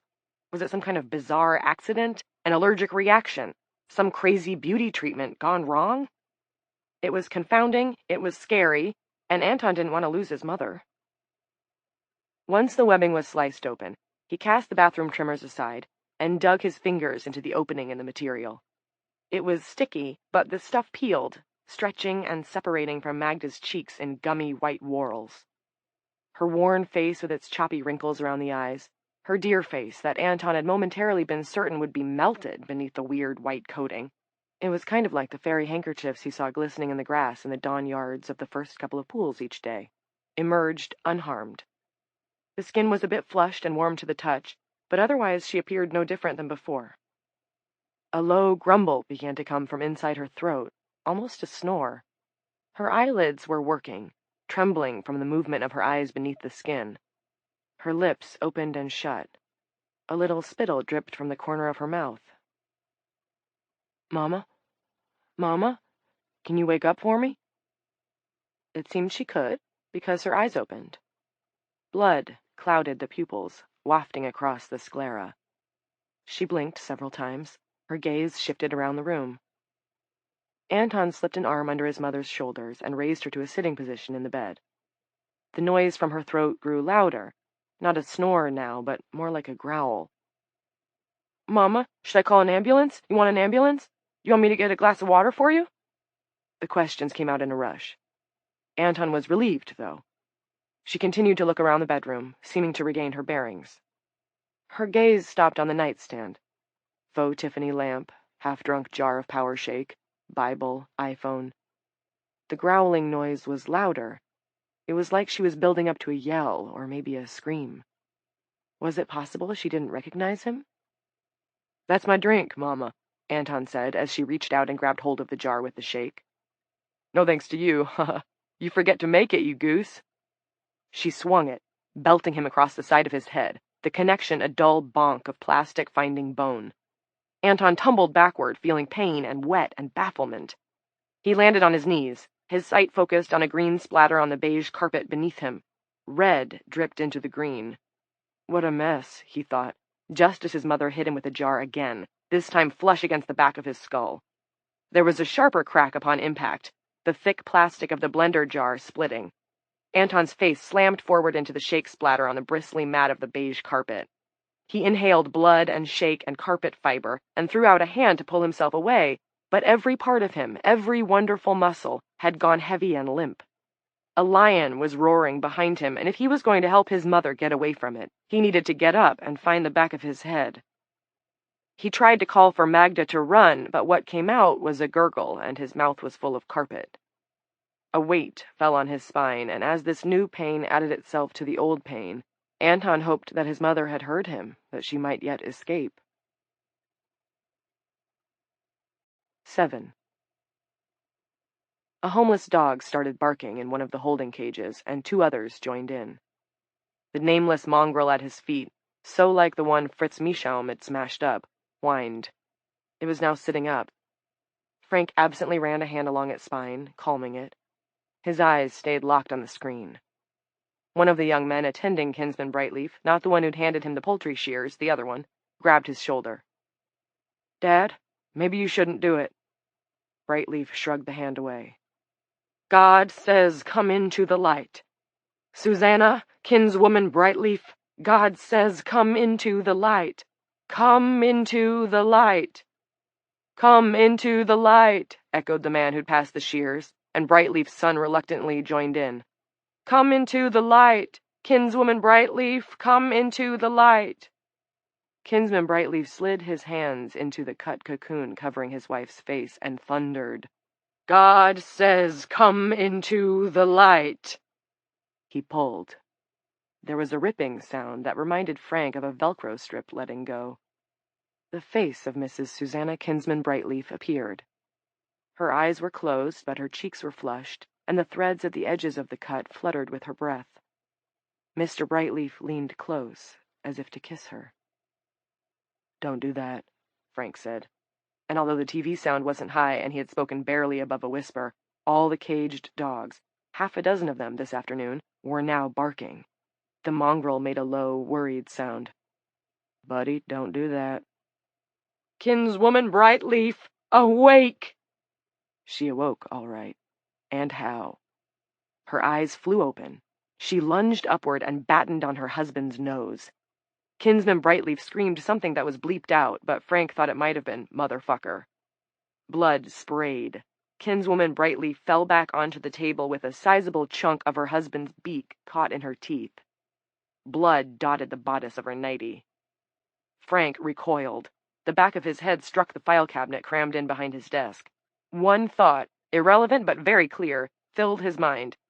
The news network had bleeped out motherfucker, but had permitted America to see a woman tear off a goodly portion of her husband's nose. Something in those priorities was badly screwed up. Cacophony in the room where the nose amputation had occurred. Shouts off camera, and then the camera tipped over, showing nothing but a wooden floor upon which a spatter of blood droplets was accumulating. Then it was back to Michaela Morgan, who looked grave.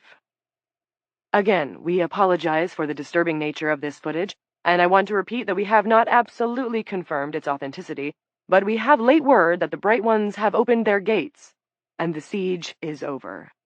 This would seem to confirm that what you just saw really happened." She shook her head, as if to clear it, listened to something coming from the little plastic button in her ear, then said, We are going to repeat this footage again on top of every hour. Not out of sensationalism. Yeah, right, Frank thought, as if. But as a public service. If this is happening, people need to know one thing. If you have a loved one or a friend in one of these cocoons, do not attempt to remove it. Now back to George Alderson in the studio. I've been told he has a very special guest who may be able to shed a bit more light on this terrible... Frank used the remote to kill the TV. What now? What the fuck now? In Frank's little holding compound, dogs that had yet to be shipped to the Harvest Hills Animal Shelter continued to bark madly at the moth that fluttered and danced in the narrow corridor between their cages. Frank stroked the mongrel by his feet. "It's okay," he said. "Everything's all right." The dog stilled. Not knowing any better, it believed him. 8. Magda Dubček sat astride her son's corpse. She had finished him off by sliding a green-streaked shard of the blender jar into the side of his neck, and made sure of it by driving another shard into the opening of his ear and all the way down his auditory canal until it buried itself in his brain.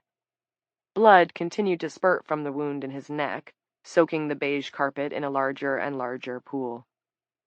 Tears began to roll down her cheeks. Magda, at some strange distance, was dimly aware of them. "Why is that woman crying?" she asked herself, not certain who it was that was crying, or where. Come to think of it, where was Magda herself? Hadn't she been watching television and decided to have a rest? She wasn't in her bedroom now. "Hello?" she asked the darkness that surrounded her. There were others in that darkness, many others. She thought she sensed them, but she couldn't see them. Maybe over here? Over there? Somewhere. Magda probed outward. She needed to find them. She couldn't be alone in here. If there were others, maybe they could help her get back home, to her son, to Anton. Her body rose from the corpse, elderly knees cracking. She stumbled to the bed and flopped down on it, her eyes closed. New white filaments began to unfurl from her cheeks, wavering, then falling gently down to the skin. She slept. She searched for the others in that other place. Chapter 6. 1.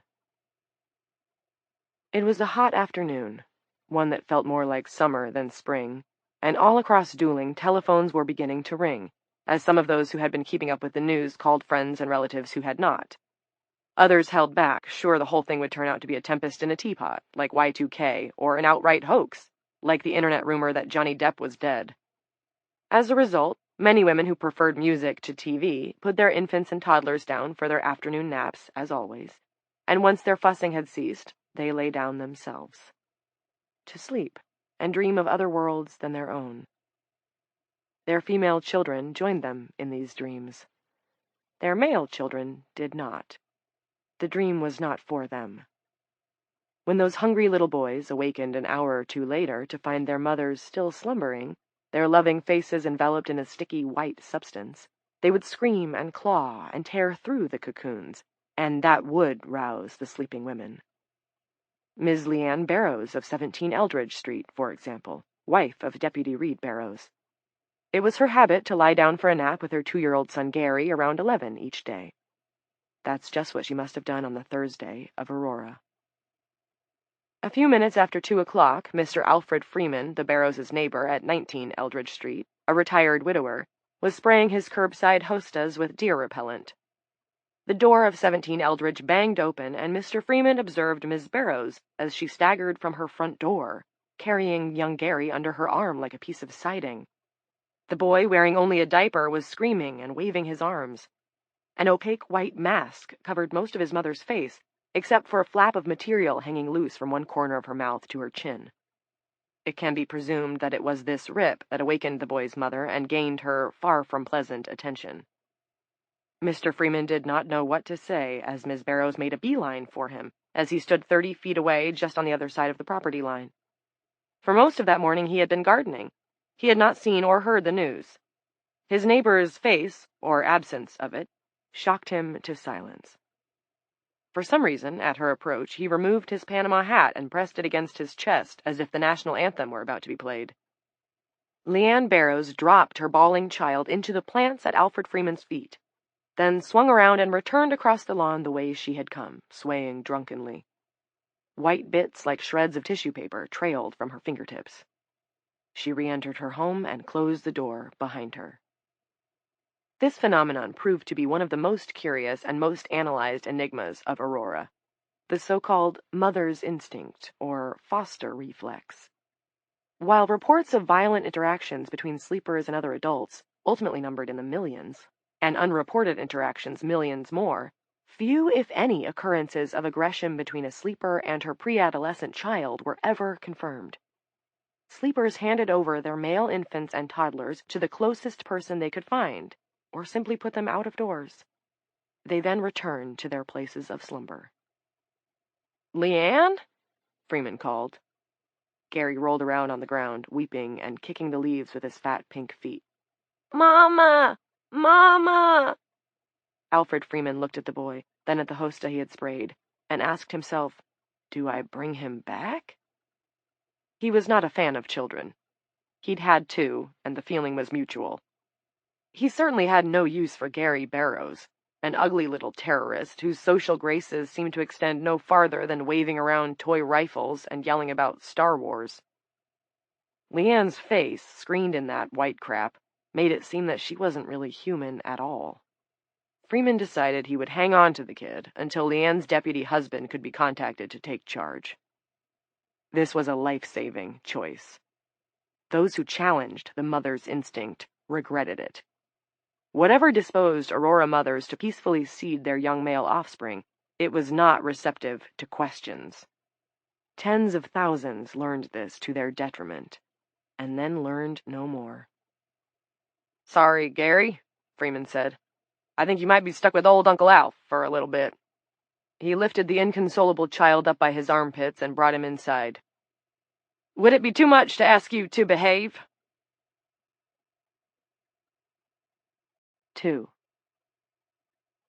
Clint stayed with Evie through most of the intake process. Lila did not. He wanted her with him, wanted to keep emphasizing that she couldn't go to sleep, even though he'd started in on her as soon as she'd stepped out of her car in the prison parking lot. He'd told her half a dozen times already, and Clint knew his concern was testing her patience. He also wanted to ask her where she'd been the previous night, but that would have to wait. Considering developments both here and in the wider world, he wasn't sure it even mattered. Yet he kept coming back to it, like a dog licking a sore paw. Assistant Warden Lore Hicks arrived shortly after Evie was escorted into lockdown. Warden Coates left Hicks to handle the new intake's paperwork while she worked the phone, seeking guidance from the Bureau of Corrections and putting in calls to everybody on the off-duty roster. As it happened, there wasn't much to handle. Evie sat with her hands chained to the interview room table, still dressed, for the moment, in the county browns Lila and Linnie Mars had given her.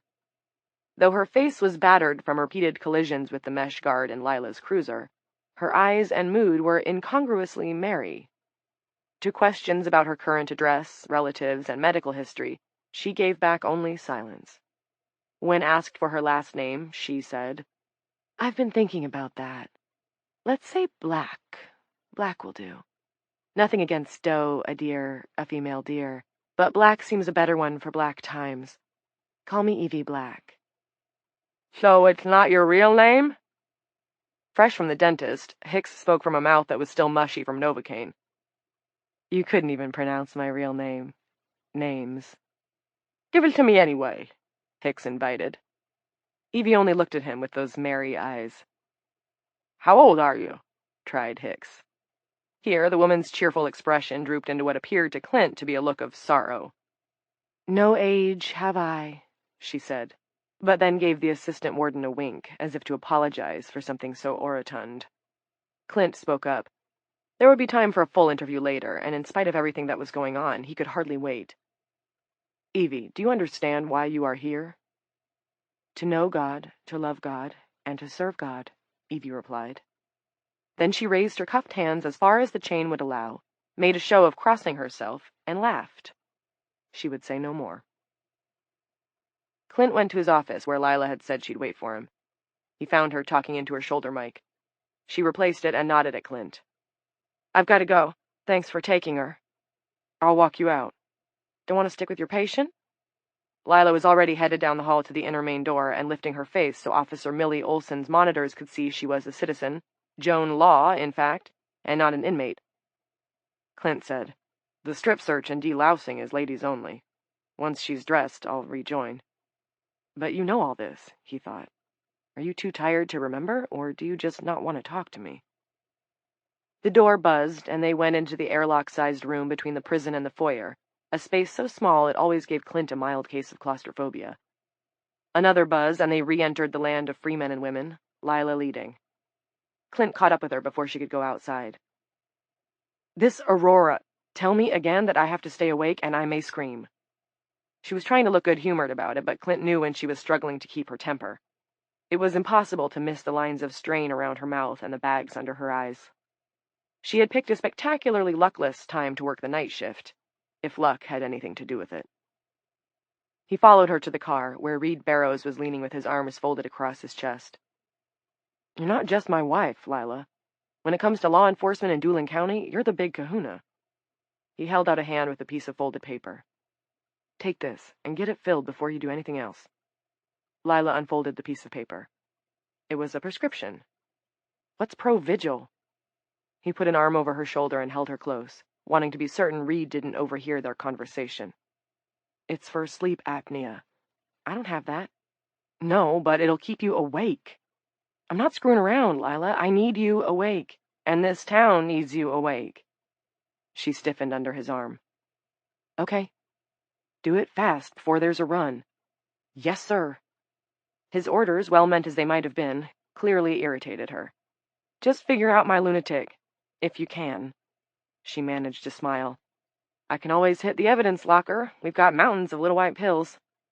This hadn't occurred to him. "That's something to keep in mind." She pulled away. "I was kidding, Clint. I'm not telling you to tamper with anything. I'm just telling you to—" He held up his palms. "Keep it in mind. We don't know where this is going." She looked at him doubtfully and opened the passenger door of the cruiser. "If you talk to Jared before I do, tell him I'll try to get home for dinner, but the chances are slim, approaching none."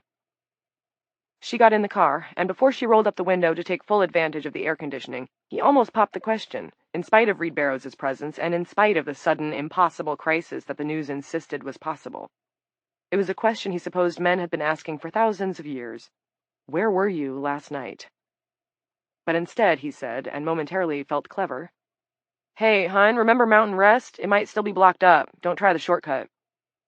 Lila didn't flinch, just said, "Uh-huh, okay," flapped a hand goodbye, and swung the cruiser toward the double gate between the prison and the highway. Clint, not so clever after all, could only watch her drive away. He got back inside just in time to see Evie, you couldn't even pronounce my real name, Black, get a photo snapped for her inmate ID.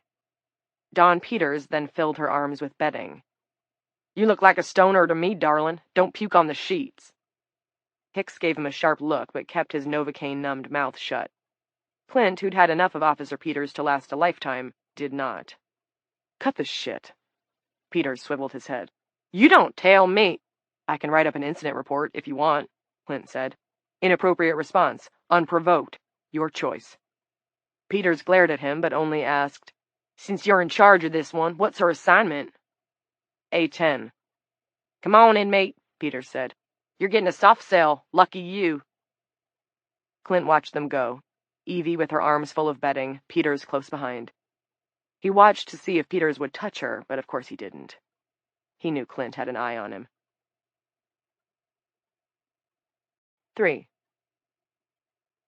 Lila had surely been this tired before, but she couldn't remember when. What she could remember, from health class in high school, for God's sweet sake, were the adverse consequences of long-term wakefulness. Slowed reflexes, impaired judgment, loss of vigilance, irritability, not to mention short-term memory problems, such as being able to recall facts from sophomore health, but not what the fuck you were supposed to do next, today, this minute. She pulled into the parking lot of the Olympia Diner. "My, oh my, try our egg pie," read the easel sign by the door. Turned off her engine, got out, and took long, slow, deep breaths, filling her lungs and bloodstream with fresh oxygen. It helped a little. She leaned in her window, grabbed her dash mic, then thought better of it. This was not a call she wanted going out over the air. She replaced the mic and pulled her phone from its pocket on her utility belt. She punched one of the dozen or so numbers she kept on speed dial. Lenny, how are you doing? Okay, got 7 hours or so last night, which is a little more than usual, so all good. I'm worried about you, though. I'm fine, don't worry about... She was interrupted by a jaw-cracking yawn. It made what she was saying a bit ludicrous, but she persevered. I'm fine, too. Seriously? How long have you been awake? I don't know, maybe 18, 19 hours? To reduce Lenny's concern, she added, I cooped some last night, don't worry. Lies kept falling out of her mouth. There was a fairy tale that warned about this, about how one lie led to other lies and you eventually turned into a parakeet or something, but Lila's worn-out brain couldn't come up with it. Never mind me right now. What's the deal with Tiffany What's-Her-Face from the trailer? Did the EMTs transport her to the hospital? Yes, good thing they got her there fairly early. Lenny lowered her voice. St. Teresa's is a madhouse. Where are Roger and Terry now? Lenny's response to this question was embarrassed. Well, they waited for the assistant DA for a while, but he never showed, and they wanted to check on their wives. So they left the crime scene? Lila was furious for a moment, but her anger had dissipated by the time her disbelief was expressed. Probably the reason the ADA hadn't shown was the same reason that Roger and Terry had left, to check on his wife. It wasn't just St. Teresa's that was a madhouse. It was everywhere. I know, Lila, I know, but Roger's got that baby girl, you know. If it's his, Lila thought. Jessica Elway liked to bed hop, that was the word around town. And Terry was panicking too, and neither of them could get an answer when they called home. I told them you'd be pissed. All right, get them back. I want them to go to all 3 drugstores in town and tell the pharmacists. Pinocchio. That was the fairy tale about lying, and he didn't turn into a parakeet. His nose grew until it was as long as Wonder Woman's dildo. Lila, are you still there? Pull it together, woman. Tell the pharmacists to use discretion on all the speedy stuff they've got. Adderall, Dexedrine, and I know there's at least 1 prescription methamphetamine, although I can't remember the name. Prescription meth? Shut up! Yes, the pharmacists will know. Tell them to use discretion. Prescriptions are going to be pouring in. The fewest number of pills they can give people until we understand what in the hell is going on here. Got it? Yes. One other thing, Lenny, and this is just between us. Look in evidence. See what we've got in there for speed-up stuff. And that includes the Coke and Black Beauties from the Griner Brothers bust. Jeepers, are you sure? There's almost half a pound of Bolivian marching powder. Lowell and Maynard, they're due to go on trial. Don't want to mess that up. We've been after them like forever. I'm not sure at all, but Clint put the idea in my head, and now I can't get it out. Just inventory the stuff, okay? No one's going to start rolling up dollar bills and snorting. Not this afternoon, anyway. Okay. Lenny sounded awed. Who's out at that trailer where the meth lab exploded? Just a minute, let me check Gertrude. Lenny called her office computer Gertrude for reasons Lila did not care to understand. Forensics and the FD units have departed. I'm surprised they left the scene so soon. Lila wasn't. Those guys probably had wives and daughters, too. Looks like a couple of dudes might still be around, putting out the last of the hot spots. Can't say for sure which ones. All I've got is a note saying they rolled out of Maylock at 11:33. Willie Burke's probably one of them, though. You know Willie, he never misses. An acronym that came out sounding like a sigh, was the Tri-County's Adopt a Highway crew, mostly retirees with pickup trucks. They were also the closest thing the Tri-Counties had to a volunteer fire department, and often came in handy during brush fire season. Okay, thanks. Are you going out there? Lenny sounded faintly disapproving, and Lila wasn't too tired to catch the subtext. With all this other stuff going on? Lenny, if I had a magic wake-up wand, believe me, I'd use it. Okay, Sheriff. Subtext, don't bite my head off. Sorry, it's just that I've got to do what I can do. Presumably someone, a bunch of someones, is working on this sleeping sickness thing at the Disease Control Center in Atlanta. Here in Dueling, I've got a double murder, and I need to work on that. Why am I explaining all this to my dispatcher? Because I'm tired, that's why. And because it's a distraction from the way my husband was looking at me back at the prison. And because it's a distraction from the possibility, fact, really, Lila, not a possibility, but a fact, and that fact's name is Sheila, that the husband you're so concerned about isn't anybody you really knew anyway. Aurora, they were calling it. If I fall asleep, Lila thought, will that be the end? Will I die? Could be, as Clint might say. Could fucking be. The good-natured back and forth they had always had, the ease of their collaborations on projects and meals and parenting responsibilities, the comfortable pleasure they'd taken from each other's bodies, these repeated experiences, the marrow of their daily life together, had turned crumbly. She pictured her husband smiling, and it made her stomach sick. It was the same smile that Jared had, and it was Sheila's smile, too. Lila remembered how Clint had quit his private practice without a word of discussion. All the work they'd done planning his office, the care that they had put into choosing not just the location but also the town, ultimately selecting Dooling because it was the biggest population center in the area that didn't have a psychiatrist with a general practice. But Clint's second patient had annoyed him, so he had decided on the spot that he needed to make a change, and Lila had just gone along. The wasted effort had bothered her. The resultant lowering of their financial prospects had meant a lot of recalculating, and all things being equal, she would much rather have lived closer to a city than in the rural tri-counties. But she had wanted Clint to be happy. She had just gone along. Lila hadn't wanted a pool. She had gone along. One day Clint had decided that they were switching to bottled water and filled up half of the refrigerator with the stuff. She had gone along. Here was a prescription for Provigil that he had decided she needed to take. She would probably go along. Maybe sleep was her natural state. Maybe that was why she could accept Aurora, because for her it was not much of a change. Could be. Who the hell knew? Had Evie been there last night? Was that possible? Watching the AAU game in the Coughlin High gym as the tall blonde girl went in for layup after layup, cutting through Fayette's defense like a sharp blade. That would explain the triple-double thing, wouldn't it? Kiss your man before you go to sleep. Yes, this is probably how you started to lose your mind. Lenny, I have to go. She ended the call without waiting for a reply and reholstered her phone. Then she remembered Jared and pulled the phone back out. Only what to tell him? And why bother? He had the internet on his phone, they all did. By now, Jer probably knew more about what was going on than she herself. Her son. At least she had a son, not a daughter. That was something to be thankful for today. Mr. and Mrs. Pack must be going crazy. She texted Jer to come straight home from school, and that she loved him, and left it at that. Lila turned her face up to the sky and took more deep breaths.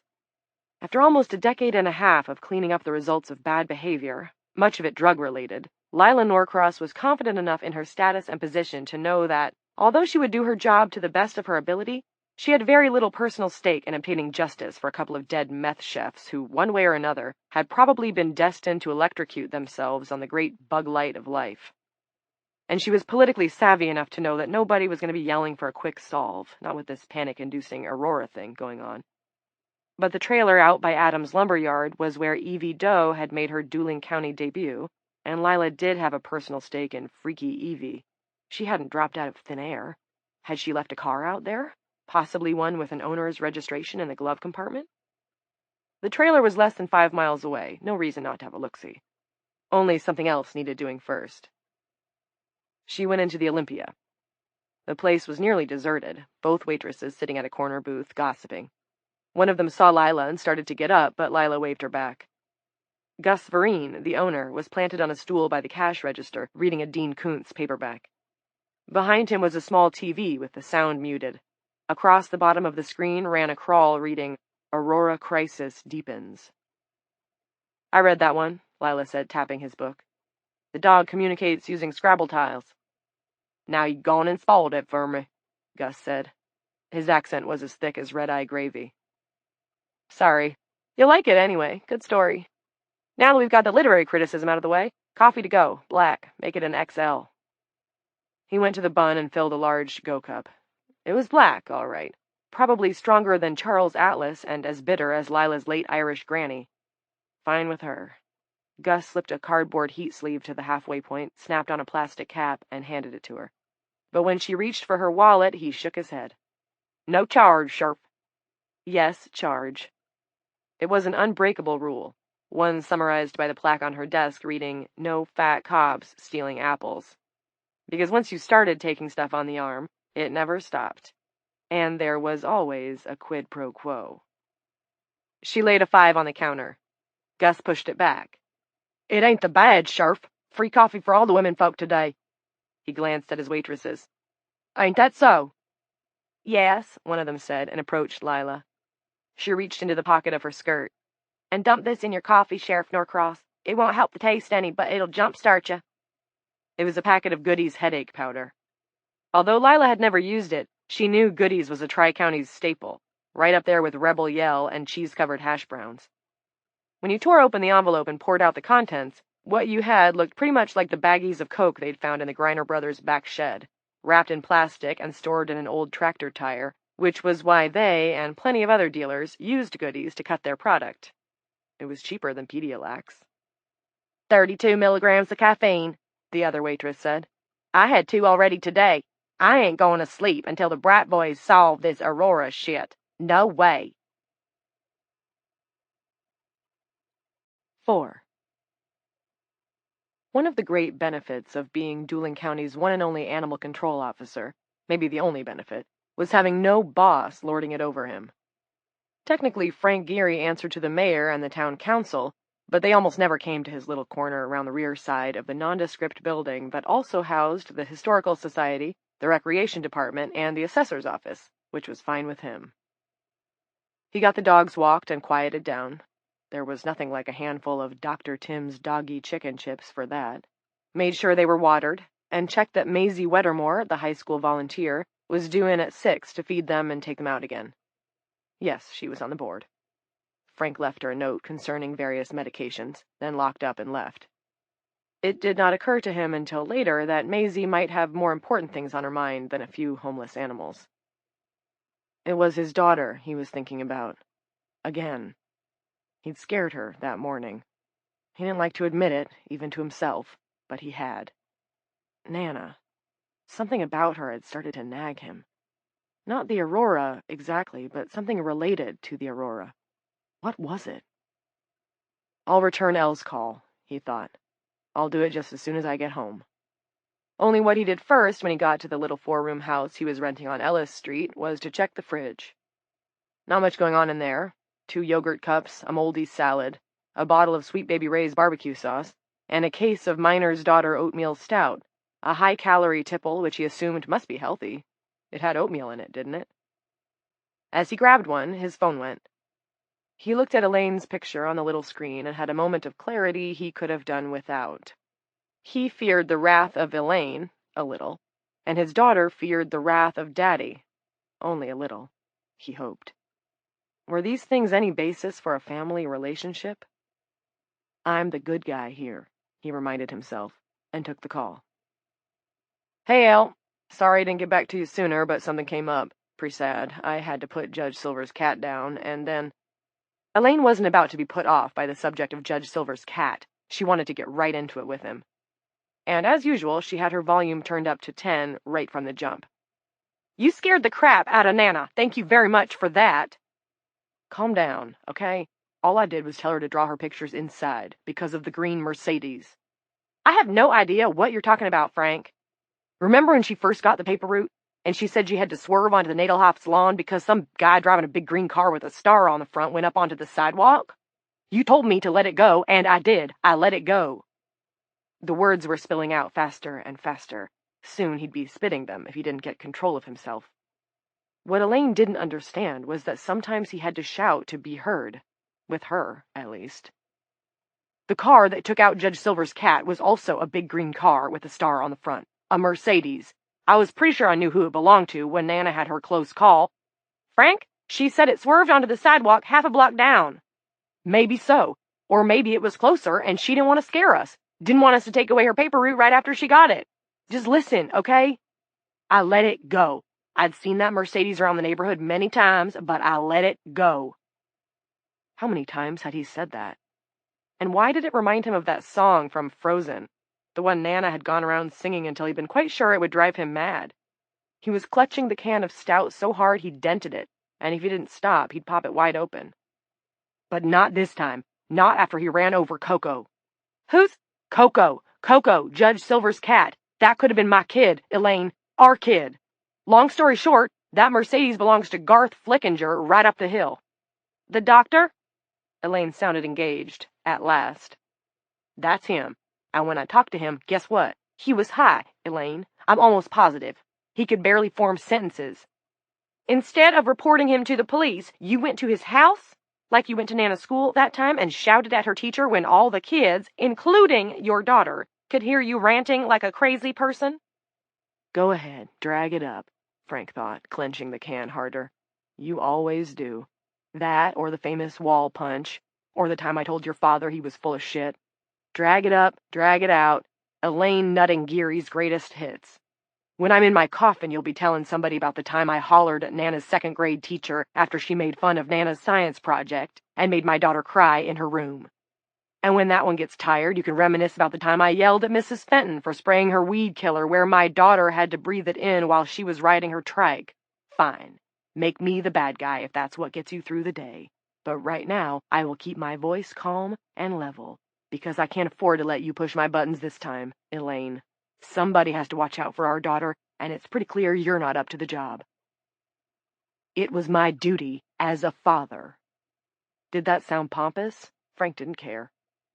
I have no interest in seeing him arrested on a misdemeanor charge of feline hit and run, but I do have an interest in making sure he doesn't run down Nana. If scaring him a little accomplished that, tell me you didn't go all Charles Bronson. No, I was very reasonable with him. That was at least close to true.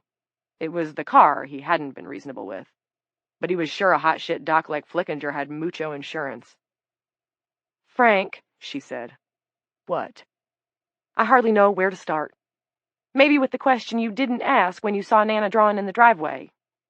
What? What question? Why are you home from school, honey? That question. Not in school. Maybe that was what had been nagging at him. It was so sunny this morning, I just seemed like summer, I forgot it was May. You have got your head so far the wrong way around, Frank. You're so concerned about your daughter's safety, and yet you can't even remember that it's the school year. Think about that. Haven't you noticed the homework she does at your house? Those notebooks she writes in, and the textbooks she reads? With God and his only son Jesus as my witness. He was willing to take a lot, and he was willing to admit he maybe deserved some, but Frank drew the line with the Jesus as my witness shit. God's only son wasn't the one who had gotten that raccoon out from under the Episcopalian church all those years ago and nailed the board over the hole, and he didn't put clothes on Nana's back or food in her stomach, not to mention Elaine's. Frank did those things, and there had been no magic to it. Cut to the chase, Elaine. You don't know what's going on with anyone but yourself. It's all about what's pissing Frank off today. It's all about who doesn't understand that only Frank knows how to do things right, because those are your default positions. I can take it. I can take it, I can take it, I can take it, but oh God, Elaine, what a high-riding bitch you can be when you set your mind to it. Was she sick? Oh, now you're all red alert. Was she? Is she? Because she looked all right. She's fine. I kept her home because she got her period. Her first period. Frank was thunderstruck. She was upset and a little scared, even though I'd explained all about what was going to happen last year. And ashamed, too, because she got some blood on the sheets. For a first period, it was pretty heavy. She can't be. For a moment, the words stuck in his throat. He had to cough it out like a bite of food that had gone down wrong. She can't be menstruating. She's 11, for Christ's sake. Did you think she was going to stay your little princess in fairy wings and sparkly boots forever? No, but 11?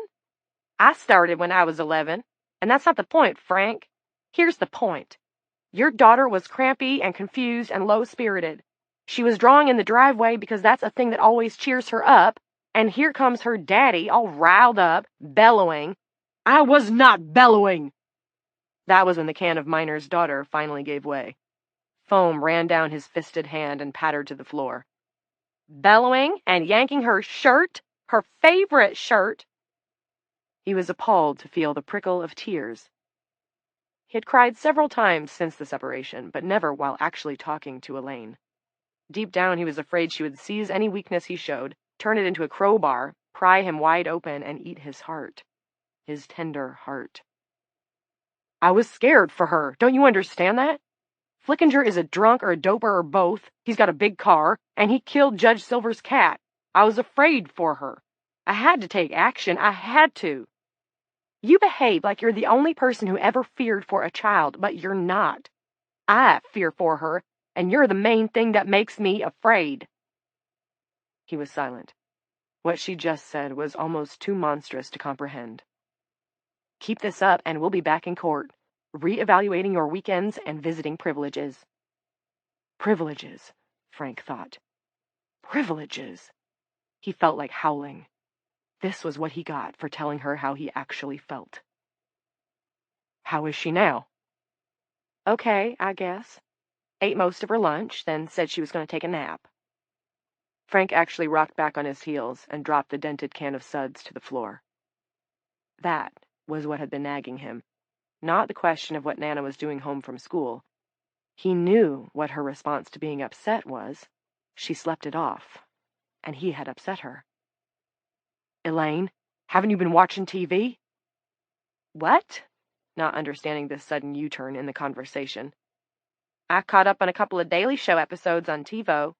The news, Elle, the news. It's on all the channels.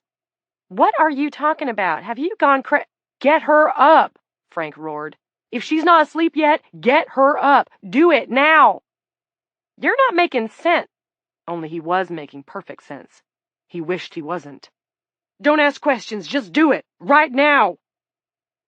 Frank killed the call and ran for the door. 5.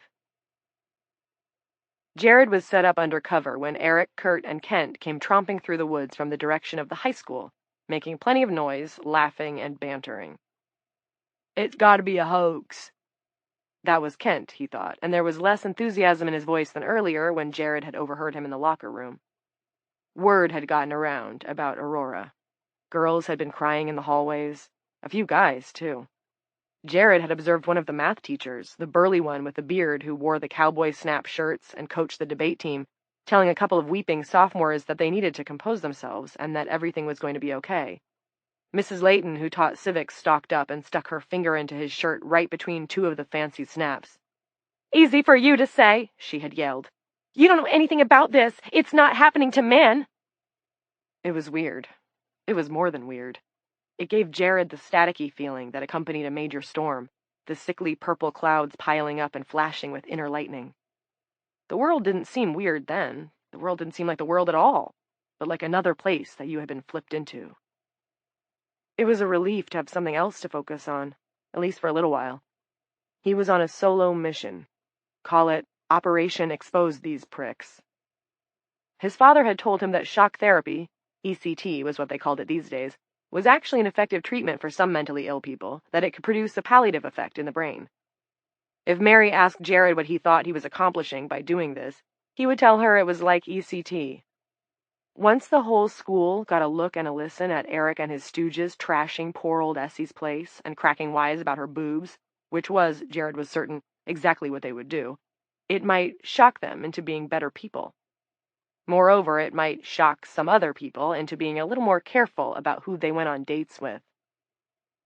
Meanwhile, the trolls had almost arrived at ground zero. If it's a hoax, it's the supreme hoax of all time. It's on Twitter, Facebook, Instagram, everywhere. Ladies are going to sleep and pulling some caterpillar shit. And you're the one who said you saw it on the old bag. This one was definitely Kurt McLeod, swinging dick that he was. Eric was the first to appear on the screen of Jared's phone, hopping over a tumble of loose stones at the edge of old Essie's area.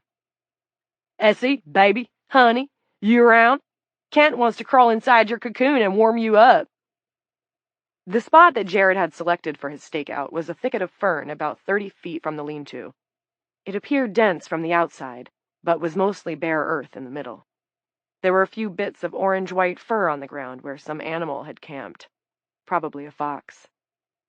Jared had stretched out, iPhone at arm's length. The camera was pointed through a gap in the leaves and centered on old Essie lying in the opening of her lean-to.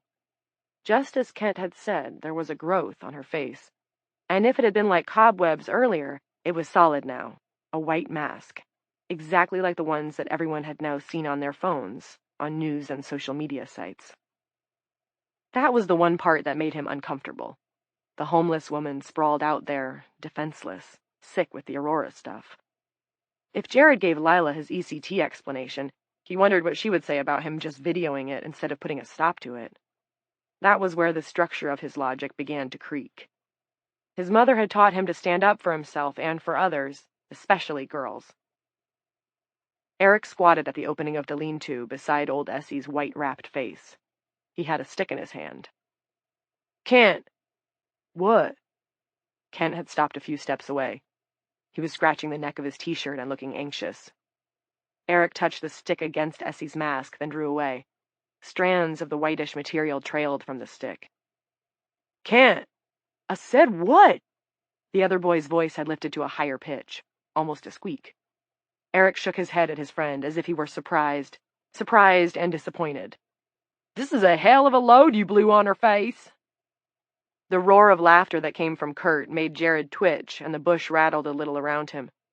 No one was paying attention, though. "Fuck you, Eric!" Kent stormed over to Essie's mannequin torso and kicked it tumbling into the deadfall. This display of pique didn't divert Eric. "But did you have to leave it to dry? That's low class, just leaving your splat on the face of a fine old babe like this." Kurt strolled over beside Eric to take a closer look. He cocked his head this way and that, licking his lips in a thoughtless way as he appraised Essie, considering her as if he were deciding between a box of Junior Mints and a packet of Sour Patch Kids at a checkout counter. A sick tremble found its way to Jared's stomach. If they did something to hurt her, he was going to have to try to stop them.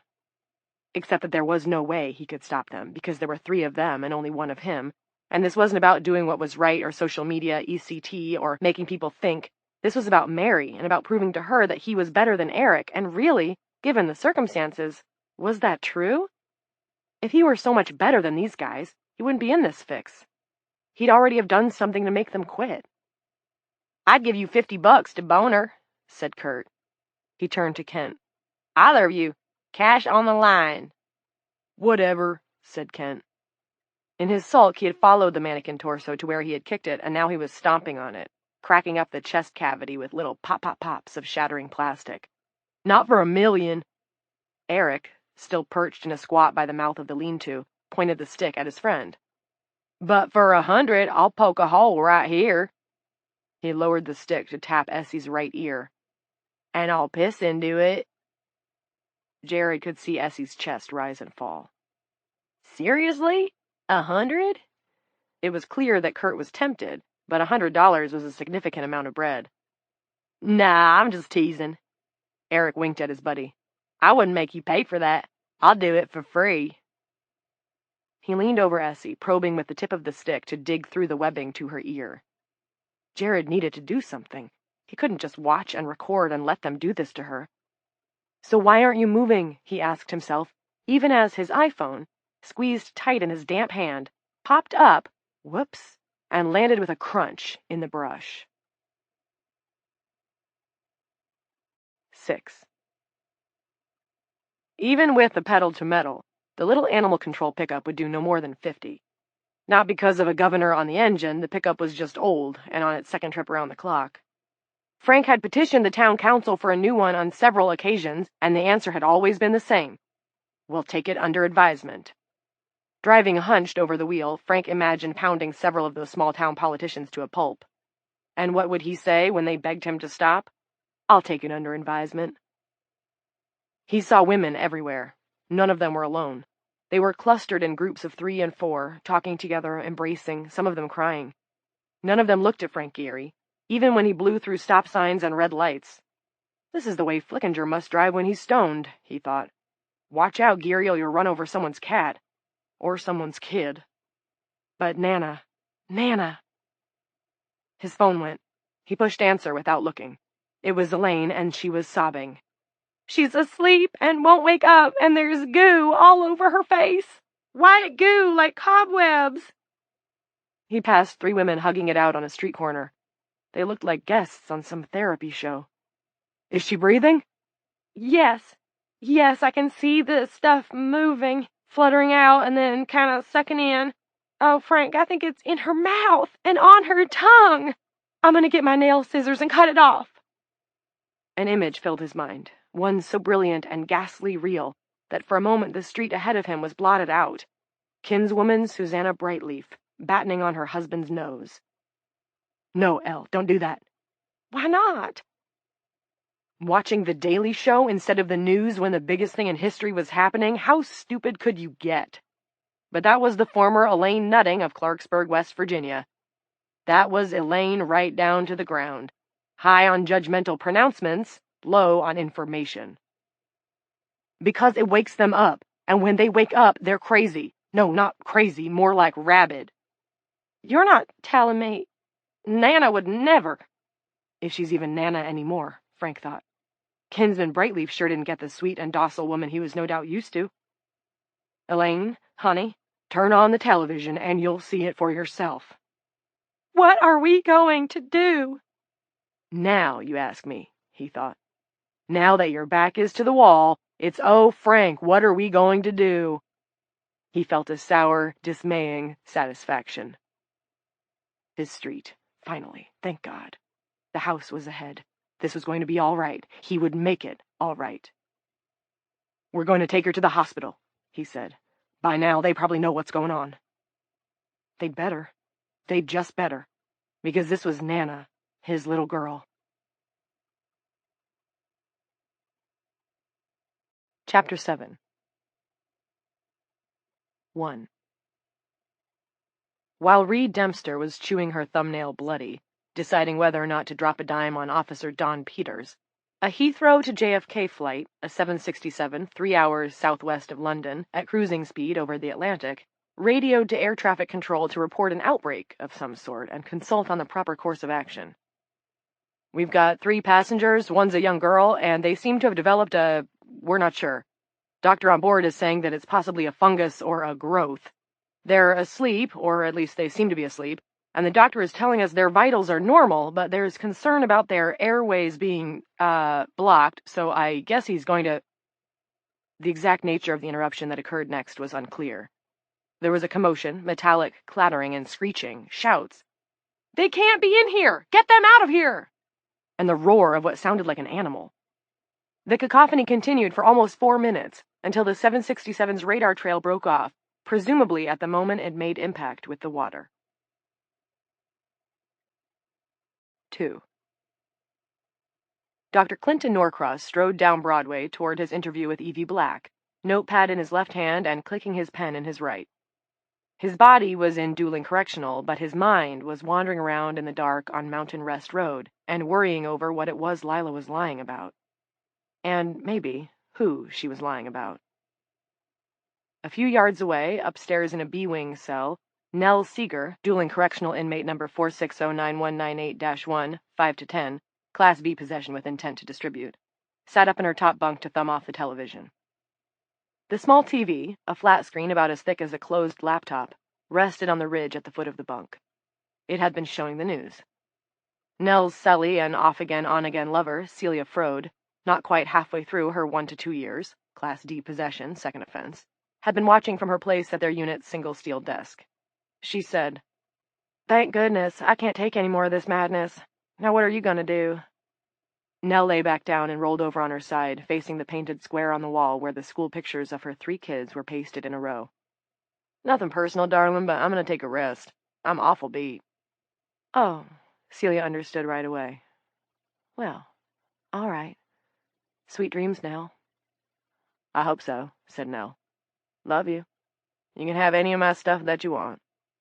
"Love you too, Nell." Celia put her hand on Nell's shoulder. Nell patted it once and then curled up. Celia sat down at their cell's small desk to wait.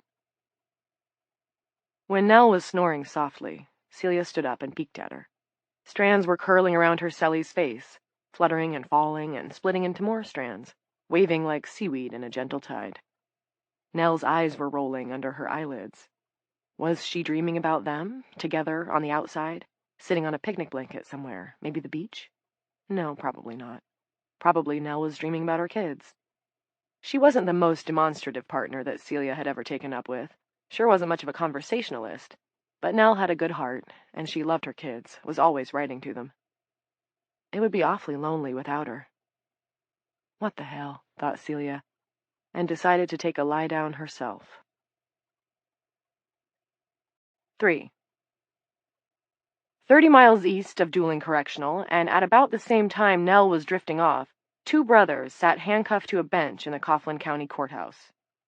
Lowell Griner was thinking about his father and about suicide, which might be preferable to 30 years in state. Maynard Griner was dreaming about a slab of barbecued ribs that he'd eaten a few weeks earlier, right before the bust. Neither man had any idea what was going on in the wider world. The bailiff on guard duty was sick of waiting around. What the fuck? I'm going to see if Judge Wayner plans to pee or get off the pot. I don't get paid enough to babysit you murdering little peckerwoods all day. 4.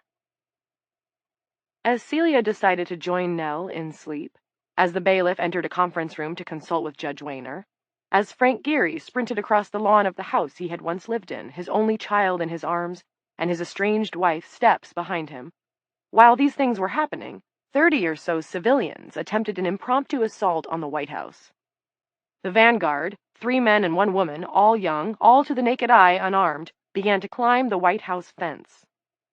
"Give us the antidote!" bellowed one of the men as he dropped to the ground inside the fence. He was scrawny, ponytailed, and wore a Cubs cap. A dozen Secret Service agents, pistols at the ready, quickly surrounded the trespassers. But at that point, a second, much larger surge of people from the crowd that had massed on Pennsylvania Avenue pushed over the barricades and charged the fence. Police officers in riot gear swept in from behind, hauling them down from the fence. 2 shots came in quick succession, and one of the cops stumbled and fell loose-bodied to the ground. After that, the gunfire turned into a wall of sound. A tear gas canister burst somewhere close by, and a pall of ashy smoke began to unravel across the pavement, erasing most of the people running past. Michaela Morgan, née Coates, viewed the scene on a monitor in the back of the News America van parked across the street from the CDC and rubbed her hands together. They had acquired a noticeable shake. Her eyes were itchy and watery from the 3 bumps she'd just snorted off the control deck with a $10 bill. A woman in a dark blue dress appeared in the foreground of the White House shot. She was around Michaela's mother's age, her black shoulder-length hair fissured with streaks of gray, a string of pearls bouncing at her neck. Straight out in front of her, like a hot platter, she held a baby, its lolling head swaddled in white. The woman strode smoothly by, never turning her profile, and vanished beyond the edge of the shot. "I think I could use a little more. You mind?" Michaela asked her tech guy. He told her to knock herself out, perhaps a poor choice of words under the circumstances, and handed her the baggie. 5. While the furious, terrified crowd was attacking 1600 Pennsylvania Avenue, Lila Norcross was driving toward Dooling. Her mind was on Jared, on her son, and on the girl, on Sheila, her son's half-sister, her husband's daughter. What an interesting new family tree they had.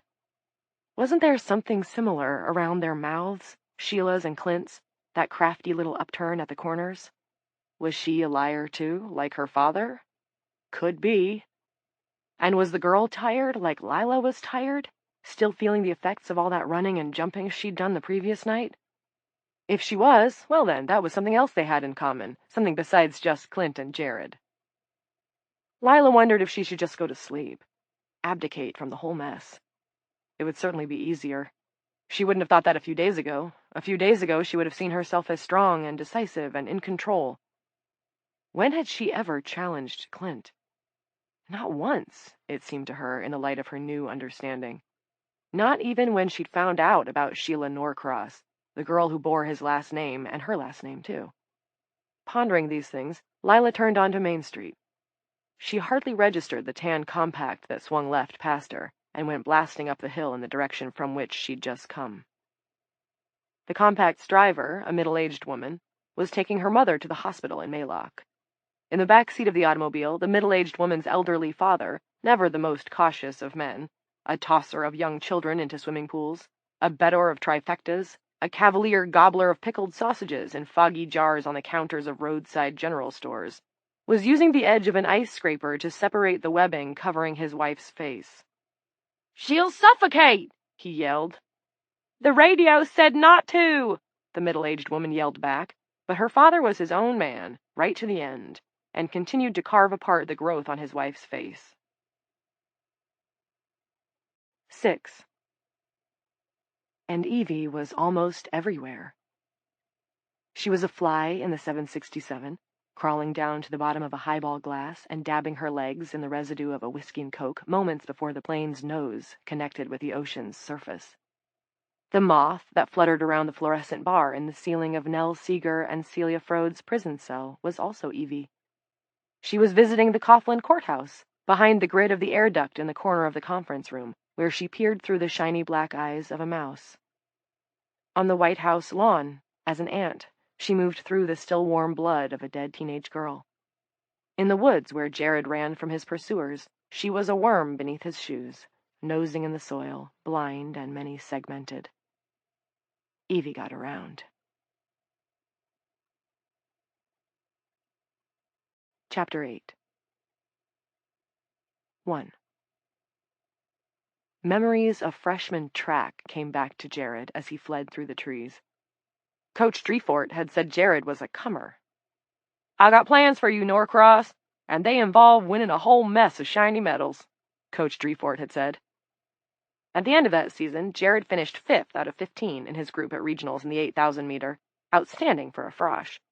But then he'd ruined Coach D's plans, quitting to take a job on the yearbook committee. Jared had relished those late race moments when he found a fresh lung and regained the pace and felt a sense of ecstasy, loving his own strength. The reason he'd quit was that Mary was on the yearbook committee. She had been elected sophomore sales and distribution chairwoman and needed a vice chair. Jared's dedication to track was summarily abandoned. "Sign me up," he told Mary. "Okay, but there's 2 things," she explained. "Number 1, if I die, which I might because I ate one of those mystery meat Hot Pockets at the cafeteria today, then you have to take over as chair and fulfill my duties and make sure there's a full-page tribute to my memory in the yearbook senior year. And you have to make sure that the photo of me isn't something stupid that my mother picked." "Got it," Jared had said, and thought, "I really love you." He knew he was too young. He knew she was too young. How could he not, though? Mary was so beautiful, and she was so on the ball, but she made it seem completely natural. No stress, no strain. "What's the second thing?" "The second thing," she grabbed his head with both hands and shook it back and forth and up and down, "is that I am the boss." As far as Jared was concerned, that was also no problem. Now his sneaker came down on a flat rock sitting high and loose, and that, as it happened, was a problem. Actually a pretty big one, because he felt a wobble and a sharp sting in his right knee. Jared gasped and drove forward with his left foot, concentrating on his breathing like they taught you in track, keeping his elbows working. Eric was thundering behind him. "We just want to talk to you!" "Don't be a fucking pussy!" That was Kurt. Down into a gully, and Jared felt his hurt knee slide around and thought he heard a little ping somewhere under the thudding of his pulse and the crackle of dry leaves under his sneaker heels. Malloy Street, the one behind the high school, was up ahead, a yellow car flickering past in the gaps between the trees. His right leg buckled at the bottom of the gully, and the pain was unprecedented, hand on a red burner pain only on the inside, and he grabbed a thorny branch to yank himself staggering up the opposite bank. The air was momentarily disturbed behind him, as if a hand had swiped right past his scalp, and he heard Eric swearing and the tumult of bodies tangling. They'd lost it while sliding down the gully behind him. The road was 20 feet on. He could hear the burr of a car engine. He was going to make it. Jared lurched, closing the gap to the road, feeling a burst of that old track euphoria, the air in his lungs suddenly carrying him, thrusting him forward and holding off the agony of his distorted knee. The hand on his shoulder spun him off balance at the edge of the road. He caught onto a birch tree to keep from falling. "Give me that phone, Norcross." Kent's face shone bright red, the acne field on his forehead purple. His eyes were wet. "We were kidding around, that's all." "No," said Jared. He couldn't even remember picking his phone up again, but there it was in his hand. His knee felt enormous. "Yes," Kent said. "Give it." The other two had gathered themselves and were running to catch up, only a few feet off. "You were going to pee in an old lady's ear," cried Jared. "Not me." Kent blinked away sudden tears. "I couldn't anyway. I got a shy bladder." You weren't going to try to stop them, though, Jared might have replied, but instead felt his arm cock and his fist shoot out to connect with Kent's dimpled chin. The impact produced a satisfying clack of teeth slamming together. As Kent tumbled down into the weeds, Jared shoved his phone in his pocket and got moving again. 3 agonizing hops, and he was at the yellow center line, waving down a speeding tan compact with a Virginia plate. He didn't register that the driver was turned around in her seat, and Jared certainly didn't see what was happening in the rear of the car, where a bellowing old woman with tattered webbing hanging from her face was repeatedly gouging the edge of an ice scraper into the chest and throat of her husband, who had cut said webbing from her face.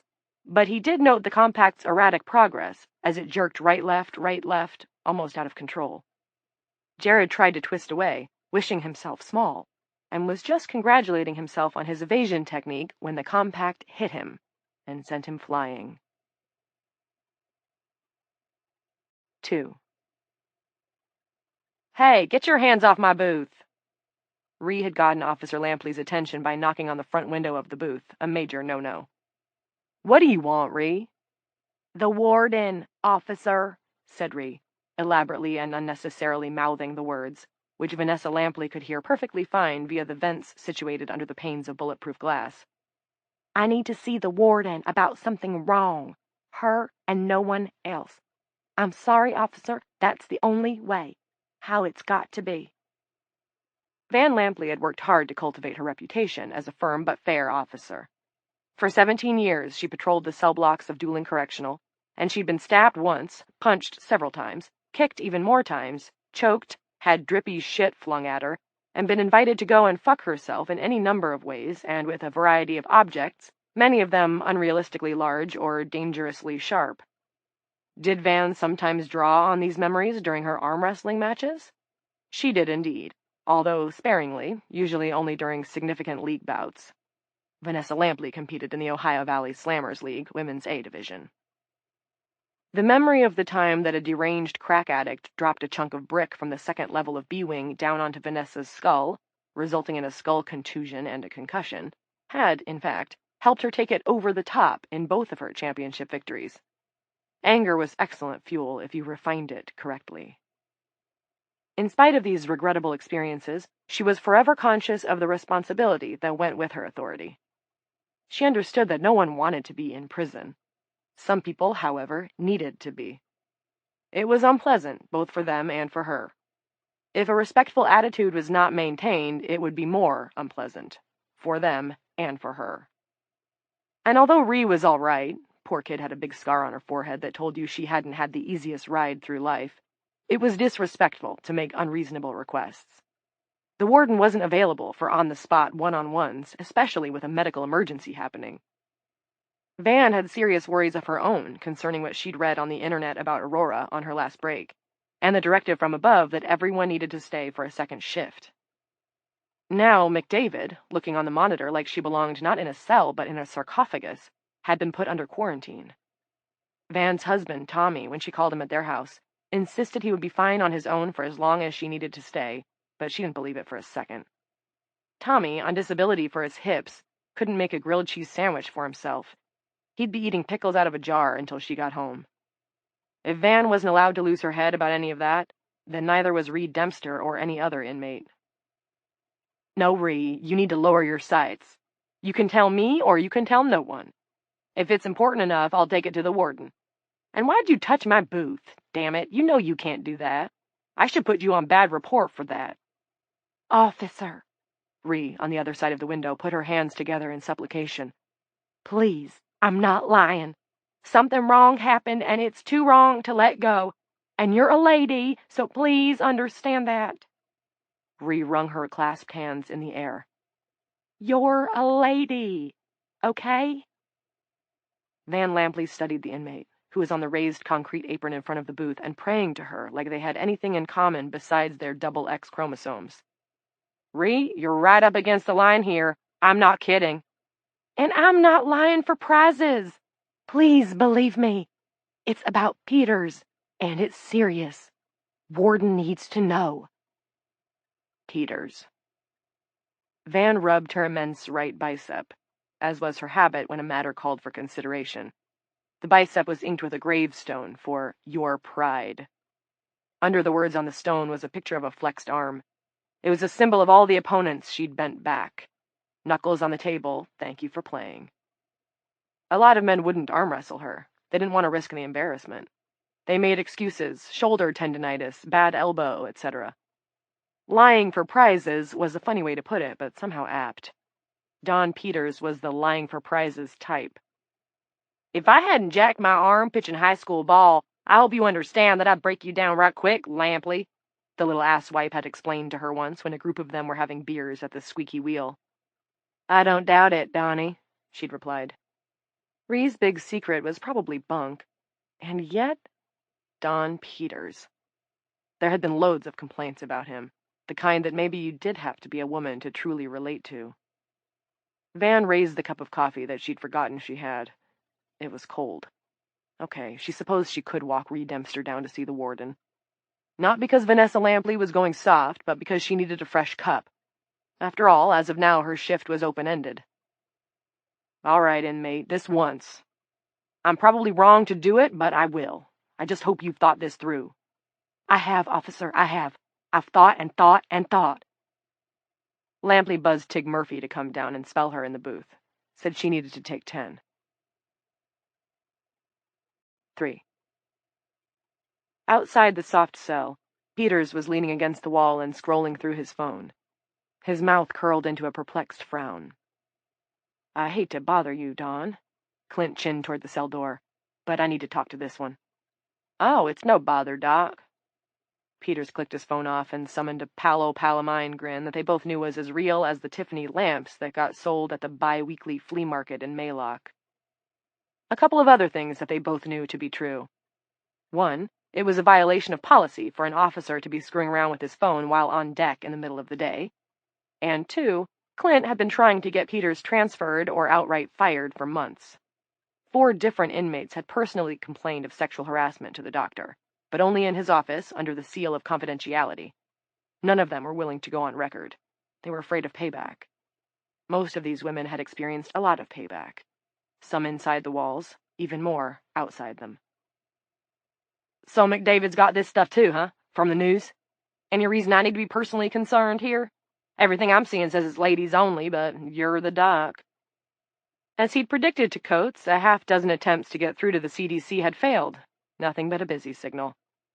I don't have any more particulars than you, Don, but yes, so far, to the best of my knowledge, there's no indication that any man has contracted the virus, or whatever it is. I need to talk to the inmate. Right, Peters said. The officer unlocked the upper and lower bolts, then buttoned his mic. Officer Peters, letting the doc into A10, over. He swung the cell door wide. Before stepping out of Clint's way, Peters pointed at the inmate seated on the foam bunk against the back wall.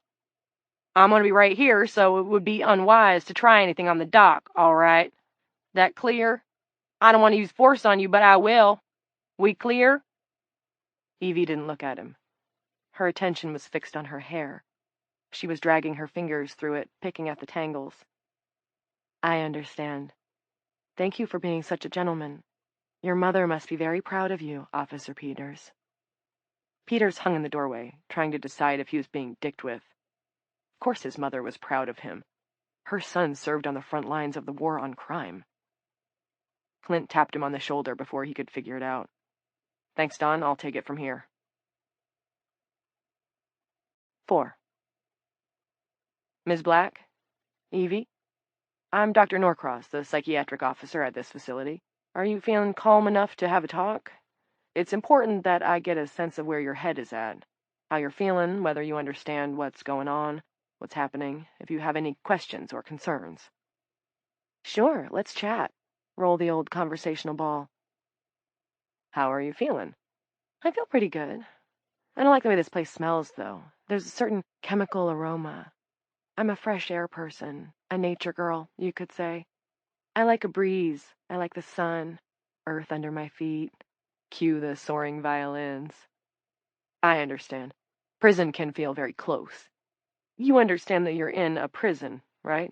This is the correctional facility for women in the town of Dooling. You haven't been charged with any crime, let alone convicted. You're just here for your own safety. Do you follow all that? I do. She lowered her chin to her chest and dropped her voice to a whisper. But that guy, Officer Peters, you know about him, don't you? No, what about him?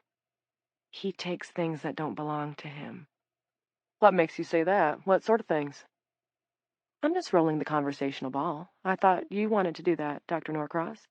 Hey, I don't want to tell you how to do your job, but aren't you supposed to sit behind me where I can't see you? No, that's psychoanalysis. Let's get back to the great question that has never been answered and which I have not yet been able to answer, despite my 30 years of research into the feminine soul, is, what does a woman want? Freud, yes, he pioneered psychoanalysis. You've read about him? I think most women, if you asked them if they were truly honest, what they would say is they want a nap. And possibly earrings that go with everything, which is impossible, of course. Anyhow, big sales today, Doc. Fire sales. In fact, I know of a trailer. It's a little banged up. There's a little hole in one wall. I'll have to patch that. But I bet you could have the place for free. Now that's a deal. Are you hearing voices, Evie? Not exactly. More like signals. What do the signals sound like? Like humming. Like a tune? Like moths. You need special ears to hear it. And I don't have the right ears to hear the moths humming? No, I'm afraid you don't. Do you remember hurting yourself in the police car? You hit your face against the safety grill. Why did you do that? Yes, I remember. I did it because I wanted to go to prison. This prison. That's interesting. Why? To see you. That's flattering. But it gets you nowhere, you know. Flattery, I mean. The chief said you knew her name. Was that because you've been arrested before? Try and remember, because it would really help if we could find out a little more about your background. If there's an arrest record, that could lead us to a relative, a friend. You could use an advocate, don't you think, Evie? The chief is your wife. How did you know that? Did you kiss her goodbye? Beg your pardon? The woman who called herself Eve Black leaned forward, looking at him earnestly. Kiss. An osculation requiring, hard to believe, I know, 147 different muscles. Goodbye, a word of parting. Do you need any further elucidation? Clint was thrown. She was really, really disturbed, going in and out of coherence, as if her brain were in the neurological equivalent of an ophthalmologist's chair, seeing the world through a series of flicking lenses. No need of elucidation. If I answer your question, will you tell me something? Deal. Yes, I kissed her goodbye. Oh, that's sweet. You're getting old, you know, not quite the man anymore. I get that. Probably having some doubts now and then. Do I still have it? Am I still a powerful ape? But you haven't lost your desire for your wife. Lovely. And there are pills. Ask your doctor if it's right for you. I sympathize. Really. I can relate. If you think getting old is tough for men, let me tell you, it's no picnic for women. Once your tits fall, you become pretty much invisible to 50% of the population. My turn. How do you know my wife? How do you know me? Those are the wrong questions. But I'm going to answer the right one for you. Where was Lila last night? That's the right question. And the answer is, not on Mountain Rest Road. Not in Dooling. She found out about you, Clint. And now she's getting sleepy. Alas. Found out about what? I have nothing to hide. I think you believe that, which shows how well you've hidden it. Ask Lila. Clint rose. The cell was hot, and he was sticky with sweat. This exchange had gone nothing at all like any introductory talk with an inmate in his entire career. She was schizophrenic, had to be, and some of them were very good at picking up cues and clues, but she was unnervingly quick in a way that was unlike any schizophrenic he had ever met. And how could she know about Mountain Rest Road? You wouldn't have happened to be on Mountain Rest Road last night, would you, Evie? Could be. She winked at him. Could be. Thank you, Evie. We'll talk again soon, I'm sure. Of course we will, and I look forward to it. Through their conversation, her focus on him had been unfaltering. Again, nothing like any unmedicated schizophrenic he'd ever dealt with. but she now returned to pulling haphazardly at her hair. She drew down, grunting at a knot that came loose with an audible tearing sound. "Oh, Dr. Norcross?" "Yes?"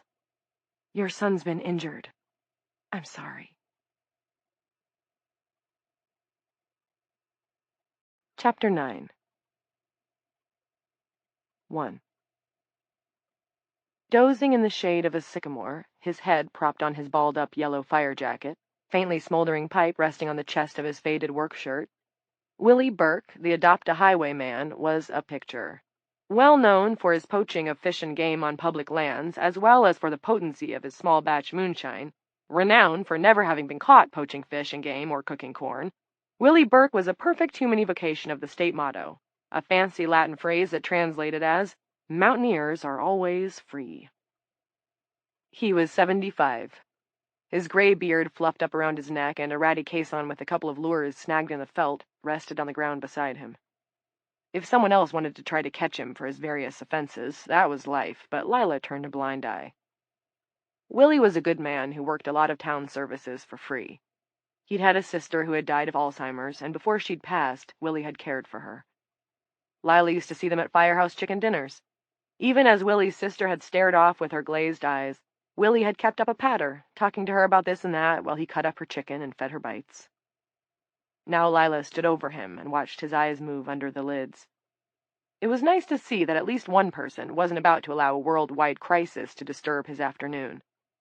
She just wished she could lie down under a neighboring tree and take a snooze herself. Instead of doing that, she nudged one of his rubber boots. "Mr. Van Winkle, your wife filed a missing persons report. She says you've been gone for decades." Willie's lids parted. He blinked a couple of times and picked his pipe off his chest and levered himself upright. "Chief? What were you dreaming about? Starting a forest fire?" "I've been sleeping with a pipe on my chest since I was a boy. It's perfectly safe if you've mastered the skill. I was dreaming about a new pickup, for your information." Willie's truck, a rusty dinosaur from the Vietnam era, was parked at the edge of the gravel apron in front of Truman Mayweather's trailer. Lila had drawn her cruiser up beside it. "What's the story here?" She chinned at the surrounding woods, the trailer surrounded by yellow tape. "Fire's all out? Just you?" "We sprayed down the meth shack that exploded. Also watered down the pieces. Lot of pieces. It's not too dry here, which was lucky. Be a while before the smell goes, though. Everyone else split. Thought I'd better wait, preserve the scene and whatnot." Willie groaned as he got to his feet. "Do I even want to know why there's a hole the size of a bowling ball in the side of that trailer?" "No," said Lila. "Give you nightmares. You can go on, Willie. Thanks for making sure the fire didn't spread." Lila crunched across the gravel to the trailer. The blood caked around the hole in its side had darkened to maroon. Beneath the smell of burn and ozone from the explosion, there was the turned-over tang of living tissue left to cook in the sun. Before ducking under the police tape, Lila shook out a handkerchief and pressed it over her nose and mouth. "All right, then," said Willie. "I'll get. Must be past 3. Ought to get a bite. Oh, one other thing. Might be some chemical reaction going on up there beyond what's left of that shed. That's all I can figure." Willie seemed in no hurry to go, despite his avowed intention of doing so. He was packing a new pipe, selecting cuts from his front shirt pocket. "What do you mean?" "Look in the trees. On the ground. Berry handkerchiefs, it looks like to me, but, well, it's also sticky. Tacky. Thick, too. Fairy handkerchiefs aren't like that." "No," Lila said. She had no idea what he was talking about. "Of course they're not. Listen, Willie, we've got someone in custody for the murders. Yep, heard it on my scanner. Hard to believe a woman could have killed those men and torn up that trailer like she did, but the women are getting stronger, that's my opinion. Stronger and stronger. Just look at that Rhonda Rousey, for instance." Lila had no idea who Rhonda Rousey was, either. The only unusually physically strong woman she knew from these parts was Vanessa Lampley, who supplemented her income at the prison with competitive arm wrestling. "You know these parts?"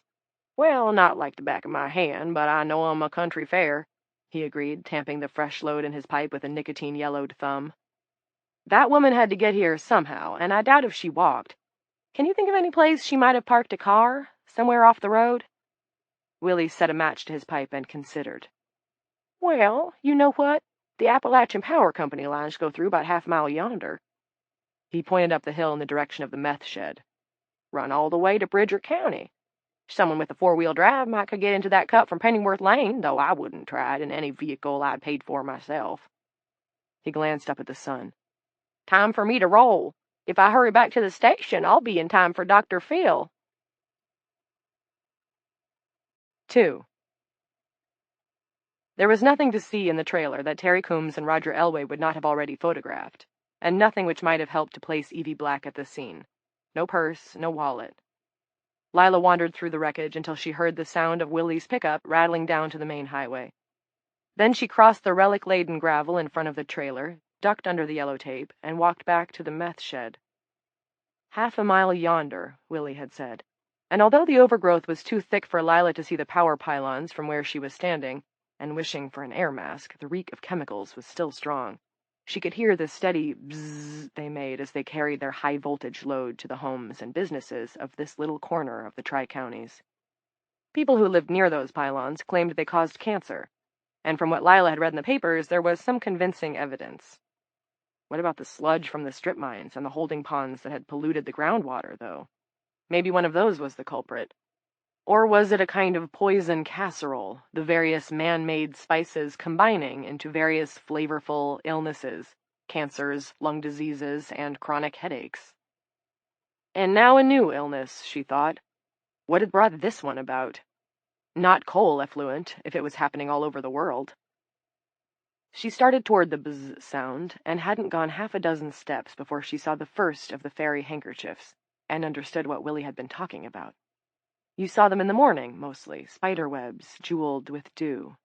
She dropped to one knee, reached for the patch of filmy whiteness, then thought better of it. She picked up a twig and poked it with that, instead.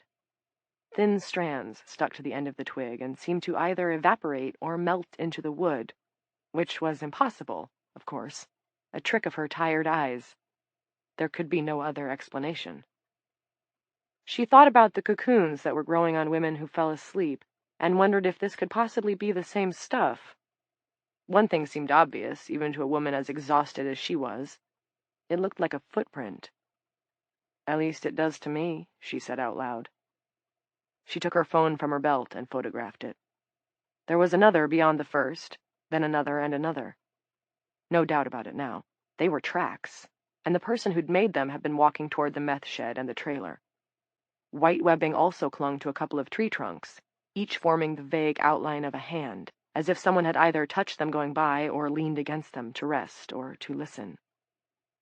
What exactly was this shit? If Evie Black had left webwork tracks and handprints out here in the woods, how come there was no sign of the stuff in Lila's cruiser? Lila followed the tracks up a rise, then down into the sort of narrow dip that country fellows like Willie Burke called a break or a holler, then up another hill. Here the trees were thicker, scrub pines fighting for space and sunlight. The webby stuff hung from some of the branches. She took a few more pictures with her phone and pushed on toward the power pylons and the bright sunlight ahead. She ducked under a low-hanging branch, stepped into the clearing, and just stared. For a moment, all her tiredness was swept away by amazement. "I am not seeing this," she thought. "I've fallen asleep, maybe in my cruiser, maybe in the late Truman Mayweather's trailer, and I'm dreaming it. I must be, because nothing like this exists in the Tri-Counties or east of the Rockies. Nothing like this exists anywhere, actually. Not on Earth. Not in this epoch." Lila stood frozen at the edge of the clearing, her neck craned, staring upward. Flocks of moths fluttered around her, brown in the shade, seeming to turn an iridescent gold in the late afternoon sunshine. She had read somewhere that the tallest tree on Earth, a redwood, was just under 400 feet high. The tree in the center of the clearing looked taller than that, and it was no redwood. It was like no tree she'd ever seen. The closest she could come to a comparison were the banyan trees she and Clint had seen in Puerto Rico on their honeymoon. This thing stood on a great gnarled podium of roots, the largest of them looking 20 or 30 feet thick. The trunk was comprised of dozens of intertwined boles, rising into huge branches with fern-like leaves. The tree seemed to glow with its own light, a surrounding aura. That was probably an illusion caused by the way the westering sun flashed through the gaps in the twisting sections of the trunk, but the whole thing was an illusion, wasn't it? Trees did not grow to a height of 500 feet, and even if this one had, supposing it was real, she would have seen it from Mayweather's trailer. Terry and Roger would have seen it. Willie Burke would have seen it. From the cloud of ferny leaves far above her, a flock of birds exploded into the sky. They were green, and at first Lila thought they were parrots, only they were too small. They flocked west, forming a V, like ducks, for Christ's sake, and were gone. She pulled her shoulder mic, thumbed the button, and tried to raise Linny in dispatch. She got nothing but a steady wash of static, and somehow wasn't surprised. Nor was she when a red snake, thicker than one of Van Lampley's pumped-up biceps and at least 3 yards long, slithered from a vertical split in the amazing tree's gray trunk. The split was as big as a doorway. The snake lifted its spade-shaped head in her direction. Black eyes surveyed her with cold interest. Its tongue tested the air, then withdrew. The snake slid rapidly up a crevice in the trunk and coiled over a branch in a series of neat loops. Its head pendulumed. The impenetrable eyes still regarded Lila, now viewing her upside down. There was a low, rippling growl from behind the tree, and a white tiger emerged from the shadows, its eyes bright and green. A peacock strutted into view, head bobbing, fanning its glorious tail, making a noise that sounded like a single hilarious question, repeated over and over. Moths swirled around it. Lila's family had owned an illustrated New Testament, and those swirling insects made her think of the diadem Jesus always seemed to have, even as a baby lying in a manger. The red snake slithered down from its branch, dropped the last 10 feet, and landed between the peacock and the tiger. The 3 of them came toward Lila at the edge of the clearing, the tiger patting, the snake slithering, the peacock prancing and cackling. Lila felt a deep and profound sense of relief. Yes, yes, it was a dream. It definitely was. It had to be. Not just this moment, and not just Aurora, but the rest of it. Everything since the spring meeting of the Tri-Counties Curriculum Committee in the Coughlin High School auditorium. She closed her eyes. 3. Joining the curriculum committee had been Clint's doing, which was ironic. He had, in the end, been hoisted by his own petard. This was back in 2007. There had been an article in the Tri-Counties Herald about the parent of a junior high student in Coughlin who was determined to see Are You There, God, It's Me, Margaret banned from the school library. The parent was quoted saying that it was a damned atheist tract. Lila couldn't believe it. She had adored the Judy Blume novel as a 13-year-old and related intensely to its portrait of what it was like to be an adolescent girl, how adulthood suddenly loomed up in front of you like some strange and terrifying new city and demanded you go through the gates whether you wanted to or not. I loved that book, Lila said, extending the paper to Clint. She had roused him from his usual daydream, sitting at the counter and staring through the glass doors at the yard, lightly rubbing the fingers of his left hand over the knuckles on his right. Clint looked at the article. Sorry, hun, it's too bad, but the book's gotta burn. Orders direct from General Jesus. He handed the paper back to her. It's not a joke, Clint. The reason that guy wants to censor that book is exactly the reason girls need to read it. I agree, and I know it's not a joke, so why don't you do something about it? Lila had loved him for that, for challenging her. All right, I will. The paper mentioned a hastily formed group of parents and concerned citizens called the Curriculum Committee. Lila enlisted. And to bolster her cause, she did what a good police officer knows to do. She went to her community for assistance. Lila rallied every like-minded local she could think of to come out and support the book. She was unusually well-positioned to raise such a group. Years of settling noise complaints, cooling down property disputes, letting speeders go with warnings, and generally showing herself to be a conscientious and reasonable representative of the law, had created a lot of goodwill. Who are all these damn women? The father who had started it all exclaimed at the outset of the curriculum committee's next gathering, because, one and all, they were women, and there were far more of them than of him. Margaret was saved. Judy Blume sent a thank-you note. Lila stayed on the curriculum committee, but there had never been another Margaret-sized controversy. The members read new books that were being added to the syllabi and the libraries at high schools and middle schools around the Tri-Counties, and listened to lectures by local English teachers and librarians. It was more like a book club than a political assembly. Lila enjoyed it, and like most book clubs, though a man or two occasionally showed up, it remained primarily an XX affair. There had been a meeting on the previous Monday night. Afterward, on the way to her car in the high school parking lot, Lila fell into step with an elderly woman named Dorothy Harper, a member of something called the First Thursday Book Club, and one of the townsfolk Lila had originally drafted to help defend Margaret.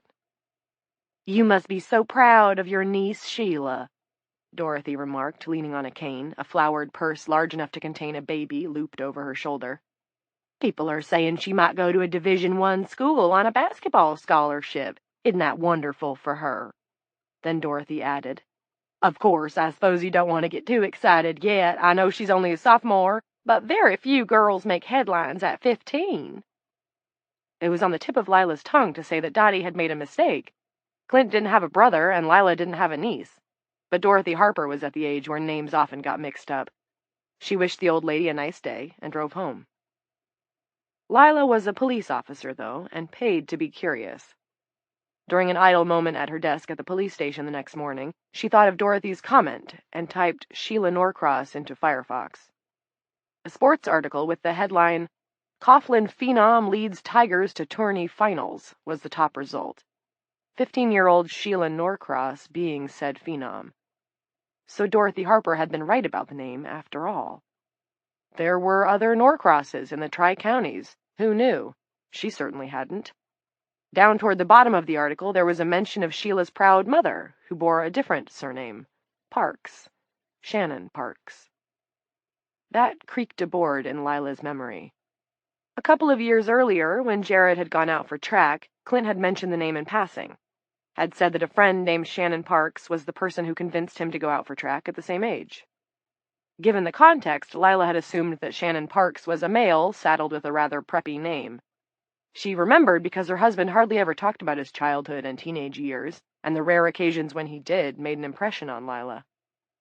He had grown up in foster care. Lila didn't know many details, and hey, who was she kidding? She didn't know any details. What she knew was that it had been difficult. You could feel Clint's temperature spike when the subject arose. If Lila ever brought up a case that involved a child being removed from its parents' custody and put into care, Clint went quiet. He claimed it didn't make him uncomfortable, just ruminative.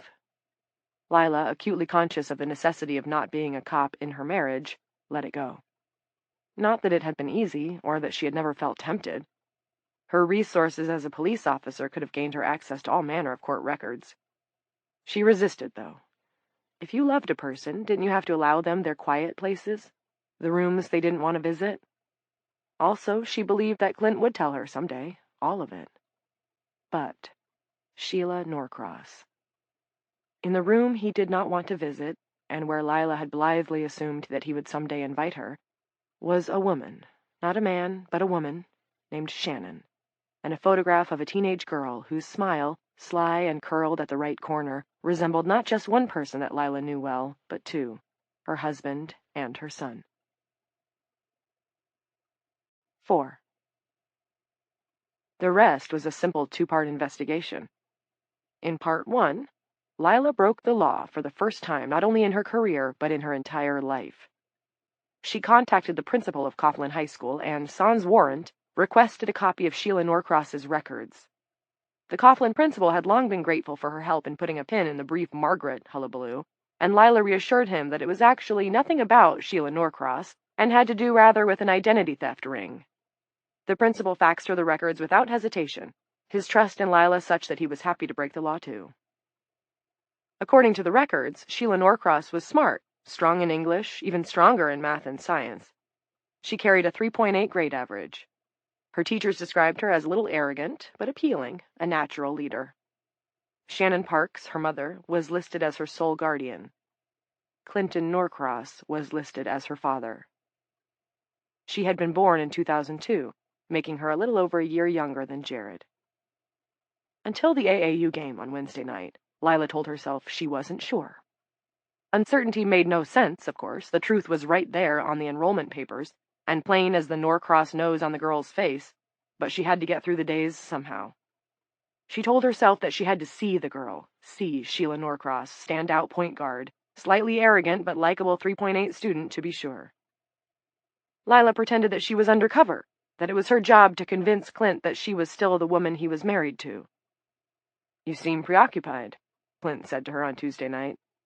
"I'm sorry. It's probably because I'm having an affair with someone at work," she said, which was just the sort of thing that Lila would have said if she was still the Lila he was married to. "It's very distracting." "Ah, I understand," Clint said. "It's Linny, isn't it?" And he pulled her close for a kiss, and she even kissed him back. 5. Then the second step of the investigation, the stakeout. Lila found a seat high up in the bleachers of the gymnasium and watched the Tri-Counties AAU team go through their warm-ups. Sheila Norcross was immediately identifiable, number 34, darting in to flick a layup off the corner of the backboard, then reversing on her heels, laughing. Lila studied the girl with a detective's eye. Maybe 34 didn't have Clint's jaw, and maybe the way she held herself was different too, but so what? Kids had two parents. In the second row near the home team's bench, several adults were standing, clapping along with the pre-game music. The players' parents. Was the slim one in the cable-knit sweater Shannon? Or was the girl's mother the dyed blonde in the hip newsboy cap? Or some other woman? Lila couldn't tell. How could she? She was the stranger at the party, after all, the uninvited. People talked about how their marriages fell apart, and they said it didn't feel real. Lila thought the game felt real enough, though. The crowd sounds, the gymnasium smells. No, it was her. She was what felt unreal. The horns sounded. It was game time. Sheila Norcross trotted to the huddle, and then did something that erased all doubt, all self-denial. It was awful and simple and convincing, so much more conclusive than any physical resemblance or any school record. Lila witnessed it from her place on the bleachers and understood that she and Clint were ruined. 6. As soon as Lila closed her eyes on the approaching animals, she felt the onset of true sleep. Not padding, slithering, or bobbing, but rushing at her like a driverless 16-wheeler. Bright panic sparked her nerves, and she slapped herself, hard. Her eyes flew open. There was no snake, no white tiger, no gabbling peacock. There was no gigantic banyan-esque tree. Where it had loomed in the center of the clearing was an oak, a fine old 80-footer, magnificent in its own way, but normal. A squirrel crouched on one of its lower limbs, chittering at her crossly. "Hallucinating," she said. "This is bad." She buttoned her shoulder mic. "Linny, are you there? Come back." "Right here, Sheriff." The voice was tinny, a little broken up, but there was no static. "What do for you?"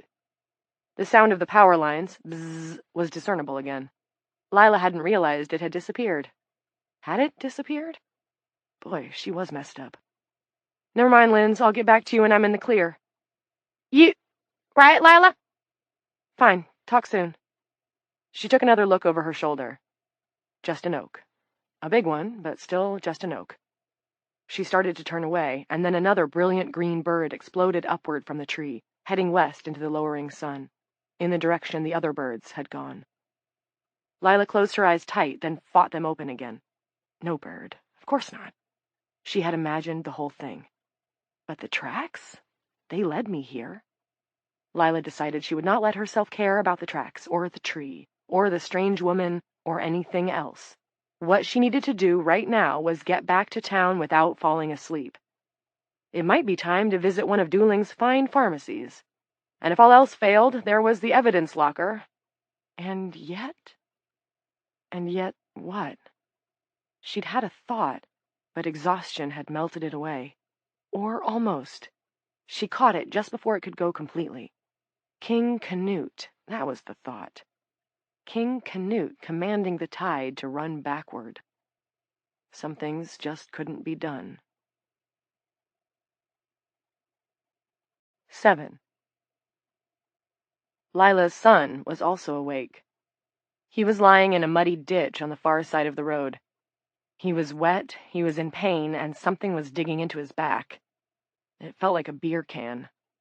All that was bad enough, but he also had company. Norcross! That was Eric. Eric fucking Blass. Jared kept his eyes closed. If they thought he was unconscious, maybe even dead, they would run away like the chicken shit cowardly assholes they were. Maybe. Norcross! This time his name was followed by a boot prodding him in the side. Eric, let's get out of here. Another country heard from. Kent Daly, sounding whiny and on the edge of panic. I think he's out cold. Or in a coma. Kurt's tone seemed to indicate that this wouldn't be such a tragic outcome. He's not in a coma. He's faking. But Eric sounded nervous himself. He bent down. Jared's eyes were closed, but he could smell Eric's Axe cologne getting stronger. Jesus, did the guy bathe in this stuff? Norcross! Jared lay still. God, if only a cop car would come by, even one driven by his mother, embarrassing as the explanations that followed might be. But the cavalry arrived only in the movies. Norcross, I'm gonna kick you in the balls if you don't open your eyes, and I mean really fucking hard. Jared opened his eyes. Okay, Eric said, smiling. No harm and no foul. Jared, who felt he had been badly fouled, both by the car that had creased him and by these guys, said nothing. It seemed the wisest course. We didn't hurt the skeevy old lady, and you don't look too bad either. No leg bones sticking out through your pants, at least. So we're gonna call it even. After you give me your phone, that is. Jared shook his head. You are such an asshole. Eric spoke with kindly indulgence, as if to a puppy that had just piddled on the rug. Kurt, Kent, hold him. Jesus, Eric, I don't know, Kent said. I do. Hold him. Kurt said. What if he's got, like, internal injuries? He doesn't. Car barely skinned him. Now hold him. Jared tried to squirm away, but Kurt pinned one of his shoulders and Kent pinned the other. He hurt all over. His knee was only the worst of it, and there was really no point in fighting these guys. He felt strangely listless. He supposed that might be shock setting in. Phone. Eric snapped his fingers. Hand it over. This was the guy Mary was going to a concert with. This guy, right here. I lost it in the woods. Jared looked up at him, trying not to cry. Crying would be the worst. Eric sighed, dropped to his knees, and squeezed Jared's pockets. He felt the rectangle of the iPhone in the right front and pulled it out. Why do you have to be such a dick, Norcross? Now he sounded petulant and put upon, like, why are you ruining my day? There's a dick here, but it's not me, Jared said. He blinked hard to keep the tears from falling. You were going to pee in her ear. No, he wasn't. You're disgusting to even think that, Norcross. It was a joke, Kurt said. Guy talk. Kent piped up eagerly, as if they were actually having a reasonable discussion and not sitting on him and holding him down. Yeah, it was just guy talk. We were just playing around. You know, like in the locker room. Don't be ridiculous, Jared. I'm going to let this go, Eric declared. As he spoke, he tapped away at the screen of Jared's phone. Because of Mary. I know that she's your friend, and she's going to be a lot more than my friend, so it's a draw. We all walk away. He finished tapping. There. Erase the video from your cloud, then emptied it out. All gone. A gray rock stuck out of the ditch, looking to Jared like a gray tongue, going, nah, nah, nah. Eric hammered Jared's iPhone on it half a dozen times, shattering the screen and sending pieces of black plastic flying. He tossed what was left onto Jared's chest. It slid off into the muddy ditch water. Since the video is gone, I didn't have to do that, but Mary aside, I need you to understand that there are consequences for being a sneaky bitch. Eric stood up. Got me? Jared said nothing, but Eric nodded as if he had. Right. Let him go. Kent and Kurt stood and backed away. They looked wary, as if they expected Jared to spring up and start swinging like Rocky Balboa. This is over for us, Eric said. We don't want anything more to do with that moldy old cunt back there, okay? It better be over for you, too. Come on, you guys. They left him there in the ditch. Jared held on until they were gone. Then he put an arm over his eyes and wept. When that part was over, he sat up, slid the remains of his phone in his pocket. Several more pieces fell off as he did so. I am a loser, he thought. That Beck song, it must have been written with me in mind. It was 3 against 1, but still, I am such a loser. He began to limp home, because home was where you went when you were hurt and beaten. Chapter 10. 1. Until 1997, St. Teresa's had been a butt-ugly cinder-block building that looked more like an urban housing project than a hospital. Then, after an outcry had arisen over the leveling of Speck and Lookout Mountains to get at the coal deposits beneath, the Roberson Coal Company had endowed an ambitious expansion. The local paper, run by a liberal Democrat, a phrase synonymous with communist for most of the Republican electorate, called this no better than hush money. Most of the people in the Tri-Counties just appreciated it. Why, customers at Bigby's barber shop had been heard to say, "It's even got a helicopter landing pad." On most weekday afternoons, the 2 parking lots, a small one in front of the urgent care wing, a larger one in front of the hospital proper, were half full at most. When Frank Geary turned into Hospital Drive on this afternoon, both were loaded, and the turnaround in front of the main entrance was also jammed. He saw a Prius with its trunk lid crumpled from where it had been struck by the Jeep Cherokee that had pulled in behind it. Broken taillight glass shone on the pavement like drops of blood. Frank didn't hesitate. They were in Elaine's Subaru Outback, and he bounced it over the curb and onto the lawn, which was empty, at least so far, save for the statue of St. Teresa that had graced the lobby of the old hospital, and the flagpole, where the stars and stripes flew above the state flag, with its 2 miners flanking what looked like a gravestone. Under any other conditions, Elaine would have given him the rough side of her tongue, which could be rough indeed. "What are you doing? Are you crazy? This car isn't paid off." Today she said nothing. She was cradling Nana in her arms, rocking her as she had when Nana was a baby, feverish with teething. The gunk covering their daughter's face trailed down to her t-shirt, her favorite, the one she wore when she was feeling a little blue, the one Frank had stretched eons ago, that morning, like the strands of some skeevy old prospector's beard. It was hideous. All Frank wanted in the world was to rip it away, but the memory of kinswoman Brightleaf restrained him. When Elaine tried to touch it on their gallop across town, he had snapped, "Don't!" and she had yanked her hand back. Twice he had asked if Nana was breathing. Elaine said she was. She could see that awful white stuff going in and out like a bellows, but that wasn't good enough for Frank. He had to reach out his right hand and put it on Nana's chest and make sure for himself. He brought the Outback to a grass-spraying halt and raced around to the passenger side. He hoisted Nana and they started toward urgent care, Elaine running ahead. Frank felt a momentary pang as he saw the side zipper of her slacks was open, revealing a glimpse of her pink underwear. Elaine, who under ordinary circumstances was so perfectly put together, tucked and plucked, smoothed down, mixed and matched to a fare-thee-well. She stopped so abruptly he almost ran into her. A large crowd was milling in front of the urgent care doors. She uttered a strange, horse-like whinny that was part frustration and part anger. "We'll never get in!" Frank could see the urgent care lobby was already filled to capacity. A mad image flashed through his mind. Shoppers racing into Walmart on Black Friday. "Main lobby, Elle. It's bigger. We can get in there." Elaine wheeled in that direction at once, almost bowling him over. Frank chugged after her, panting a little now. He was in good shape, but Nana seemed to weigh more than the 80 pounds she had registered at her last physical. They couldn't get into the main lobby either. There was no crowd in front of the doors, and Frank had a moment of hope, but the lobby itself was packed. The foyer was as deep as they could penetrate. "Let us through!" Elaine yelled, pounding the shoulder of a husky woman in a pink house dress. "It's our daughter! Our daughter has got a growth!" The woman in the pink dress seemed to do no more than flex one of those linebacker shoulders, but that was enough to send Elle staggering backward. "You ain't the only one, sister," she said, and Frank glimpsed the stroller in front of the husky woman. He couldn't see the face of the child inside, and didn't need to. The limply splayed legs and one small, trailing foot, clad in a pink sock with Hello Kitty on it, were enough. Somewhere ahead, beyond the milling people, a man's voice bellowed, "If you are here because you read internet reports of an antidote or a vaccine, go home. Those reports are false. There is no antidote and no vaccine at this time.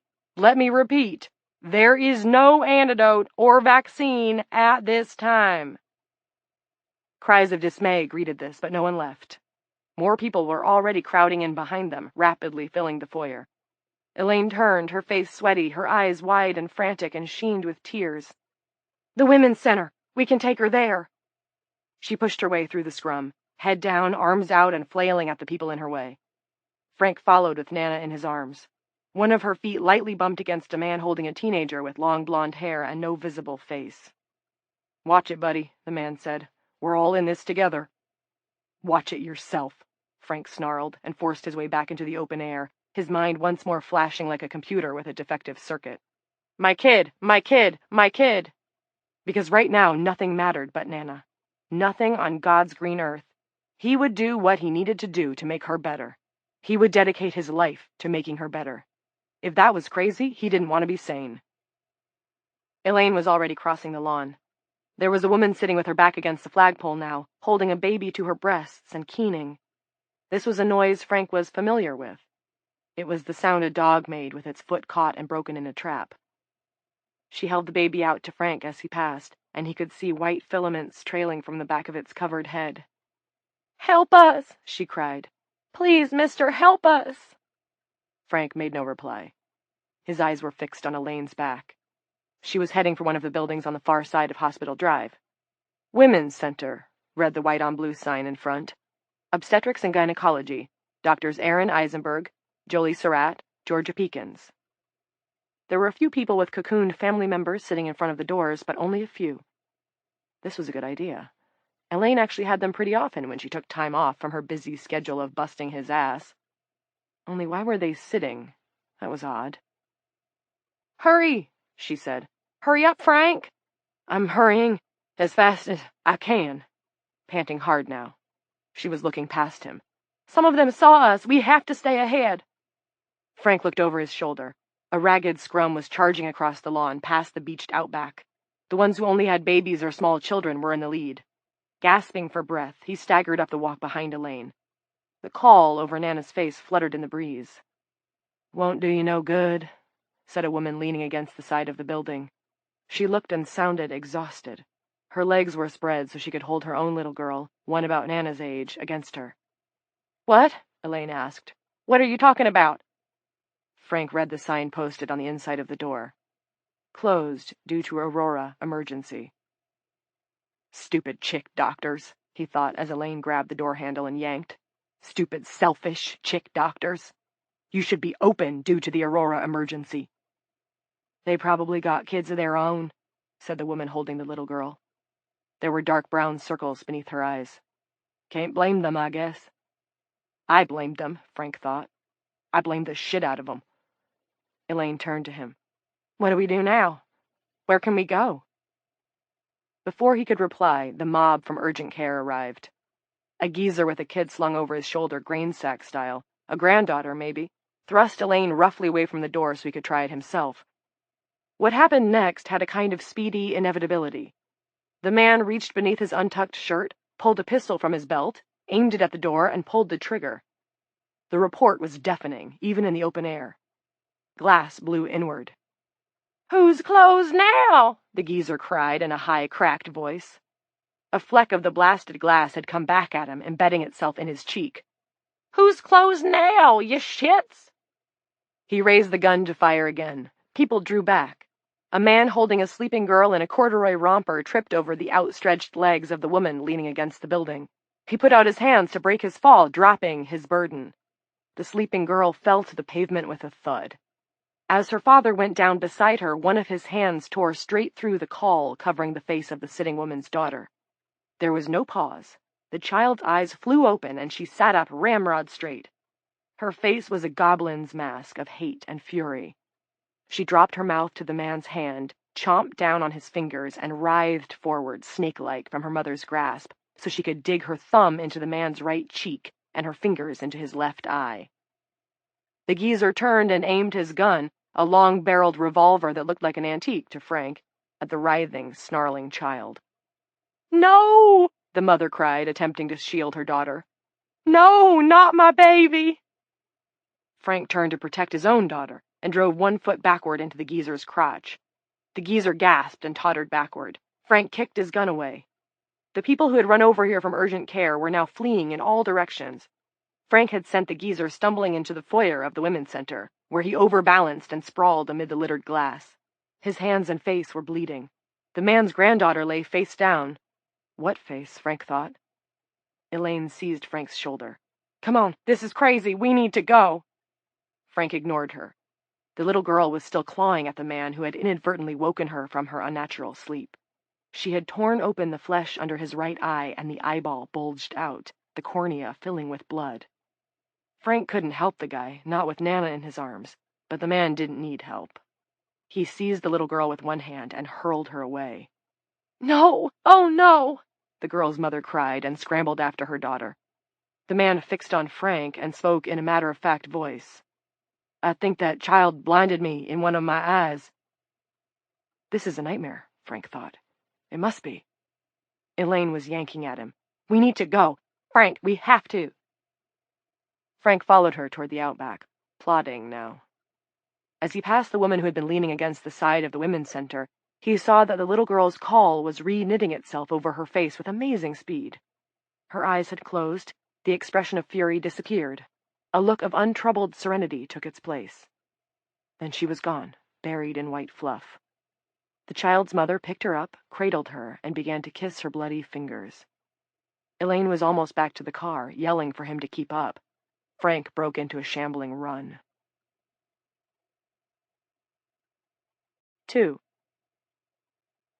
At the kitchen counter, Jared collapsed onto one of the bar seats and dry-swallowed a couple of aspirin from the bottle that his mother left beside the loose change dish. There was a note on the counter from Anton Dubček about the elm trees in the backyard and the name of a tree surgeon he recommended. Jared stared at this piece of paper.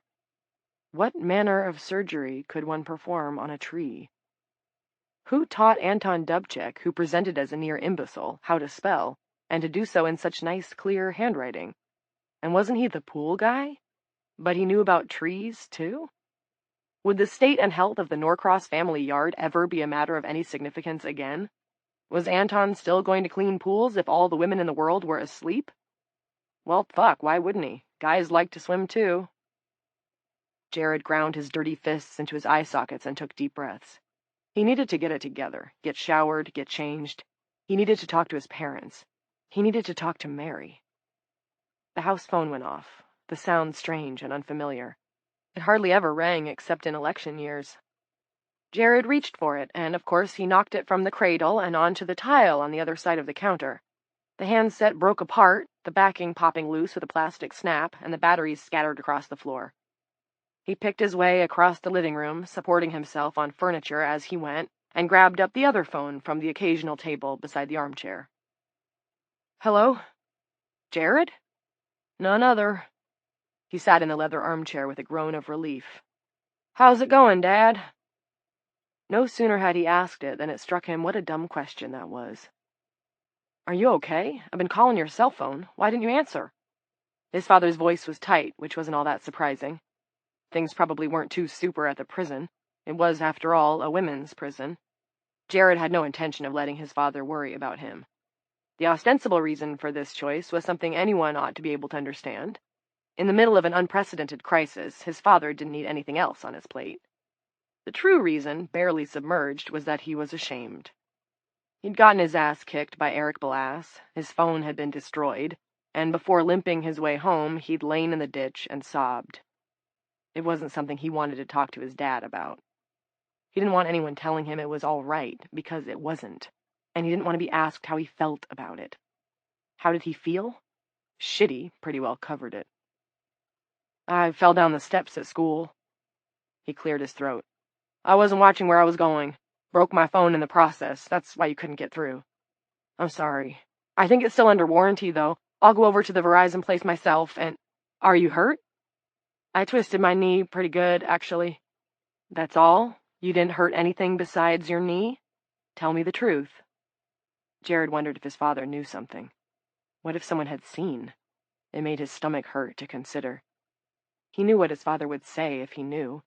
He'd say he loved him and that he hadn't done anything wrong. He'd say it was the other guys who had done something wrong. And yes, he would want to be sure Jared was in touch with his feelings. Of course that's all.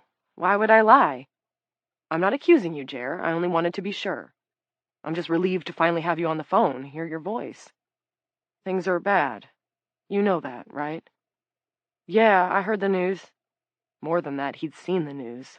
Old Essie in the lean-to, the gossamer white mask welded to her face. Have you talked to Mary? Not since before lunch. He said he planned to check in with her shortly. Good. His father explained that he wasn't sure when he'd be home, that Lila was on call, and Jared should stay put. If this situation doesn't resolve quickly, it's going to get weird out there. Lock the doors, keep the phone handy.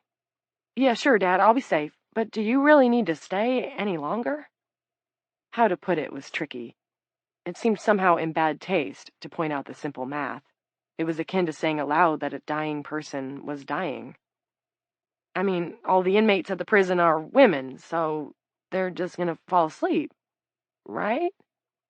There was a little crack at the end of the last word that Jared hoped his father hadn't caught. Another question, and what about Mom, formed in his mouth, but Jared didn't think he could get it out without crying. I'm sorry, Jared, Clint said after a few seconds of dead line. I can't leave yet. I'd like to, but the staff is short-handed. I'll be home as soon as I can, though, I promise. Then, perhaps sensing the question that Jared had been thinking, he added, and so will your mom. I love you. Be safe and stay put. Call me right away if you need me. Jared sucked up all the anxiety that seemed to be centered at the back of his throat and managed a goodbye. He closed his eyes and took deep breaths. No more crying. He needed to get out of his filthy, torn clothes, take a shower. That would make things at least a little better. Jared levered himself to his feet and limped toward the stairs. A rhythmic thumping echoed from outside, followed by a rickety tin clatter. Through the windowed panel at the top of the front door, he could see across the street. The last occupied house on the street belonged to Mrs. Ransom, a 70-something woman who ran a baking and sweets business out of her home, benefiting from Dooling's lack of zoning laws. It was a neat, pale green house, set off by window boxes alive with merry clusters of spring flowers. Mrs. Ransom was sitting in a plastic lawn chair in the driveway, sipping a Coke. A girl of 10 or 11, a granddaughter, surely, Jared thought he'd seen her over there before, was bouncing a basketball on the pavement, taking shots at the freestanding basketball hoop at the side of the driveway. Brown ponytails swinging out of the gap at the back of a dark baseball cap, the girl dribbled around in a circle, cut one way then another, evading invisible defenders, and pulled up for a mid-range jumper. Her feet weren't quite set, and the shot went high. The ball hit the top of the backboard and ricocheted up, the crooked spin carrying it away into the next yard, a weed and hay-strewn expanse in front of the first of their development's unoccupied houses. She went to retrieve her ball, crunching across the hay. The ball had rolled up near the porch of the empty house, which was all bare wood, windows with the brand stickers still plastered against the glass. The girl stopped and gazed up at the structure. Jared tried to guess what she might be thinking. That it was sad, the house with no family? Or spooky? Or that it would be fun to play in, to dribble around in the bare halls, shoot pretend layups in the kitchen. Jared really hoped his father or his mother would come home soon. 3. After listening to Reed Dempster's story twice, the second time to sniff out the inconsistencies most inmates could not avoid when they were lying, Janice Coates determined the young woman was telling the stone truth and sent her back to the cell block.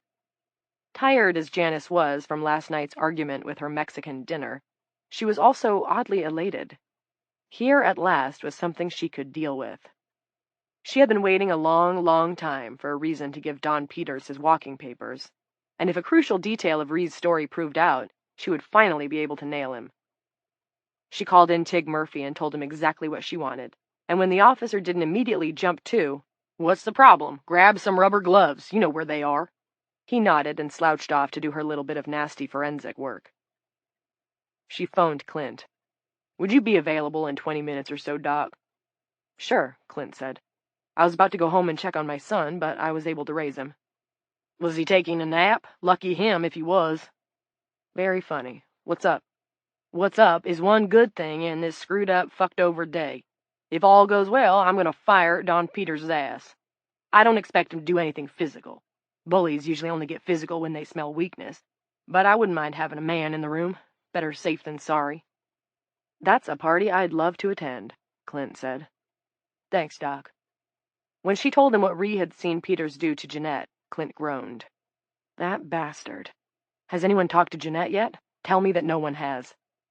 No, said Coates. In a way, that's the beauty of it. She cleared her throat. Given the god-awful circumstances, we don't need her.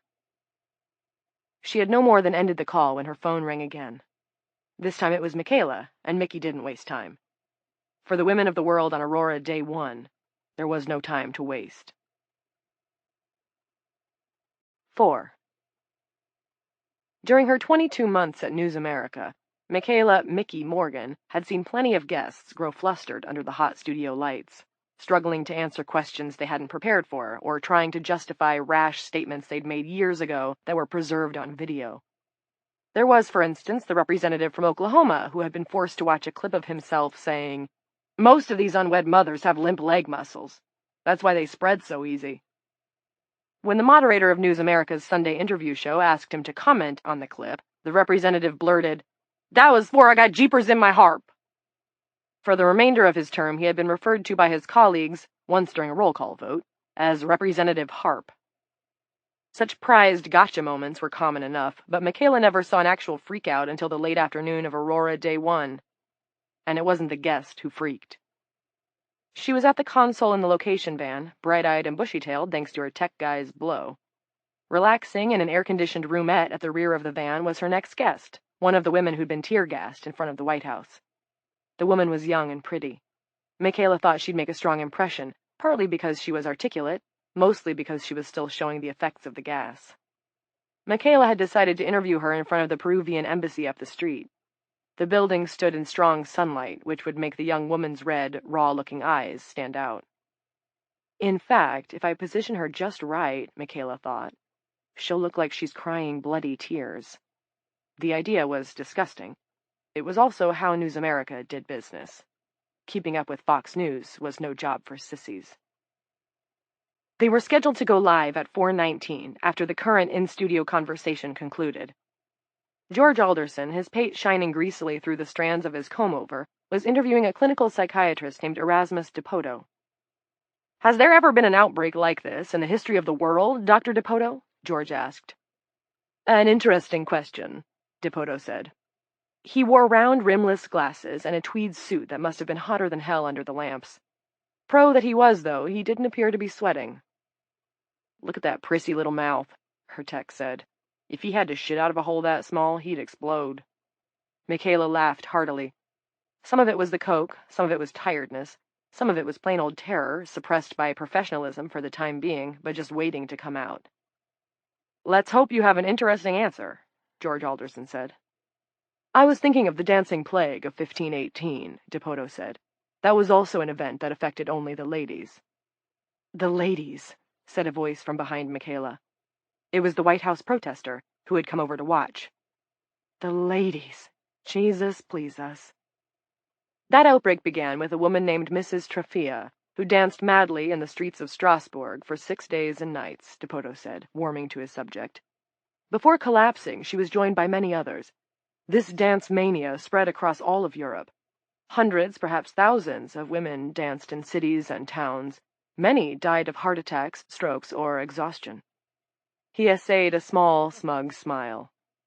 It was simple hysteria, and eventually died out. "Are you saying that Aurora is similar? I suspect many of our viewers will find that hard to accept." Michaela was pleased to see that George couldn't keep the disbelief out of his face or his voice. George was mostly blather, but he did have a small, beating Newsies heart somewhere under his Oxford shirt. "Sir, we've got news footage of thousands of women and girls with this fibrous material, these cocoons, covering their faces and bodies. This is affecting millions of females."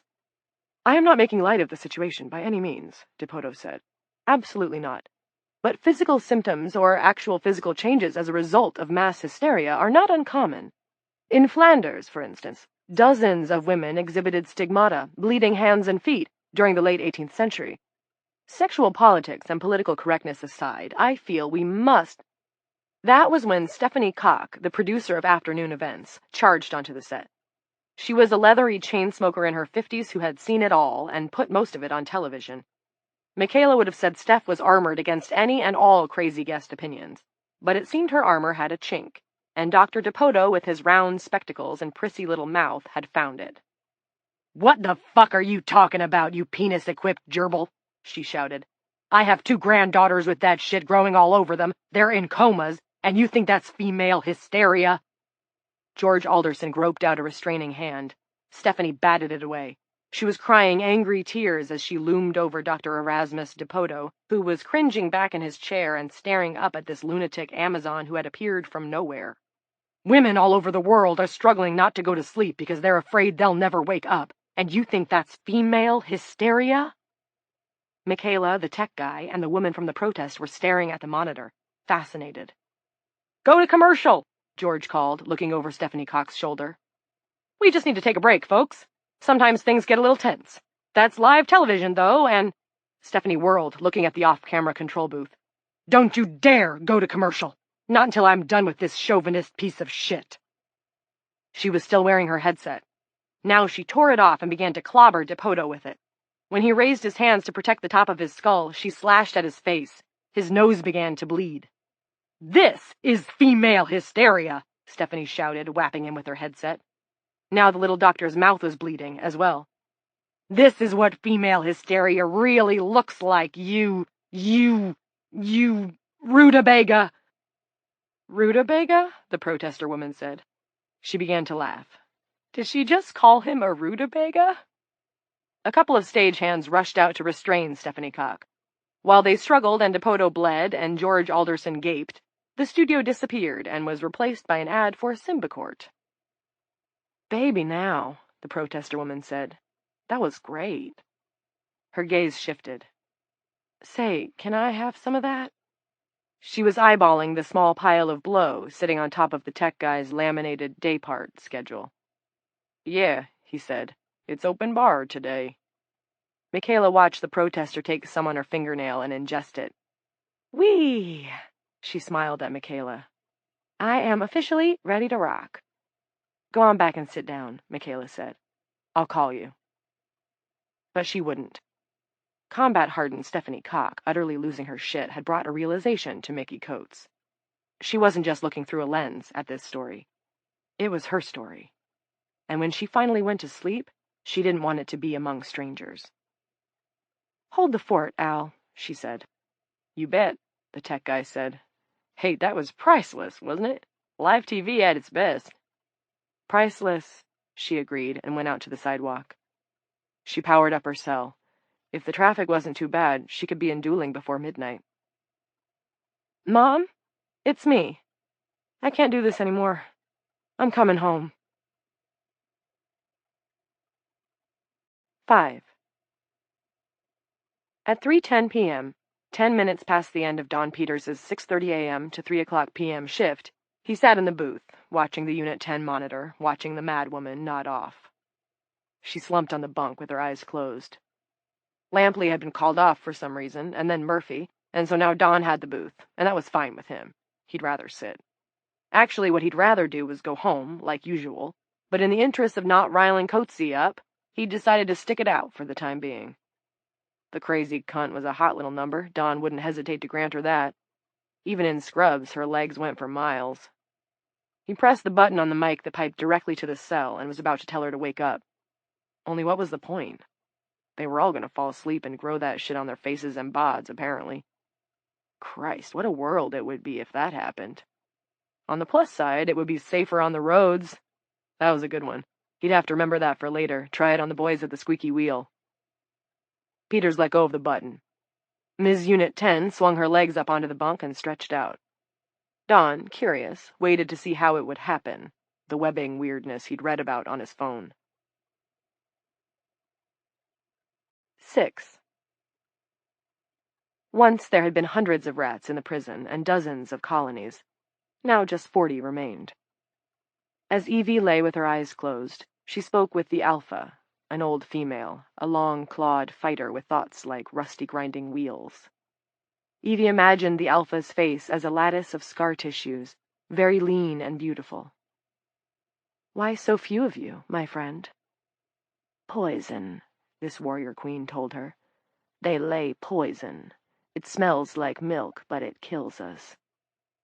The rat was in a crease between the cinder blocks that divided Unit 10 from Unit 9. The poison is supposed to make us seek water, but often we become confused and die without reaching any. It's a miserable death. These walls are filled with our bodies. No more of you need to suffer that way, said Evie. I can promise that. But I may need you to do certain things for me, and some of them may be dangerous. Is that acceptable to you? As Evie expected, danger meant nothing to the queen rat. To gain her position, the queen had fought her king. She had torn off his forelegs, and instead of finishing him, she had sat on her haunches and watched him bleed out. The queen expected, eventually, to die in a similar manner. It is acceptable, said the mother rat. Fear is death. Evie didn't agree. In her view, death was death, and it was well worth fearing. But she gave it a pass.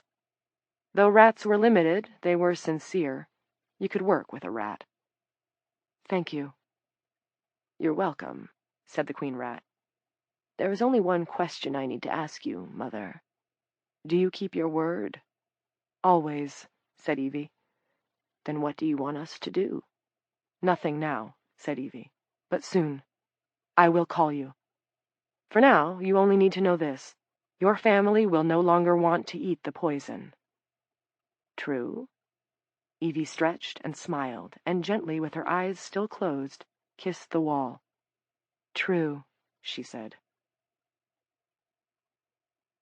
7. Evie's head snapped up, and her eyes snapped open. She was staring directly at the camera, and, seemingly, at Don. In the booth, he jerked in the chair.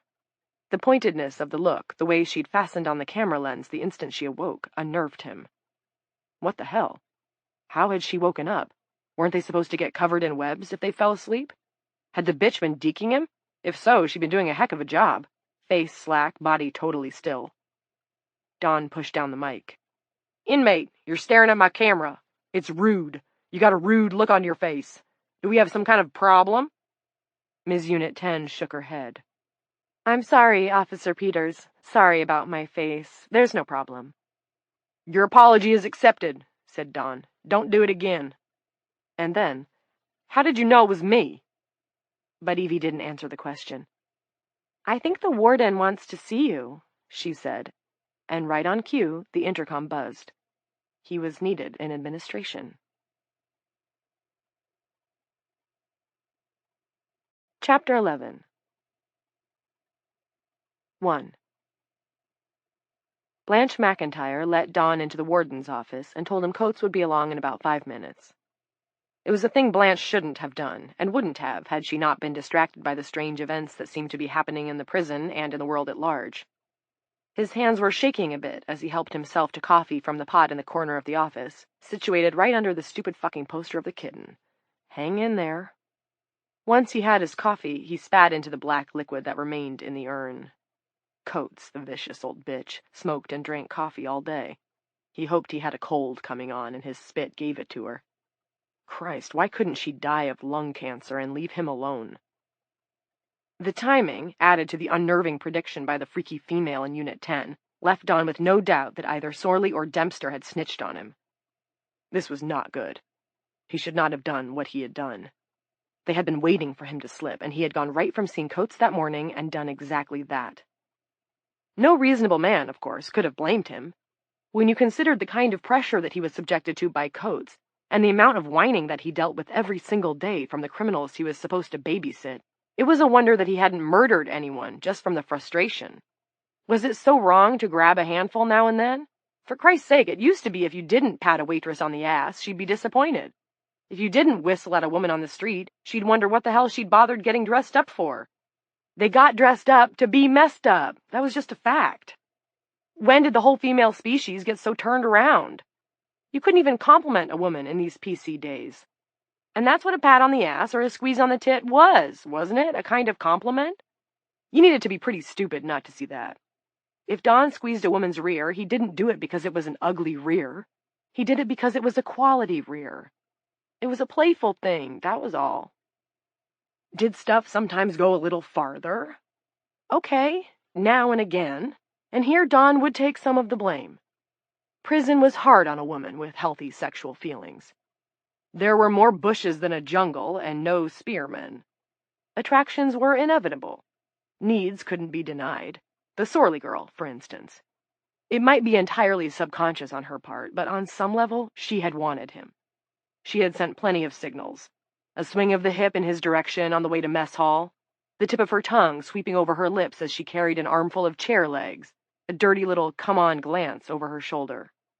Sure, the burden rested on Dawn not to give in to these sorts of invitations, made as they were by felons and degenerates, who would seize any opportunity to set you up and get you in trouble. But he was human. You couldn't blame him for succumbing to his normal masculine urges. Not that a flea-bitten nag like Coates would ever understand. There was no danger of a criminal action, he was certain. The word of a crack whore, or even of 2 crack whores, would never count for more than his in any court of law. But his job was definitely in jeopardy. The warden had promised to take action after another complaint. Dawn paced. He wondered darkly if the whole campaign against him might even be Coates' way of expressing a kind of fucked-up jealous love for him.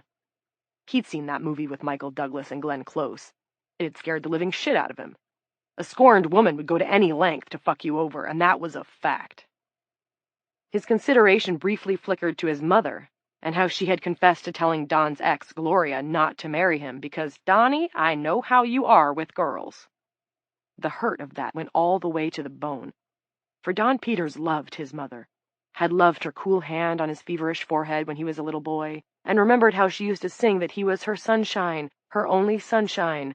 And how could your own mother turn on you? What did that say about her? Talk about controlling females, there it was in a nutshell.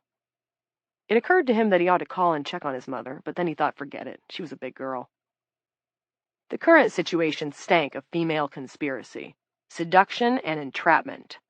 That the loony in Unit 10 had somehow known the warden would be calling him in pretty much sealed the deal.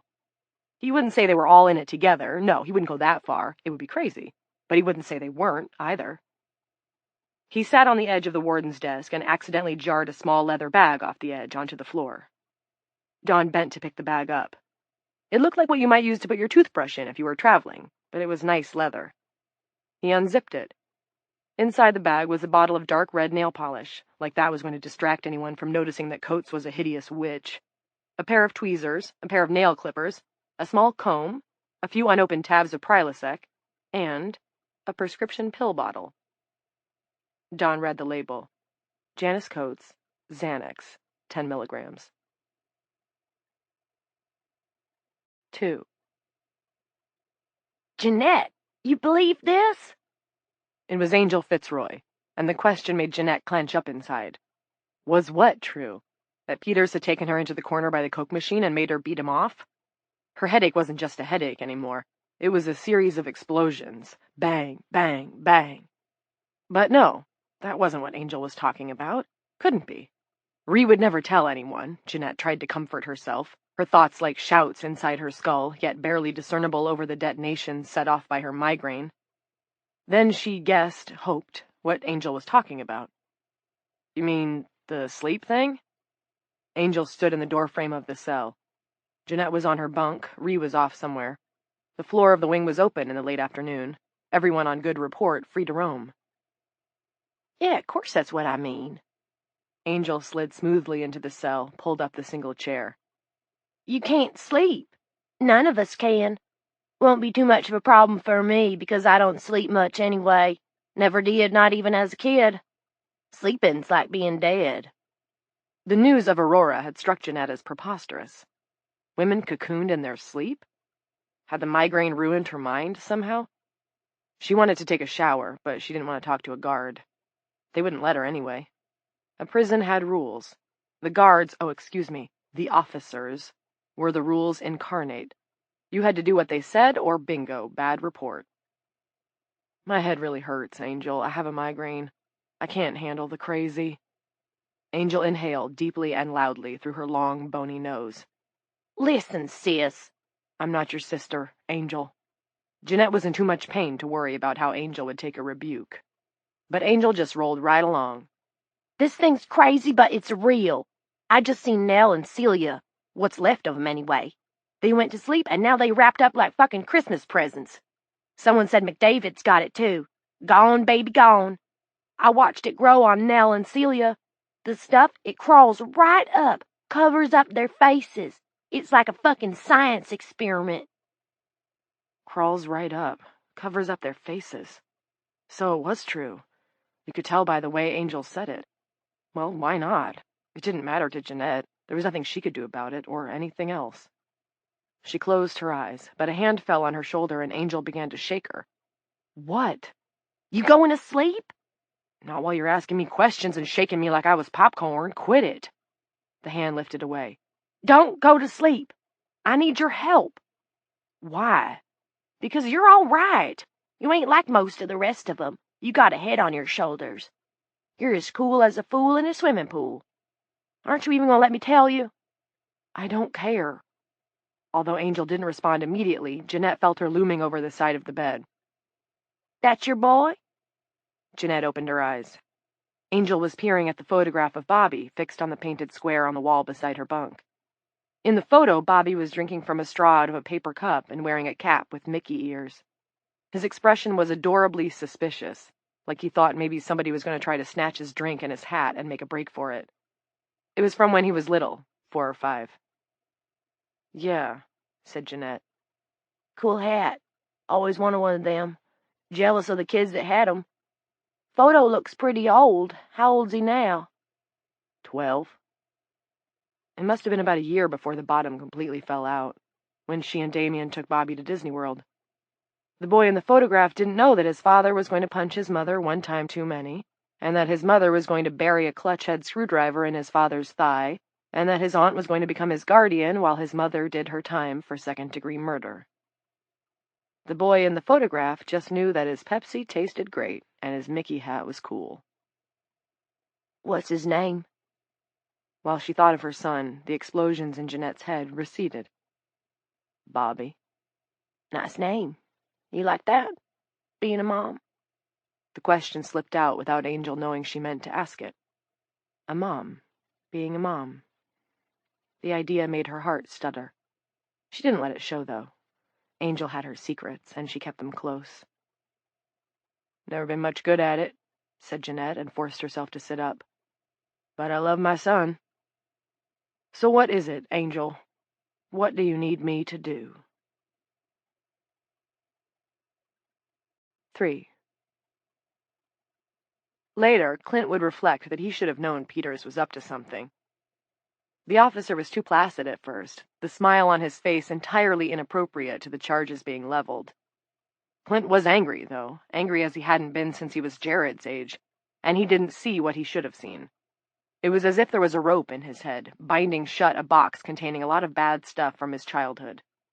His wife's lie had been the first cut in the fiber, Aurora had been the second, the interview with Evie had been the third, and what had happened to Jeanette had snapped it. He found himself considering the damage he could inflict on Peters with various objects. He could shatter his nose with the phone on the desk. He could cave in the abusing fuck's cheek with the Warden's Correctional Official of the Year plaque. Clint had worked hard to exorcise that kind of violent thinking, had largely gone into psychiatric medicine in the first place in reaction to it. What had Shannon said that time? Clint, sweetie, if you keep fighting, someday you're going to win too good. She'd meant that he'd kill someone, and maybe she had been right. It wasn't much later that the court granted him his independence, and Clint didn't have to fight anymore. After that, his senior year, he had consciously funneled his rage into running track. That had been Shannon's idea, too, and a damn good one. You want to exercise, she had said. You should run. There's less bleeding. He'd run from that old life. Run like the gingerbread man, run all the way to medical school, to marriage, to fatherhood. Most of the system kids didn't make it. Foster care was a true case of odds against. Many of them had ended up in jailhouses like Dooling Correctional or Lionhead Prison up the road, which, according to the engineers, was in danger of sliding down the hill. Indeed, there were plenty of system girls in Dooling, and they lived at the mercy of Don Peters. Clint had been lucky. He had beaten the odds. Shan had helped him. He hadn't thought of her in a long while. But this day was like a broken water main. There was stuff coming up, a flood in the streets. It seemed that days of disaster were also days of remembering. 4. Clinton Richard Norcross had entered the foster system for good in 1974, when he was 6. But the records he'd seen later said he'd been in and out even before that. A typical story. Teenage parents, drugs, poverty, criminal records, probably mental health issues.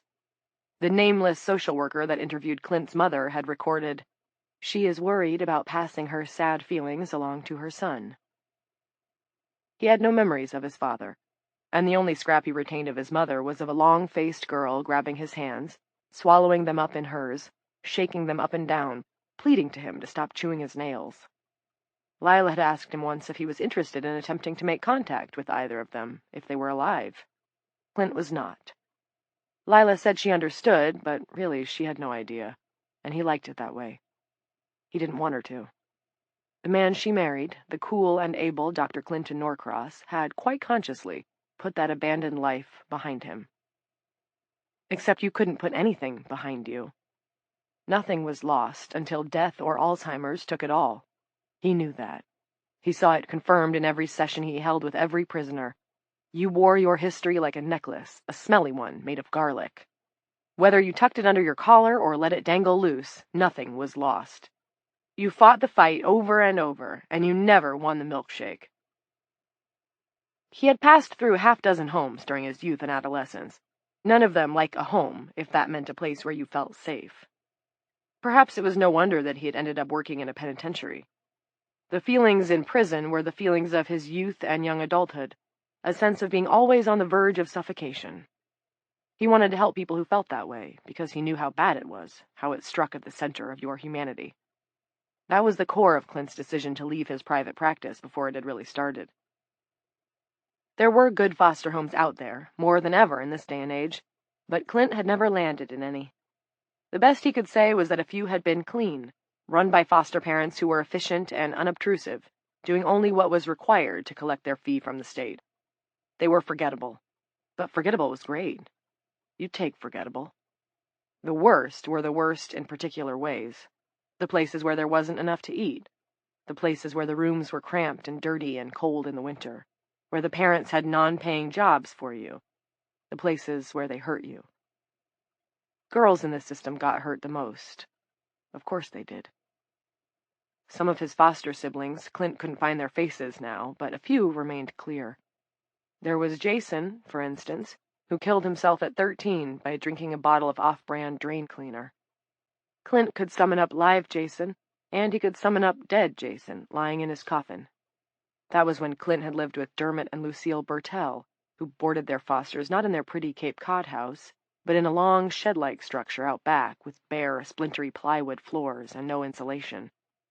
The Bertels held what they called Friday night fights, with their half-dozen wards as the pugilists, and a chocolate milkshake from McDonald's for the prize. Clint and Jason had been matched up once, fighting for the amusement of the Bertels and their friends. The arena was a little patch of broken-up concrete patio, and the spectators gathered around the edge to watch and lay bets.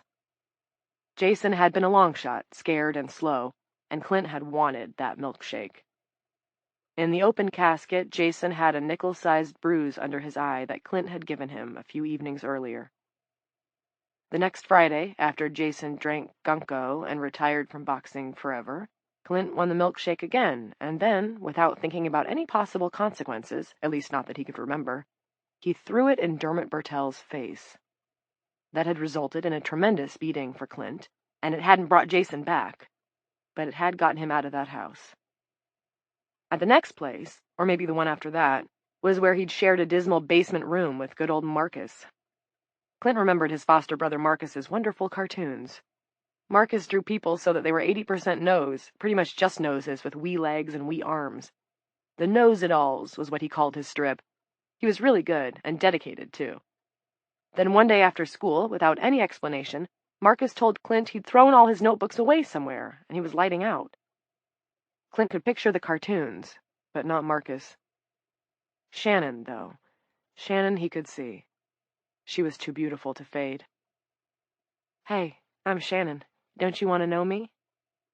She introduced herself that way without glancing over at Clint, who was walking past on his way to the park.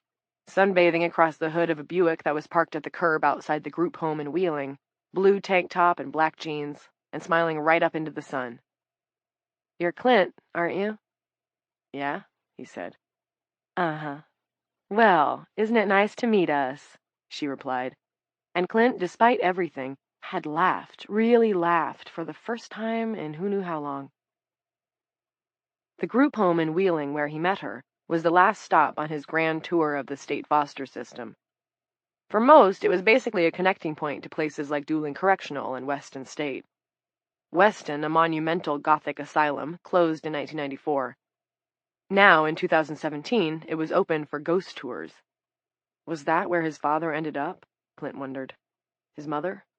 Or Richie, who got his nose and 3 fingers broken by some prep school boys in a mall because he said they shouldn't make fun of his purple jacket that had come from a donation box. Or Marcus. He knew they couldn't all be dead or in prison, and yet it didn't seem like any of them could still be breathing and free. Did they all float around the dark halls of Weston after hours? Did they ever talk about Clint? Were they glad for him? Or did he shame them by still living? 5. The Wheeling home was preferable to many of the stops that had preceded it. The sneering administrator, thumbs popping the pockets of his gray polyester vest, admonished each new arrival. "Enjoy your last year on the state's tit, younker." But he, the sneering administrator, didn't want any trouble. So long as you managed not to get arrested, he let you sign in and out all day long. You could fight, fuck, or shoot up. Just keep it out of the house, younker. He and Shan were both 17 then. She had taken notice of Clint's reading habit, how he slipped off to a park down the street and sat on a bench to catch up on his homework, despite the cold late fall weather. Shannon had also seen the bloody scrapes on his hands from the trouble he found, and sometimes searched for, between the home and school. They got to be friends. She gave him advice. Most of it was good. "You've almost made it out, you know," she said. "Just need to keep from killing anyone a little while longer," she said. "Let your brain make you rich," she said. Shan spoke as if the world didn't matter too much to her, and somehow that made Clint want to make it matter, to her, to himself. He went out for track and stopped fighting. That was the short version. The long one was Shannon. Shannon in the sun. Shannon prodding him to run faster, to apply for scholarships, to stick to his books and stay off the sidewalks. Shannon at night, jimmying the lock on the door of the boys' floor with a celluloid-backed playing card, the Queen of Spades, and slipping into Clint's room. "Hey now," she said at the sight of him in his team uniform, tank top and high shorts. "If I ruled the world, all the boys would have to wear shorts like that." Shannon had been gorgeous, and she'd been clever, and she had her own boatload of problems, and Clint thought maybe she'd saved his life. He went to college. She advised him to go, and when he hesitated, talking about the army, she demanded. She said, "Don't be no fool. Get your ass to school." He did, and they fell out of touch. Phone calls too expensive and letters too time-consuming. It was 8 or 9 years between when he left for college before they reconnected that New Year's in D.C. 2001? 2002? He'd been in town to attend a seminar at Georgetown and stayed on for a night because of car trouble. Lila had told him he was allowed to go out and get drunk, but he was forbidden to kiss any desperate women. He could kiss a desperate man if he absolutely had to, but no more than one. The bar where he'd run into Shan was boiling with college kids. She was waitressing. "Hey, pal," she said to Clint, stepping up beside him at the bar, bumping him with her hip. "I used to know a guy in the joint who looked just like you." They had embraced for a long time, swaying back and forth in each other's arms. She looked tired, but she seemed all right. They managed to get a minute alone in a corner underneath a flashing Molson sign. "Where y'all?" she had asked. "Out in the sticks, Tri-Counties. Place called Dooling, a day's drive from here. It's a beauty spot." He had shown her a photo of 4-month-old Jared. "Oh, look at him. Now wasn't it all worth it, Clint? I need to get me one of those." Dew shone on Shannon's eyelashes. People were screaming all around them. It was almost a new year. "Hey," he'd said to her. "Hey, it's all right." She had looked up at him, and the years had narrowed, and it was like they were kids again. "Is it?" Shannon asked. "Is it all right, Clint?" 6. Over the warden's shoulder, on the other side of the glass, late afternoon shadows were staining the garden, where there were rows of lettuce and peas climbing trellises built of scrap wood. Coates cupped her hands around her coffee cup as she spoke. The coffee cup! Clint could upend it on Dom Peters's crotch and then smash it against his ear. There was a time before he knew Shannon Parks when he would have done so. He reminded himself that he was a father and a husband, a doctor, a man with too much gray in his hair to fall into the trap of violence. Sometime soon he was going to clock out and go home to his wife, his son, and a nice view out the glass doors to a pool in the backyard. Fighting for milkshakes had been in another life. Still, he wondered what that coffee cup was made of, if it was that heavy ceramic that sometimes didn't even crack when you dropped it on hard tile. "You're taking this rather well," observed Janice Coates. Peters brushed a finger along his mustache. "I'm just enjoying thinking about how my lawyer is going to make me a millionaire off this wrongful firing, Warden. I think I'll buy a boat. Also, I was raised to be a gentleman no matter how I was mistreated. So fire me. Fine, but you got no proof. I'm going to roll you up in court." He glanced at Clint, who was standing by the door. "You okay? I see you standing there and making fists. You need to pinch a loaf or something, Doc?" "Fuck you," Clint said. "See, that's not nice," said Peters, smiling, showing teeth the color of shoe-peg corn. Coates sipped from the coffee cup she'd just refilled. It was bitter. She took another sip anyway. She was feeling optimistic. The day was an apocalypse, but her daughter was driving home, and she was finally ridding herself of Don Peters. Amid the fecal mounds, there occasionally glimmered a pearl or two of satisfaction.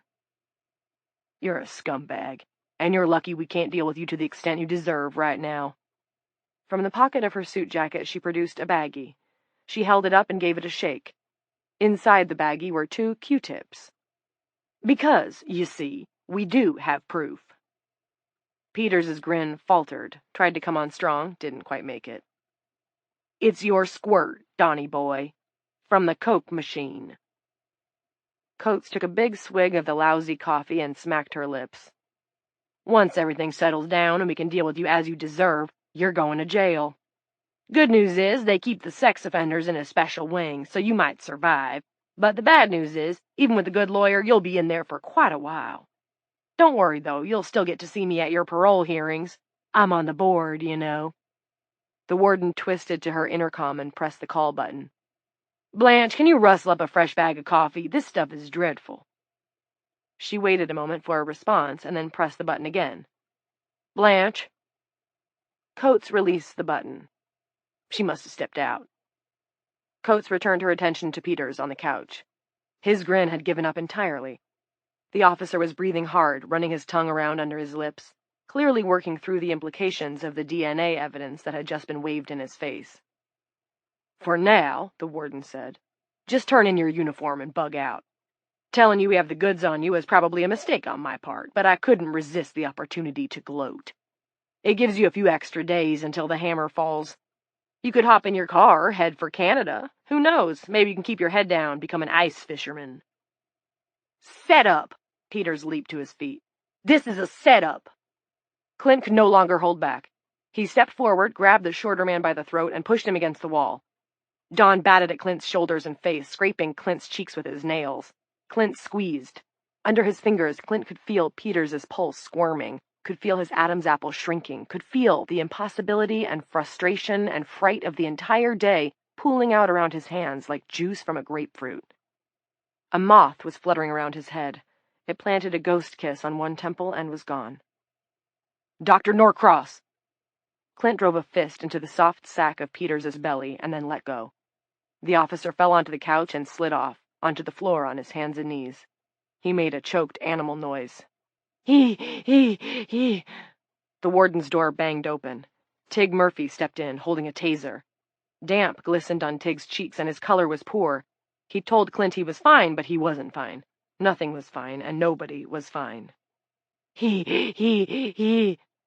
Peters began to crawl away from Clint. The moth had lost interest in Clint, and now it was circling the crawling man, seemingly ushering him out. "We were just going to call for you, Officer Murphy."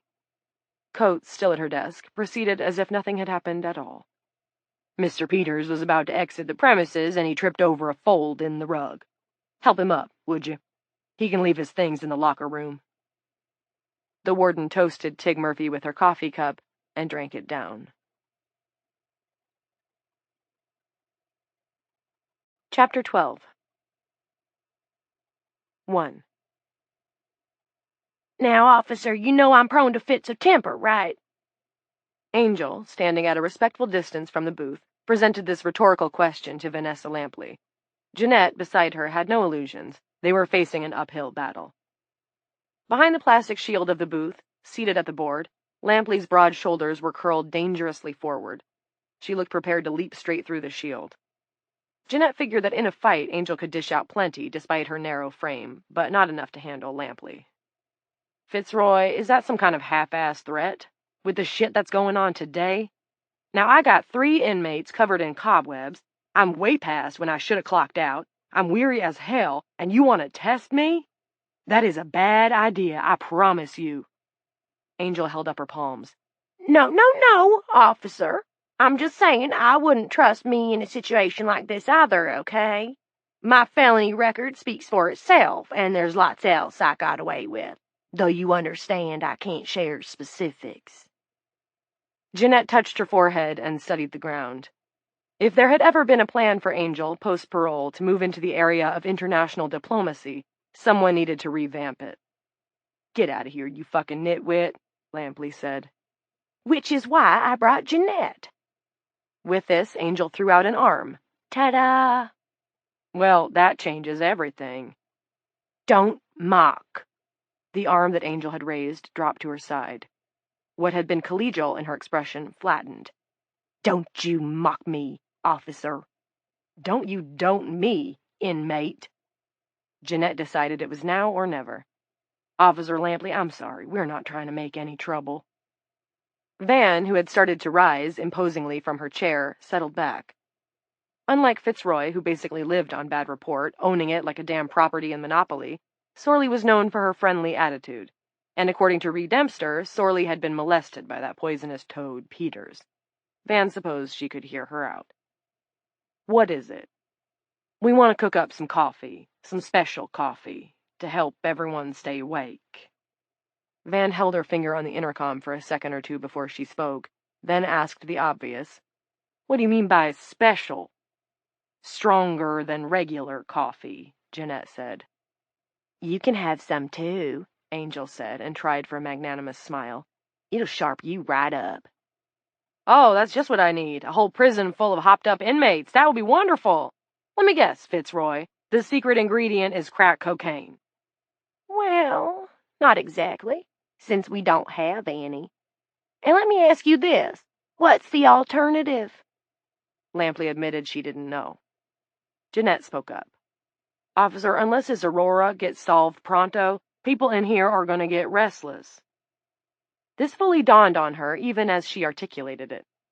Except for Maura Dunbarton and a couple of other lifers, there was at least a distant beacon of hope, the end of their sentence. Freedom. For all intents and purposes, the Aurora flu was a sudden dousing of that hope. No one knew what came after sleep, or if anything did. It was like heaven that way. They're going to get worried, and they're going to get upset and scared, and you could have a serious problem. Jeanette was careful not to employ the word riot, but that was the problem she was envisioning. They're already worried and upset and scared. You said it yourself, there's already been 3 of us that have come down with this thing, and we got the ingredients right in the kitchen. You just have to let us in, and we'll do the rest. Look, I'm not trying to be pushy here or cause a ruckus. You know me, right? I try to get along. My time has been clean. I'm just telling you what my concern is and proposing an idea. And your special coffee is going to fix that? Some accelerant is going to make everyone copacetic with the situation? No, officer, said Jeanette. That is not what I think. Lampley's hand found her bicep tattoo of the gravestone, Your Pride. She let her fingers wander over the lines. The focus of her gaze drifted up to something above the screen of the booth. A clock, Jeanette thought. Most likely there's a clock hanging there. Lampley was morning shift. She probably went to bed around 9 to get up at 5 or 5:30 a.m. and drive to work. From the clock in her cell, Jeanette knew it was around 5 p.m. now. Getting late. The officer rolled her head around on her thick neck. There were circles under her eyes, Jeanette noticed. That was what a double shift did to you. "Fuck," said Lampley. Jeanette couldn't hear it through the soundproofed barrier, but she saw the officer mouth it. Lampley leaned back into the intercom. "Tell me more, inmate. Sell me. I think it'll give everyone a little hope, make them feel like they're doing something, and buy a little extra time for this thing to blow over." Van's gaze darted upward again. The discussion went on for a while longer, eventually turning into a negotiation, and finally into a plan. But that was the moment when Jeanette knew she'd won Officer Lampley over. There was no denying the clock. 2. Clint and Coates had the warden's office to themselves again, but at first neither of them spoke. Clint had gotten his breath back, but his heart was still going bang, bang, bang.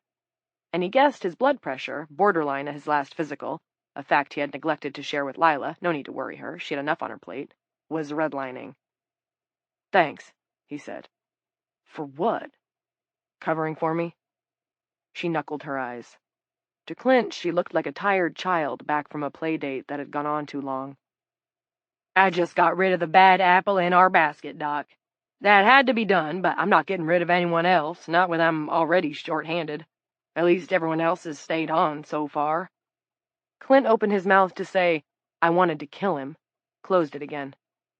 "I will say," Janice opened her mouth in a jaw-cracking yawn, "that I was a little surprised. You went after him like Hulk Hogan back in his steroid-assisted heyday." Clint lowered his head. "But I need you for at least the time being. My assistant warden is AWOL again, so you get the job until Hicks turns up." "I imagine he went home to check on his wife." "I imagine he did too, and while I understand, I don't approve. We've got over 100 women locked up in here, and those women have to be our priority. I don't need you losing your grip. I'm not. I hope that's true. I know you come from a difficult background. I've read your file. But there's nothing in there about a talent for choking people to death. Of course, juvenile records get sealed." Clint forced himself to meet the warden's eyes. "That's right. They do. Tell me what I just saw with Peters was an aberration." "It was an aberration." "Tell me you'd never lose it that way with one of the women. Fitzroy, for instance. Or one of the others. The new one, maybe. Evie the weirdo." Clint's shocked expression must have been answer enough for her, because she smiled. As it turned into another yawn, her phone rang. "Warden." She listened. "Vanessa? Why are you calling me when you have a perfectly good intercom at your disposal?" She listened some more, and as she did, Clint observed a queer thing. The phone kept sliding up from her ear and toward her hairline. She'd bring it down, and then it would start that upward journey again. It could be simple tiredness, but it didn't exactly look like tiredness. He wondered briefly if Janice had a bottle in her desk, and dismissed the idea. He and Lila had been out to dinner with Coates a few times, and he'd never seen her order anything stronger than a glass of wine, which she usually left unfinished. He told himself to stop jumping at shadows, but that was hard to do. If Warden Coates went down, who would that leave until Hicksy got back?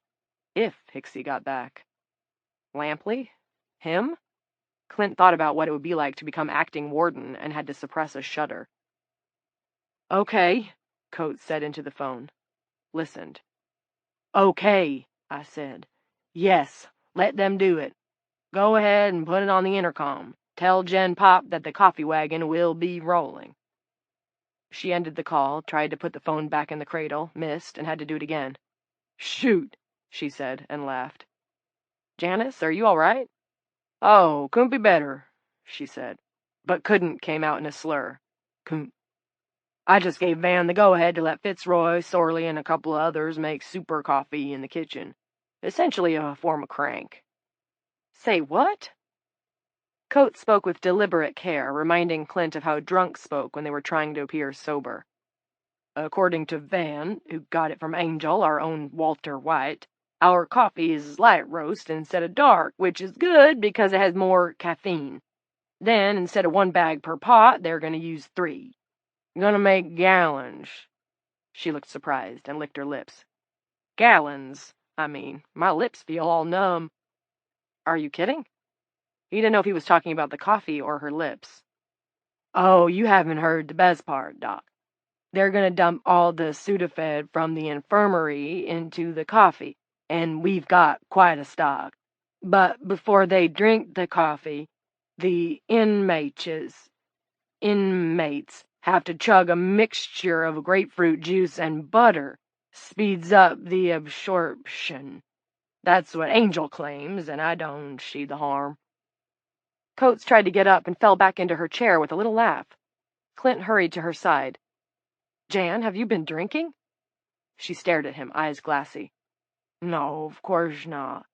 This isn't like being drunk. This is like... She blinked and reached out to touch a small leather bag beside the in-out basket on her desk. Coates patted it with the tips of her fingers, feeling for something. My pills? They were here on the desk in my clutch. What pills? What are you taking? Clint looked for a bottle, but saw nothing on the desk. He bent and looked beneath. Nothing but a few dust bunnies left behind by the last trustee who had cleaned the place. Jan... Ah, fuck. She lolled back in her chair. Going bye-bye, Doc. Going sleep. Clint looked in the wastebasket, and there, among some tissues and a few crumpled Mars bar wrappers, he found a brown prescription bottle. The label said Janice Coates and Xanax and 10 milligrams. It was empty. He held it up so Janice could see it, and they spoke the same word at the same time, Coates slurring her half of the duet. Peters.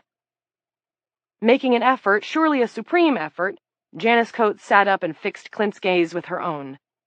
Though her eyes were glassy when she spoke, she was hardly slurring at all. Get him, Doc, before he leaves the building. Slam that molesting son of a bitch into a C-wing cell and throw away the key. You need to vomit, Clint said. Raw eggs. I'll get some from the kitchen. Too late. I'm going down. Tell Mickey. Her eyes closed. She forced them open again. Tell Mickey I love her. You'll tell her that yourself. Coates smiled. Her eyelids were rolling down again. You're in charge now, Doc. At least until Hicks comes back. Yeah. She uttered a huge sigh. Keep them safe until they all go to sleep.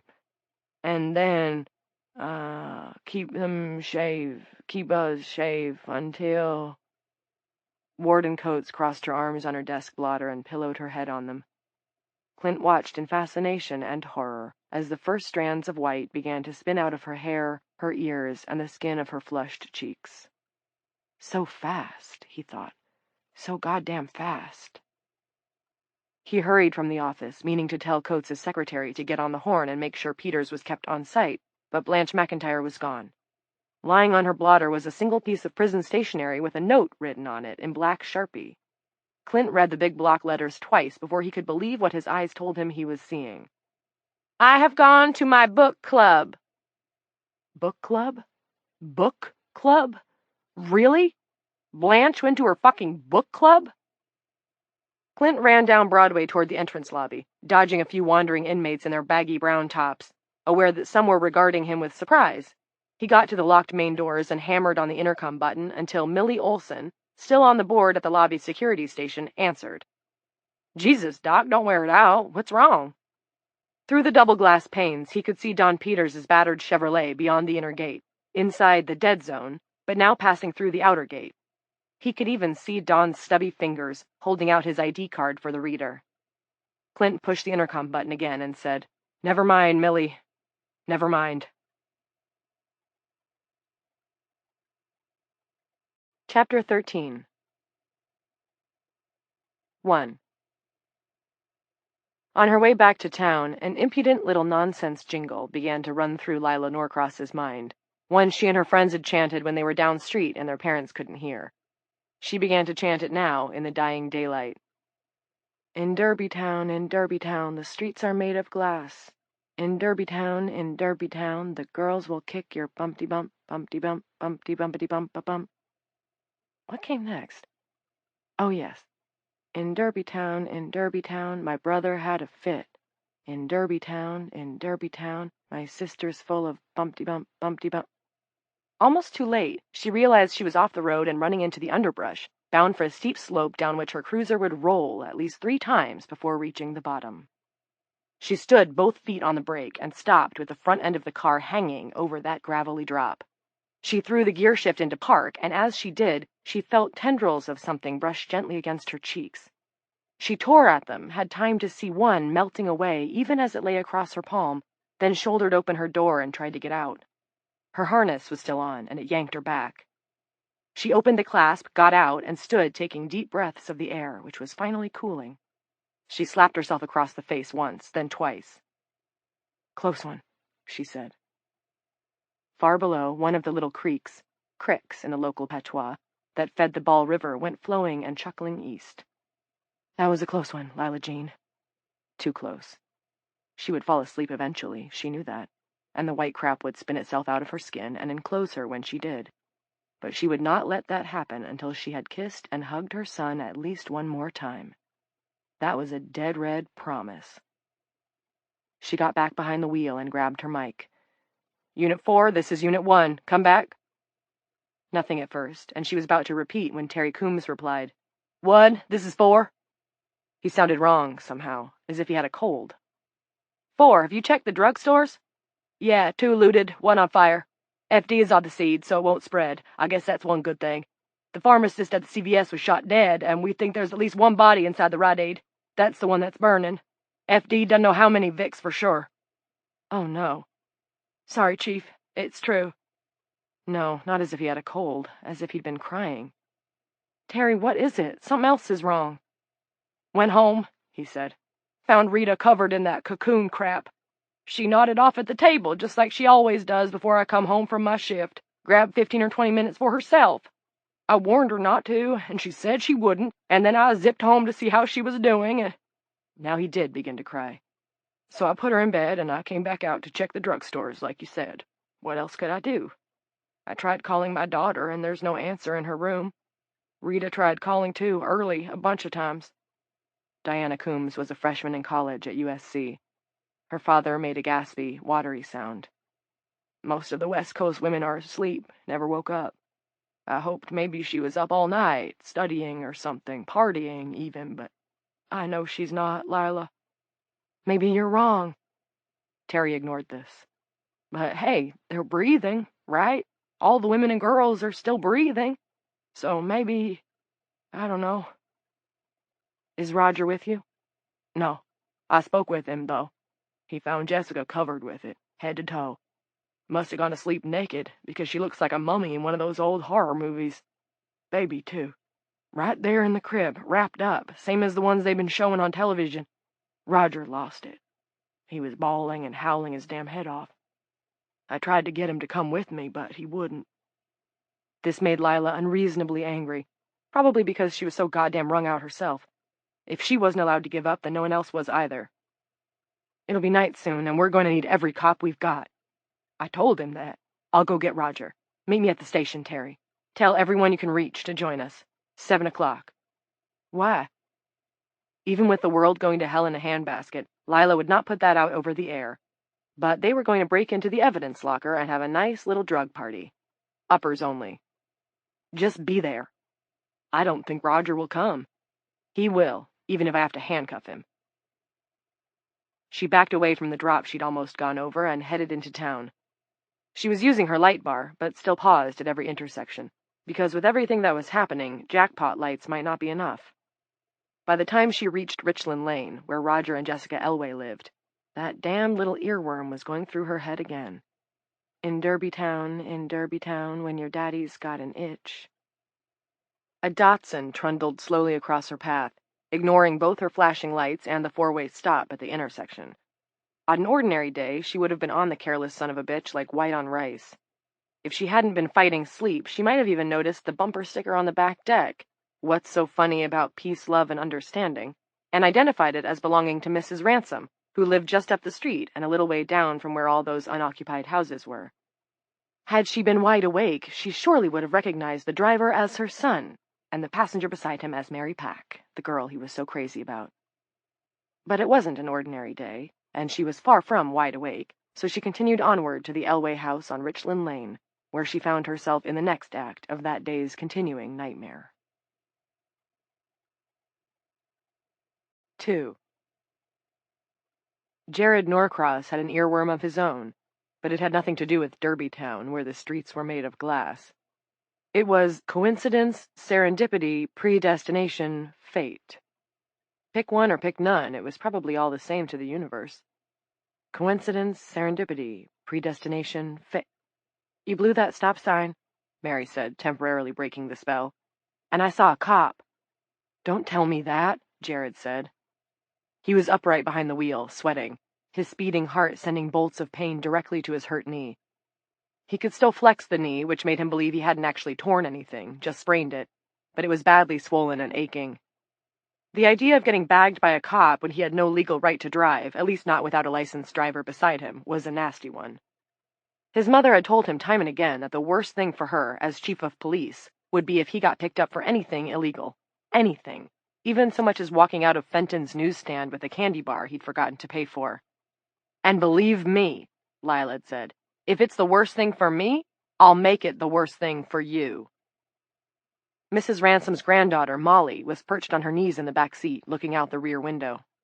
No problem, she reported. 5-0 went right across. Jared relaxed a little, but he still couldn't believe he was doing this. Less than half an hour ago, he had been at home, waiting for the next word from one of his parents. Then he called Mary, who started shouting at him before he could get 3 words beyond hello. Where are you? I've been trying to get you for years. You have? This might not be too bad. A girl didn't shout like that unless she cared, did she? My cell phone's broken. Well, get over here. I need help. What do you need? What's wrong? You know what's wrong. Everything, if you're a girl. She caught her breath and brought it down a notch. I need a ride to Shopwell. If my dad were here, I'd ask him, but he's in Boston for work, and he's trying to get home, but that doesn't do us any good right now. Shopwell was the town's big supermarket, but it was on the far side of town. He had adopted his most reasonable adult voice. Dueling Grocery is a lot closer to where you are, Mary. I know it doesn't have the best selection. Will you listen? He fell silent, scared by the controlled hysteria in her voice. It has to be Shopwell because there's this woman who works there in the produce section. A lot of the kids know about her. She sells study aids. Are you talking about speed? Silence. Mary, that stuff is illegal. I don't care. My mom's okay for now, but my little sister's only 12. Her bedtime's at 9, and she's usually a zombie even before then. And there's you, Jared had thought. Plus, there's me. I don't want to go to sleep. I don't want to go into a cocoon. I'm scared to fucking death. I get that, Jared said. Oh, no, you don't. You're a guy. No guy can understand. She drew in a deep, wet breath. Never mind. I don't know why I waited to hear from you. I'll call Eric. Don't do that, Jared said, panicked. I'll come and get you. You will? Really? Oh, God, the gratitude. It had weakened his knees. Yes. Your parents won't mind? No, Jared said, which wasn't precisely untrue. How could they mind if he never told them? They probably would have minded a lot, of course, even putting aside, the world crisis, because Jared didn't have a driver's license. He would have had it if he hadn't bumped a trash can while trying to parallel park during his first test. Up to then, everything had been going fine. Had Jared given Mary the impression that he had actually passed the test? Well, only insofar as that Jared had told her he had. Damn it, the lie had seemed harmless at the time.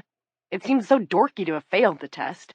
He was scheduled to take it again next month, and since he didn't have his own car anyway, she'd never know. That had been his logic.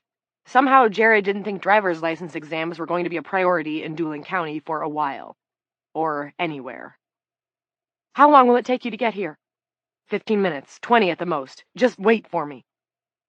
It was only after he hung up that he realized how far ahead of himself he'd gotten. Not only did he have no driver's license, he had no car. His father had taken the Prius to the prison, and his mom's Toyota was parked behind the police station. In terms of vehicles, the Norcross cupboard was bare. Either he had to borrow some wheels, or he had to call Mary back and tell her to let Eric drive her after all.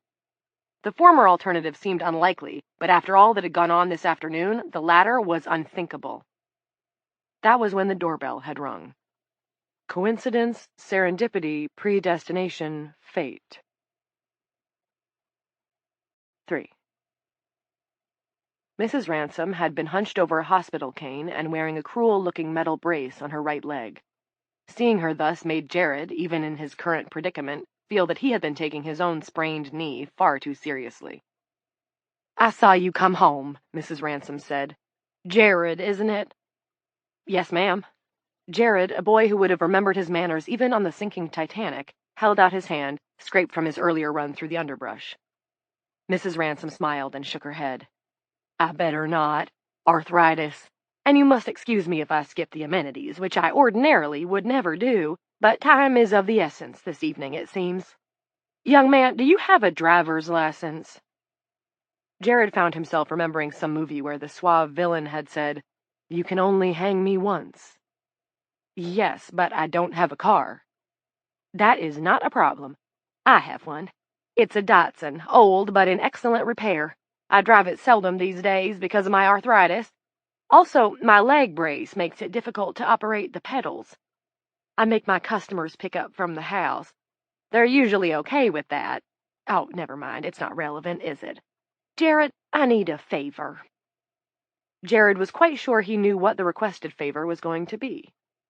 "I sleep badly these days under the best of circumstances, and since my granddaughter came to stay with me while my son and daughter-in-law work out their differences, I've hardly slept at all. I have gone in debt to sleep, you might say, and in spite of all my painful ailments, I believe that tonight that debt may be called in. Unless, that is..." She raised her cane so she could scratch the spot between her eyebrows. "Oh, this is hard.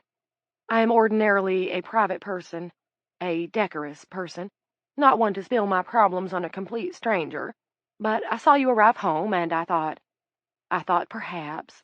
"You thought I might know someone, be able to get something that would help you stay awake a little while longer." He spoke it as a statement, not a question, thinking coincidence, serendipity, predestination, fate. Mrs. Ransom's eyes had widened. "Oh, no, not at all. I know someone. At least I think I do. All I've ever purchased from her is marijuana. It helps my arthritis and my glaucoma. But I do believe she sells other things. And it isn't just me. There's Molly to think about, my granddaughter. She's as lively as a flea right now, but by 10 o'clock she'll be..." "Getting soupy," Jared said, thinking of Mary's sister. "Yes. Will you help me? The woman's name is Norma Bradshaw. She works at the Shopwell store, on the other side of town, in the produce section." 4. Now here he was, driving to Shopwell on his permit with one traffic violation, a blown stop sign, already to his credit, and the lives of 2 people in his inexperienced hands. Mary he had been counting on, 10-year-old Molly Ransom not so much. She had already been sitting in the elderly Dotson's back seat when Jared assisted her grandmother back to the house, and Mrs. Ransom insisted that he take the girl. Getting out of the house would help keep the poor mite's juices flowing. The news reports said that there was unrest in the cities, but Mrs. Ransom wasn't the least bit concerned about sending her granddaughter on an errand in little old Dooling. Jared was in no position to refuse an extra passenger. The car belonged to the old lady, after all, and if he refused in spite of that, it might raise that pertinent question again. He was a licensed driver, wasn't he? Mrs. Ransom might let him go even if he admitted the truth. She was pretty desperate, but he didn't want to take the risk. They were at last approaching the supermarket, thank God. Molly was sitting down again with her seatbelt fastened, but she had a motor mouth, and it was currently in high gear. So far, Jared and Mary had learned that Molly's best friend was Olive, and Olive could be a puke when she didn't get her own way. It was like her superpower, except who would even want it. And Molly's parents were seeing a marriage counselor, and Graham smoked special medicine because it helped her eyes and her arthritis. And she had a great big smoker thing with an American Eagle on it, and usually smoking was bad, but it was different for Graham, although Molly wasn't supposed to talk about that, because then people might think smoking that wasn't okay. "Molly," Mary said. "Do you ever shut up?" "Usually just when I'm sleeping," Molly said. "I don't want you to go to sleep, but your thoughts are a little overwhelming. Also, you should stop breathing your grandmother's pot smoke. It's not good for you." "Fine." Molly folded her arms across her chest. "Can I just ask one thing, Miss Bossy Mary?" "I suppose," Mary said. Her hair, usually pulled back smoothly and tied in a ponytail, was loose on her shoulders. Jared thought she looked beautiful. Are you guys boyfriend and girlfriend? Mary looked at Jared and opened her mouth to say something. Before she could, he dared to take one hand off the wheel and point ahead at a huge parking lot bathed in a bowl of halogen light. It was crammed with cars. Shopwell ahoy! 5. This is crazy, Mary said. Crazy, Molly agreed. Jared parked on the grass at the far end of the Shopwell lot. That was probably another violation, but not one that would count for much when the lot itself was a demo derby. Cars sped recklessly up and down the few lanes that were still clear, honking at shoppers who were wheeling full carts. As they surveyed the scene, 2 carts collided and the men pushing them started yelling at each other. Maybe you better stay in the car, Molly. No way. She seized Jared's hand. You're not leaving me, either of you. Please. My mother left me in a parking lot once and... Come on, then, Mary said. She pointed to one of the middle lanes. Let's go that way. Less chance of getting run down. The 3 of them weaved through a snarl of abandoned automobiles.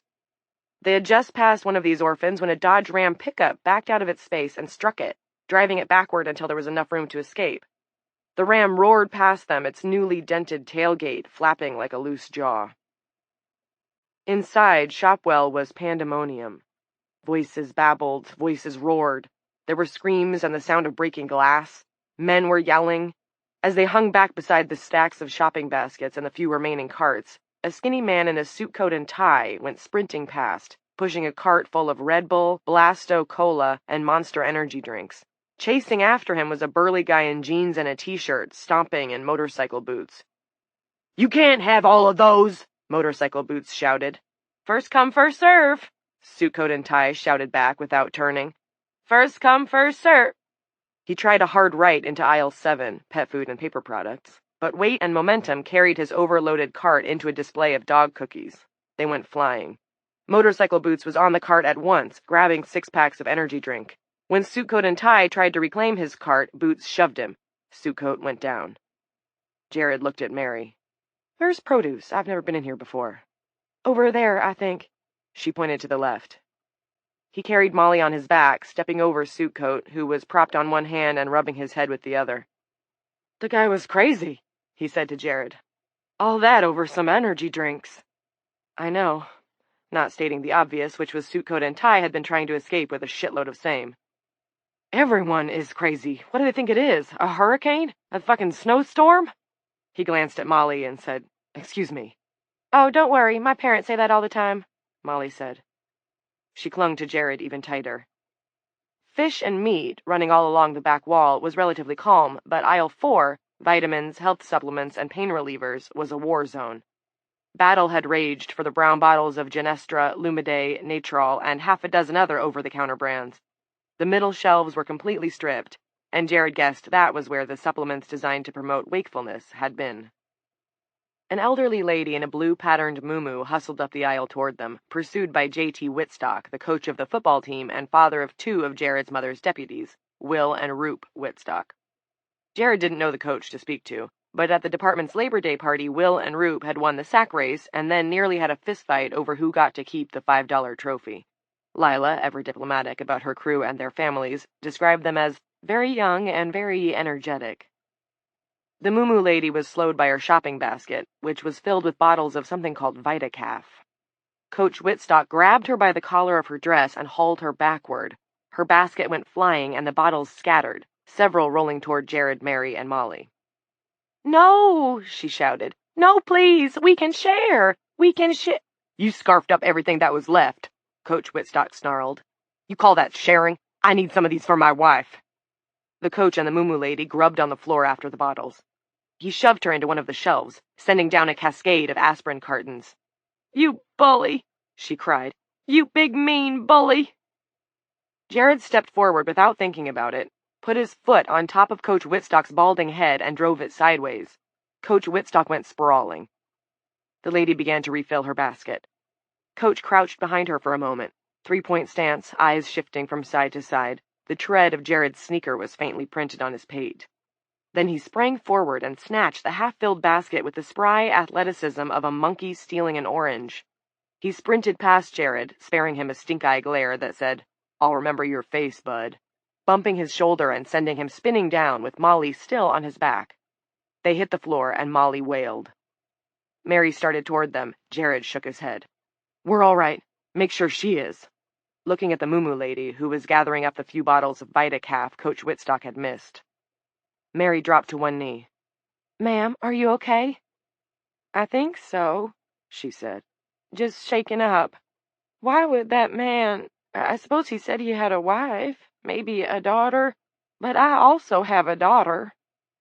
Her purse had ended up halfway down the littered aisle. It was ignored by the shoppers squabbling over the few remaining bottles of supplements. Jared helped Molly up and returned the purse to the lady. She put the Vita-Calf bottles inside. "I shall pay for these another day," she said. And, as Mary assisted her to her feet, "Thank you. I shop here all the time, and some of these people are my neighbors, but I don't know any of them tonight." She limped away, holding her purse tight against her chest. "I want to go back to Graham's," Molly cried. "You get the stuff," Mary said to Jared. "Her name is Norma, and she's got a lot of frizzy blonde hair. I'll take Molly back to the car." "I know. Mrs. Ransom told me," Jared said. "Be careful." She moved away, leading Molly by the hand, and then turned back. "If she's reluctant to sell to you, tell her that Eric Blass sent you. That might help." She must have seen the hurt in his eyes, because she gave a little wince before half running for the front of the store, bent protectively over the frightened girl. 6. A man was standing halfway down the long produce section, smoking a cigarette. He was dressed in white pants and a white smock top, with Produce Manager on the left breast in red thread. He wore an almost peaceful expression on his face as he watched the pandemonium that had engulfed his store. He saw Jared approach, nodded at him, and spoke as if resuming a conversation they'd been having. "This shit will quiet down after all the women are asleep. They cause most of the trouble, you know. You're looking at a man who knows. I'm a 3-time loser in the marriage wars. Not just a loser, either. Routed I've been each time. Like matrimony is Vicksburg and I'm the Confederacy." "I'm looking for Norma, most likely," the Produce Manager said. Is she here?" "Nope, left half an hour ago, after she sold the last of her product. Except for the stuff she kept for herself, I suppose. But I've got some fresh blueberries. Add 'em to your cereal, perks it right up."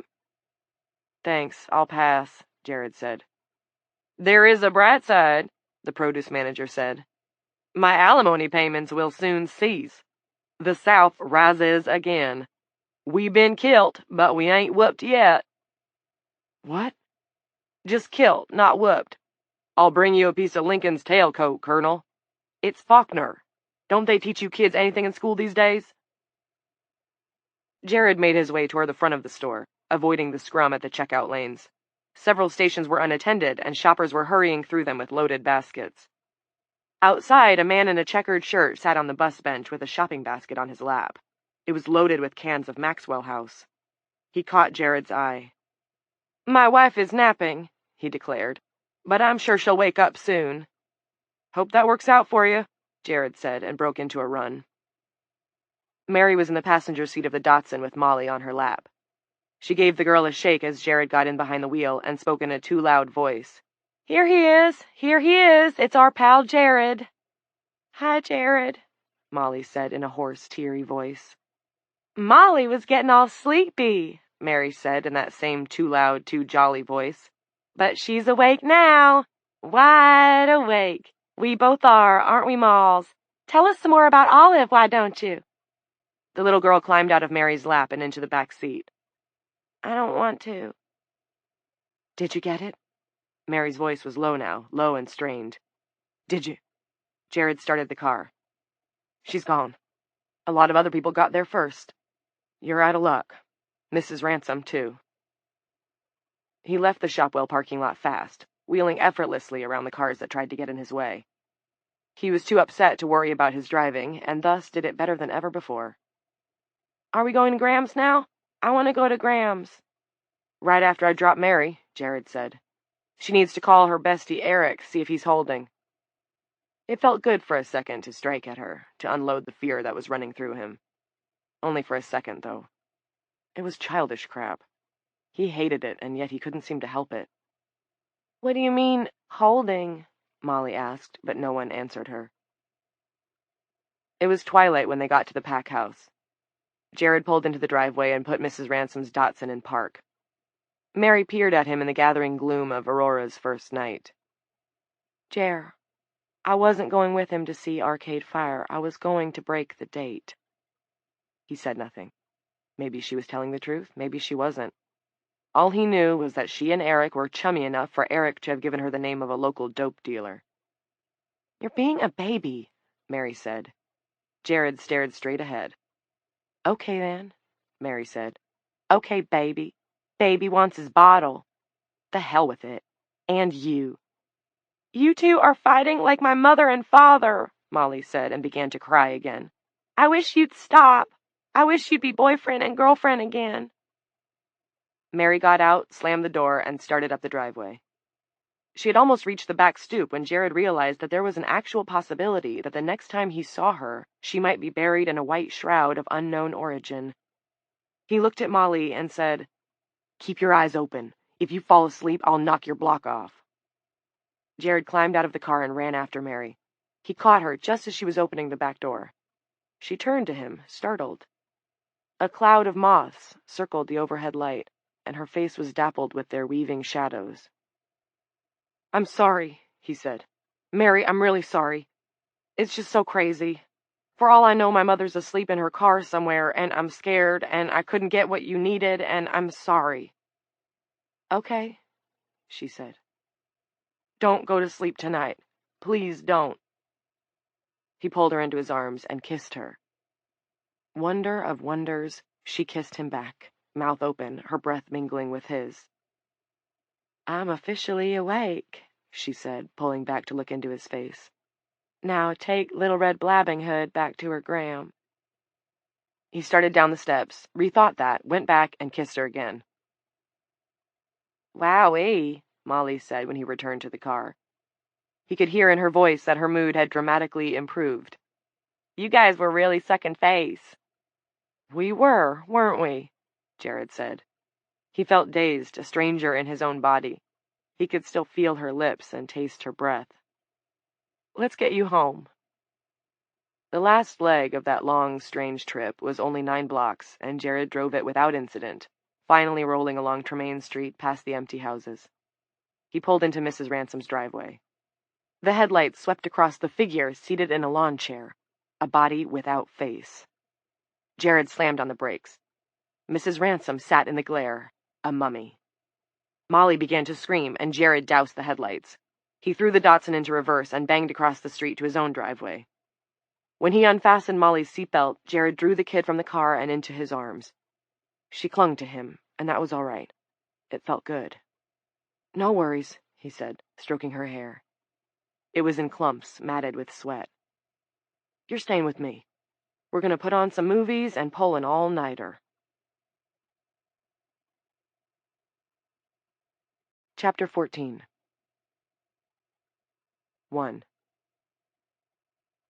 Maura Dunbarton, once the subject of newspaper headlines, now largely forgotten, sat on the lower bunk of B11, the cell she had shared with Kaylee Rawlings for the last 4 years. The cell door was open. On B-Wing, all the cell doors were open, and Maura did not believe they would roll closed and be locked from the booth tonight. No, not tonight. The tiny TV set in the wall was on and tuned to News America, but Maura had muted the sound. She knew what was going on. By now, even the dimmest inmate in dueling knew. "Rioting at home and abroad," read the super running across the bottom of the screen. This was followed by a list of cities. Most were American, because you cared about your own before you cared about those in more distant places. But Maura had also seen Calcutta, Sydney, Moscow, Cape Town, Mexico City, Bombay, and London before she stopped looking. It was funny when you thought about it. What were all those men rioting about? What did they think they could accomplish? Maura wondered if there would have been riots if it had been the other half of the human race who were falling asleep. She thought it unlikely. Kaylee's head, swaddled in a white helmet that pulsed in and out with her breathing, lay in Mora's lap. Mora held one of Kaylee's white-gloved hands, but she didn't attempt to tamper with the material. There had been an announcement over the prison intercom system that it could be dangerous to do so, and the same warning had been thoroughly conveyed on the news broadcasts. Though the filament was slightly sticky and very dense, Mora could still feel Kaylee's fingers buried inside, like pencils encased in thick plastic. She and Kaylee had been lovers almost from the time Kaylee, years younger, took up residence in B11, doing time for assault with a deadly weapon. Age difference aside, they matched. Kaylee's slightly cockeyed sense of humor fit Mora's cynicism. Kay was good-natured, filling the dark pits that had been eaten into Mora's character by the things she had seen and the things she had done.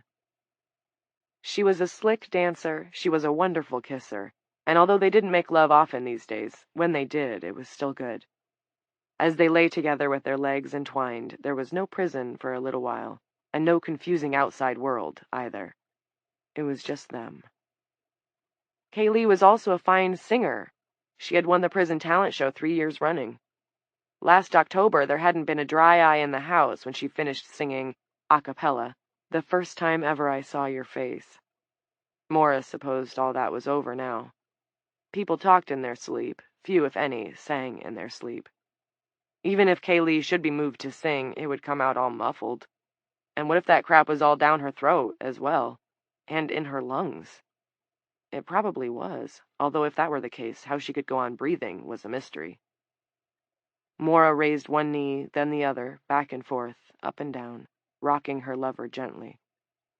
"Why did you have to go to sleep, honey? Why couldn't you wait?" Jeanette and Angel came by then, pushing a cart with 2 large coffee urns and 2 large plastic pitchers of juice on it. Mora could smell their approach before she saw them because, man, that brew smelled bitter. Officer Rand Quigley was shepherding them along. Mora wondered how many of the female guards were left. She guessed not many, and few would show up for the next shift. Maybe none. "Coffee, Mora?" Angel asked. "It'll pep you right the fuck up." "No," Mora said. Up and down went her knees, up and down. Rockabye Kaylee in the treetop. "Sure, it'll keep you going. If I'm lying, I'm dying." "No," Mora repeated. "Get on." Quigley didn't like Mora's tone. "Watch your mouth, inmate." "Or what? You'll tonk me on the head with your stick and put me to sleep? Go ahead. That might be the only way I manage it." Quigley didn't reply. He looked frazzled. Mora didn't see why he should be. None of this would touch him. No man would bear this cross. "You get that insomnia, don't you?" Angel asked. "Yeah, takes one to know one." "Lucky us," Angel said. Wrong, Mora thought. Unlucky us. "Is that Kaylee?" Jeanette asked. "No," Mora said. "It's Whoopi fucking Goldberg under that mess." "I'm sorry," Jeanette said. And she looked sorry, and that hurt Mora's heart in a way she had been guarding against. She would not cry in front of Officer Quigley or these young ones, though. She would not. "Get on," I said. When they were gone with their fucked-up coffee wagon, Mora bent over her sleeping celly, if you could call it sleep. To Mora, it looked more like a magic spell from a fairy tale. Love had come late for her, and it was a miracle that it had come at all, she knew that. Like a rose blooming in a bomb crater. She should be grateful for the time the two of them had. All the greeting cards and pop songs said so. But when she looked at the grotesque membrane covering Kaylee's sweet face, she found that her well of gratitude, always shallow, was now dry. Not her eyes, though. With the coffee crew and Officer Quigley gone, nothing left but the trailing stink of that strange brew, she let the tears come. They fell on the white stuff enclosing Kaylee's head, and the white stuff sucked the moisture up greedily.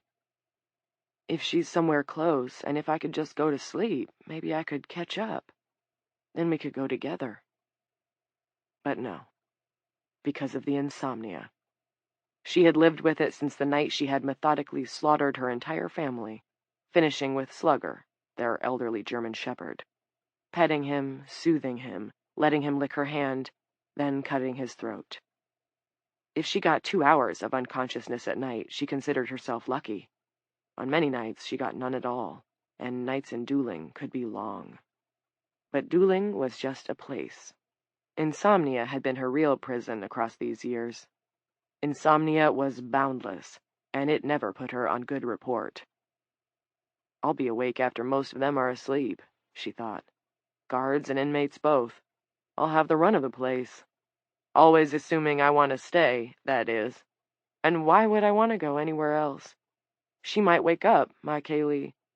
With a thing like this, anything is possible. Isn't it? Maura couldn't sing the way Kaylee could. Hell, couldn't carry a tune in a bucket.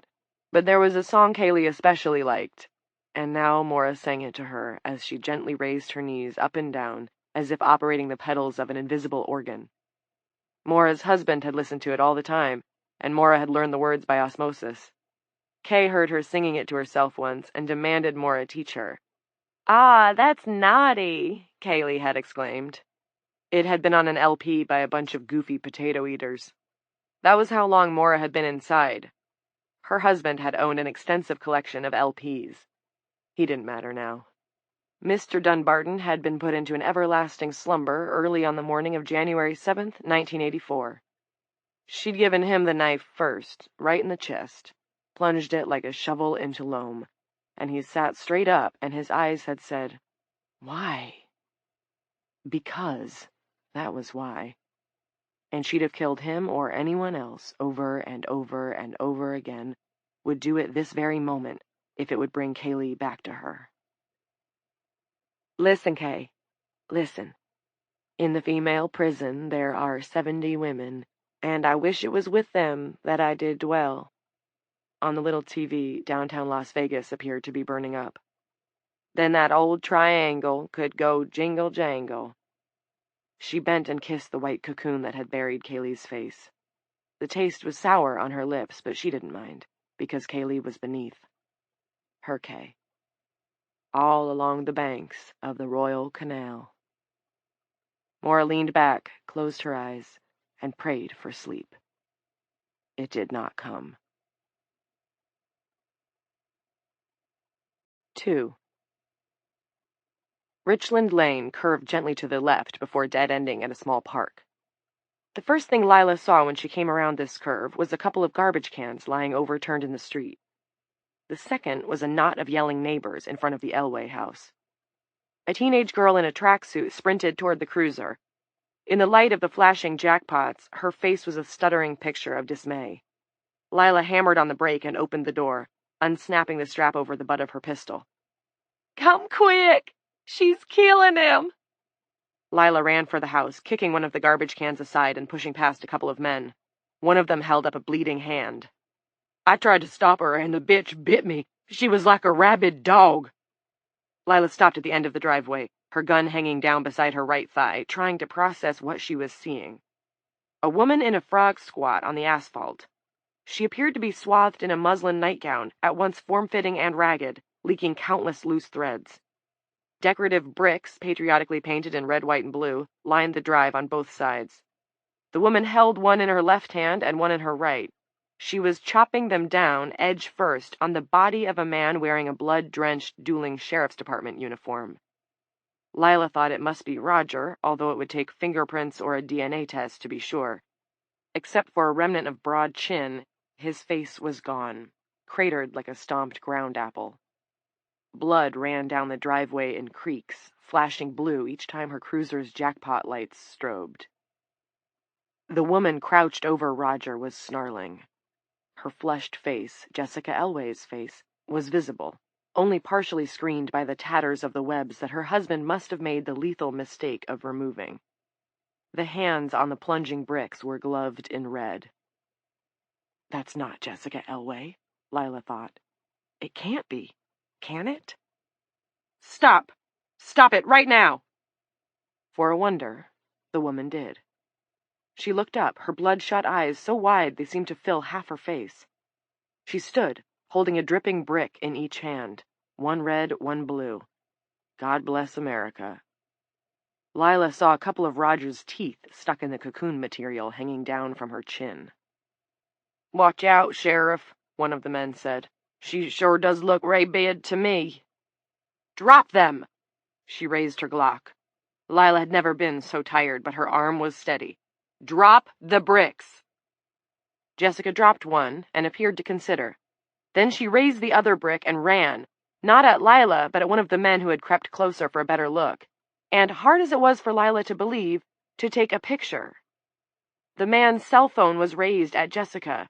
As she approached, he squealed and turned tail, head down and shoulders hunched. He knocked the girl in the tracksuit sprawling. "Drop it, drop it, drop it!" The Jessica thing paid no attention. She leaped over the girl in the tracksuit and raised the remaining brick. There was no one behind her. All the neighbors had scattered. Lila fired twice, and Jessica Elway's head exploded. Chunks of scalp with yellow hair still attached flew backward. "Oh my God, oh my God, oh my God." It was the fallen girl. Lila helped the girl to her feet. "Go home, hon." And when the girl started to look toward Jessica Elway, Lila turned her head away. She raised her voice. "All of you, go home. In your houses, now." The man with the cell phone was creeping back, looking for a good angle, one where he could capture every bit of the carnage. He wasn't a man, though. Beneath his sandy hair, his features were soft and teenage. She recognized him from the local newspaper, some high school kid. She didn't know his name, some kind of sports star, probably. Lila pointed a shaking finger at him. "You take a picture with that thing and I'll stuff it down your motherfucking throat." The kid, it was Eric Blass's friend, Kurt McLeod, stared at her, brows furrowing together. "It's a free country, isn't it?" "Not tonight," Lila said. Then she screamed, shocking herself as much as the cluster of neighbors. "Get out! Get out! Go!" Kurt and the others went, a few snatching glances back over their shoulders, as if afraid she might come flying after them, as crazy as the woman she'd just shot down in the street. "I knew they had no business putting in a lady sheriff," one man called over his shoulder. Lila restrained the urge to give him the finger and walked back to her cruiser. When a lock of hair fell in her eyes, she brushed it back with a panicky shudder, thinking it was that stuff trying to spin out of her skin again. She leaned against the door, took a couple of deep breaths, keyed her mic. "Lenny?" "I'm here, boss." "Is everyone coming in?" A pause. Then Lenny said, "Well, I got 5. Both Whitstocks, Elmore, Byrne, and Dan Treat. And Reed's coming back soon, too. His wife fell asleep. I guess his neighbor's going to look after little Gary, the poor kid." Lila did the addition, and it came to 8 officers. Not much when you were hoping to fend off anarchy. None of Dooling's 3 female deputies had responded to Lenny's calls. It made Lila wonder how they were doing at the prison. She closed her eyes, started to drift, and forced them open again. Lenny was onto the subject of the countless emergency calls. There had been more than a dozen from men like Reed Barrows, who suddenly found themselves the sole guardians of small male children. "Several of these feckless fools wanted me to explain to them how to feed their own children. This one idiot asked me if FEMA is setting up a facility to take care of kids because he's got tickets for a—" "Any of them at the station yet?" "Who, FEMA?" "No, Lenny. Any of the deputies. Not Terry, though. Please, not him." Lila didn't want Terry to see what was left of the man he'd most often partnered with for the last 5 years. "Afraid not. The only person here is that old guy from Adopt-A-Highway and the VFD. Wanted to know if he could do anything. He's outside smoking his pipe." It took a few seconds for her exhausted, shocked brain to process this. Willie Burke, who knew about fairy handkerchiefs and who drove a rattletrap Ford pickup. "I want him."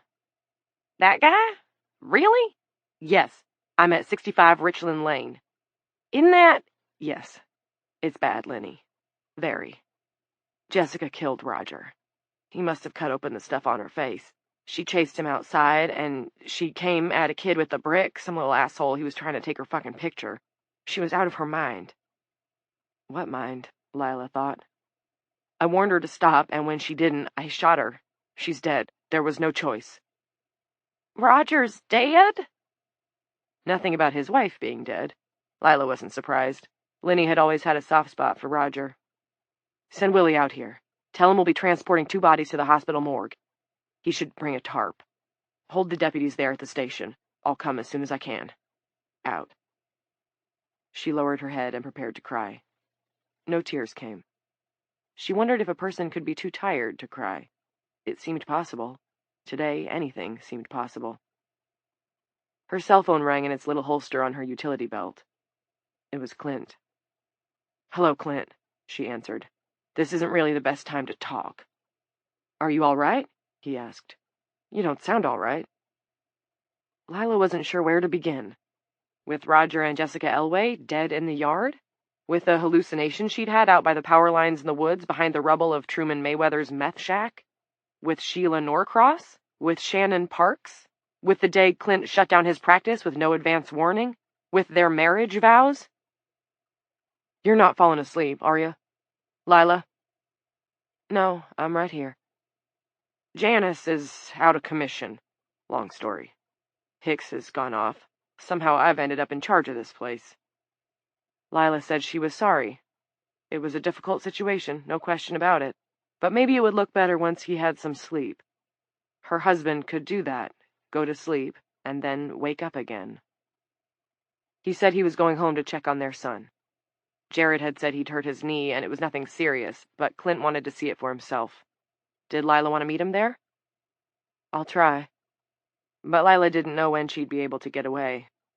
All she knew was that it looked like it was going to be another late one. 3. "Do you hear that?" A woman